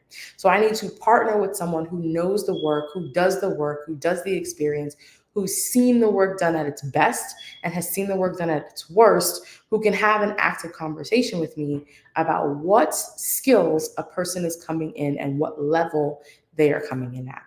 Right? So with that being the case, having open and transparent conversations around compensation is going to help benefit your recruiting process. And again, from your growth from 30 to 100, and we can even say plus at this stage, something that's going to be pivotal for you is also thinking about interview training, so that way every person on your team knows exactly what they're doing. It's a little bit different than saying, I want you to cover X topic and that stage, because I'm under the impression that if you're looking to grow 3 times your size in the next 6 to 8 months or 6 to 12 months, you're rapidly hiring. There are a number of job opportunities on your careers page. You're looking to move quickly. So with that in mind, what's going to be paramount or important is for you to make sure your team knows how to interview, what to assess, how to assess it, questions that are legally allowed to be asked in an interview, questions that are not legally allowed to be asked in an interview are probably going to be really, really pivotal for you to cover. You don't want someone to mess up in an interview and thinking or feeling that they're really kind and their parents themselves asking another person if they're a parent, or asking another person what's going on with their family, if they're married or not, right? These are questions that you want to completely avoid, or asking questions that are considered completely illegal, right? So you want to make sure that those topics are going to be covered in this company-wide interview training, which really gives you the opportunity to get your team on board and fully incorporate it into your hiring process, right? So once you have your interview training, you have your jobs posted, you have someone running your interview process, your hiring manager, and you are calibrated. The final thing that you should be thinking about for that size is your employer brand, okay? Each and every company has an employer brand. An employer brand is essentially the face or the message that the company puts out about their brand and what it's like to work at your organization, what it's like to stay at your organization, and the things that you get to do or benefit from as a result of being a part of your organization. So companies are often thinking about branding, right? How do we get clients to know who we are? How do we differentiate ourselves or candidate or people? How do we differentiate people understanding who we are versus target, right? How do you get people to be fully incorporated into your value proposition for your business so they can buy, they can connect, they can set, they can join, they can, etc., right? That's your brand. Your recruiting, hiring, and HR process also has a brand. That same brand is called your employer brand. It is the face of the organization to everyone who wants to work there, has worked there, and is currently working there, right? So focusing on your employer brand, there are a couple of things that I can touch on that can really benefit you, right? The first is going to be making sure your hiring process is tight. Do not ghost candidates. It makes them upset. Okay. Make sure you're being timely in your responses to communication. Make sure that you are being respectful to your interview process and structure how long those things take, right? No candidate, I'm sure everyone here has interviewed for a job before. No one wants to sit in a job interview for 9 hours, right? Being respectful of that person's time and experience and what they're going through is really going to be beneficial. You also want to have an opportunity to shout out some of the cool things about your organization. I've worked at companies that had really cool benefits and perks and learning development opportunities for their teams, calling those things out, right? Creating opportunities for people to understand what you have to offer that makes your company different from any other company in the world. So shouting those out on places like your careers page, some of those profiles that I mentioned, right? That well-found profile, that LinkedIn profile, right? For your business, actively showcasing what it is like to work for your business.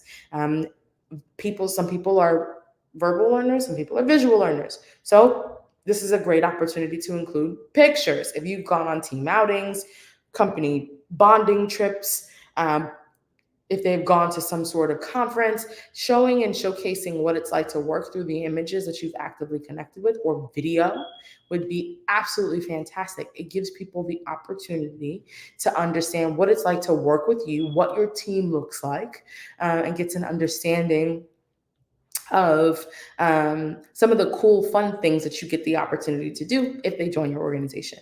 Second, in addition to posting and sharing information about your business online and what it's like to work there, some of the other things that attach to employer brand is an element of integrating social media, right? If you've ever been on Twitter and saw a company was hiring, that's exactly what I'm talking about. Generating a buzz.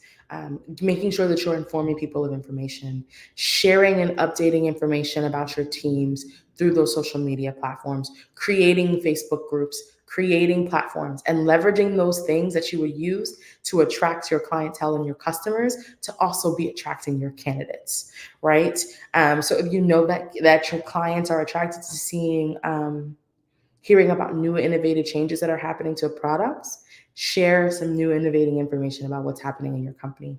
You've hired a new C-level. Some person just started, they're super excited. take a few minutes, create a blog, go on any blog website, or Medium is another good site that you can use, and really post about some of the inner workings that you've built to make your organization a great place, and then share them out on social. People will read them, they'll take the time to look at them, they'll watch video. Video is important. I love when a company focuses its attention on Instagram, where you have the opportunity to see celebrations from the team, or interviews with team members, finding out what team members do, who they are. It really shows that there's an intentionality of building that employer brand. So making sure that you are focusing on sharing out some of the inner workings that are really, really beneficial or paramount, that makes your organization different. And that will help with increasing the kind of people who are looking and interested in working for your organization. Finally, I can say, if you're, again, in that 30 to 100 person size and you're looking to kind of scale pretty rapidly, when you are defining the stages of your interview process, blocking and tackling for seasons where you need to hire faster than normal, and figuring out how to adjust the sizes or the stages requirements of your interview process to make sure that you're still identifying really good people without them needing to meet a longer slate or going through a 1 week long homework assignment, right? These are steps that will actively help you find the right kind of people faster. This is something that can be advised to the recruiter on your team, or the HR professional on your team. That's going to be something that's really beneficial for you at that stage. And that really can help you from the 30 to 100 person stage. Once you reach 100 people, my recommendation is you have your recruiter. Hopefully you have more than one if you're looking to grow from 100 to 500. In this 100 to 500 stage, this part of this growth is less about your process and more about your data, okay? Growing a team from 30 to 100 people is rapid. You will blink and be 97 people, right? It's about getting people in the door, filling the right positions with the right people. There may be some hiccups in the process, but you're really focusing on providing value to the organization and providing value by hiring the right kind of people, but quickly. So that being the case, there really isn't time to be intentional about data between 30 to 100 people, right? When you get to 100 people and you're looking to hire 100 people for your organization, how your data can be beneficial is that data can tell you the number of interviews it took for you to have before you hired people for that position. These are standard recruiting metrics. And your recruiting metrics tell the story of your recruiting history and your recruiting past. It tells you the number of people you need to interview to hire a customer support representative.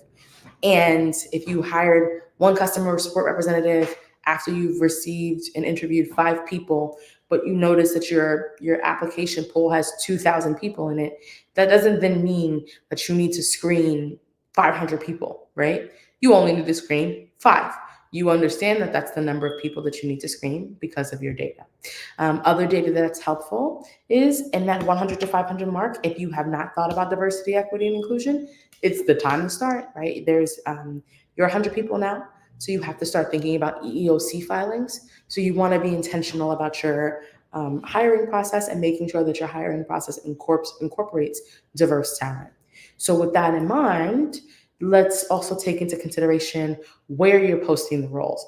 There are a number of communities where people are actively searching, job boards, Slack groups, you name it, it's out there, websites that people are actively looking to hire diverse talent through, or places where diverse talent lives. So actively being intentional about that and using your data to support your intention.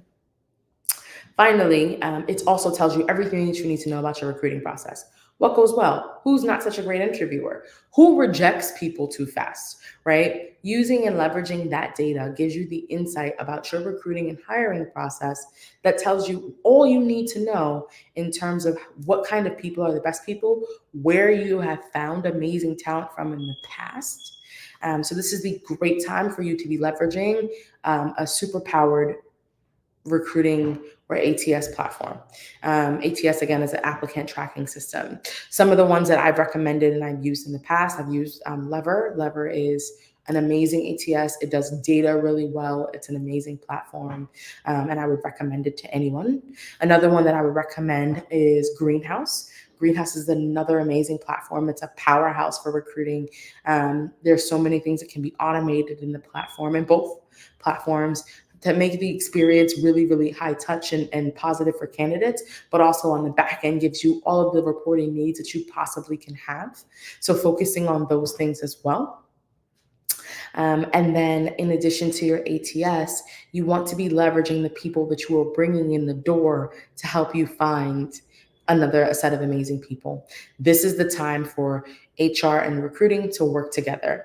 When someone is onboarding, getting opportunity to grab them, ask how their onboarding experience is going, ask if they know anyone who could work for the company, who's interested, people that they've worked with that have been amazing.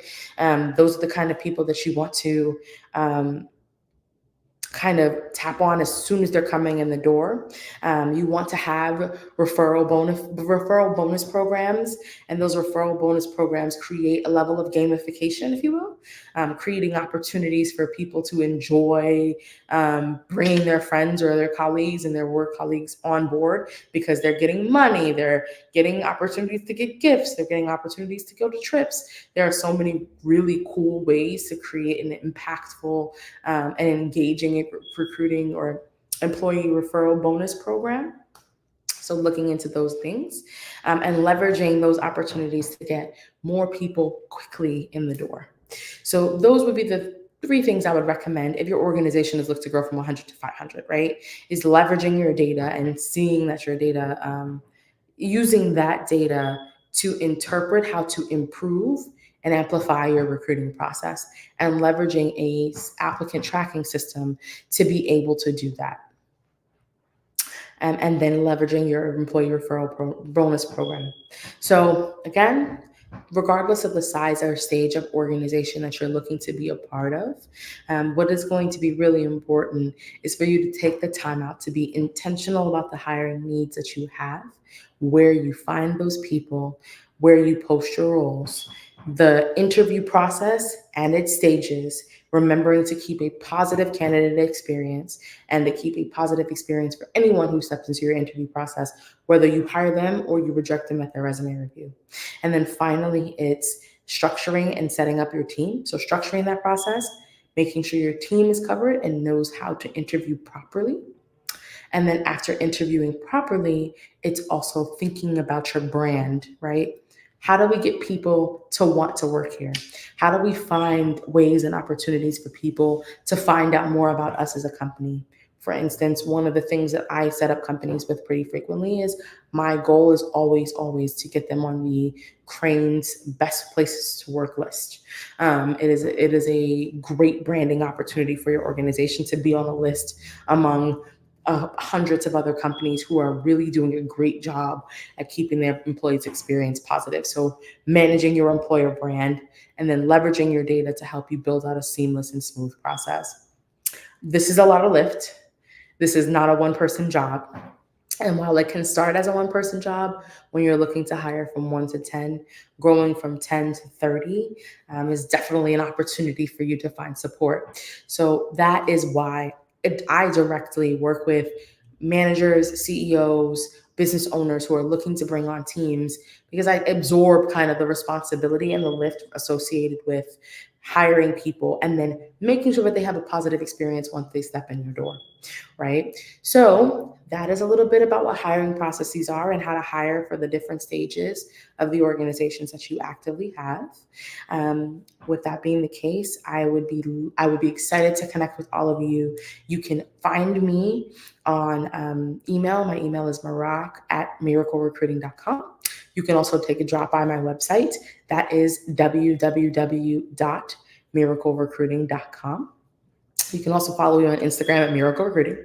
In addition to connecting with me on the social media platforms, you can always just drop me a line or send me an email. I'm happy to answer any questions that anyone has about recruiting and the hiring process and how to make those things better. And I just really appreciate the opportunity to speak to you guys this evening. And with that said, I think that this is a good time to head into more information about our scholarship program. So the Black Business Expo's mission is to raise funds for high school seniors going to college or K-12 entrepreneurs. This expo is a fundraiser for students. You can go to www.blackbusinessexpousa.com to donate to the scholarship fund or use the Cash App that is $BBXUSA. Again, www.blackbusinessexpousa.com to donate to the scholarship fund, or you can use the Cash App. That Cash App, again, is $BBXUSA. Our goal is to give laptops and up to $5,000 to students. Any student who is interested in joining this program or becoming eligible for the scholarship program should visit www.blackbusinessexpousa.com. Every dollar counts. So I want to remind you to donate to the scholarship funds and help us send our kids to college with laptops.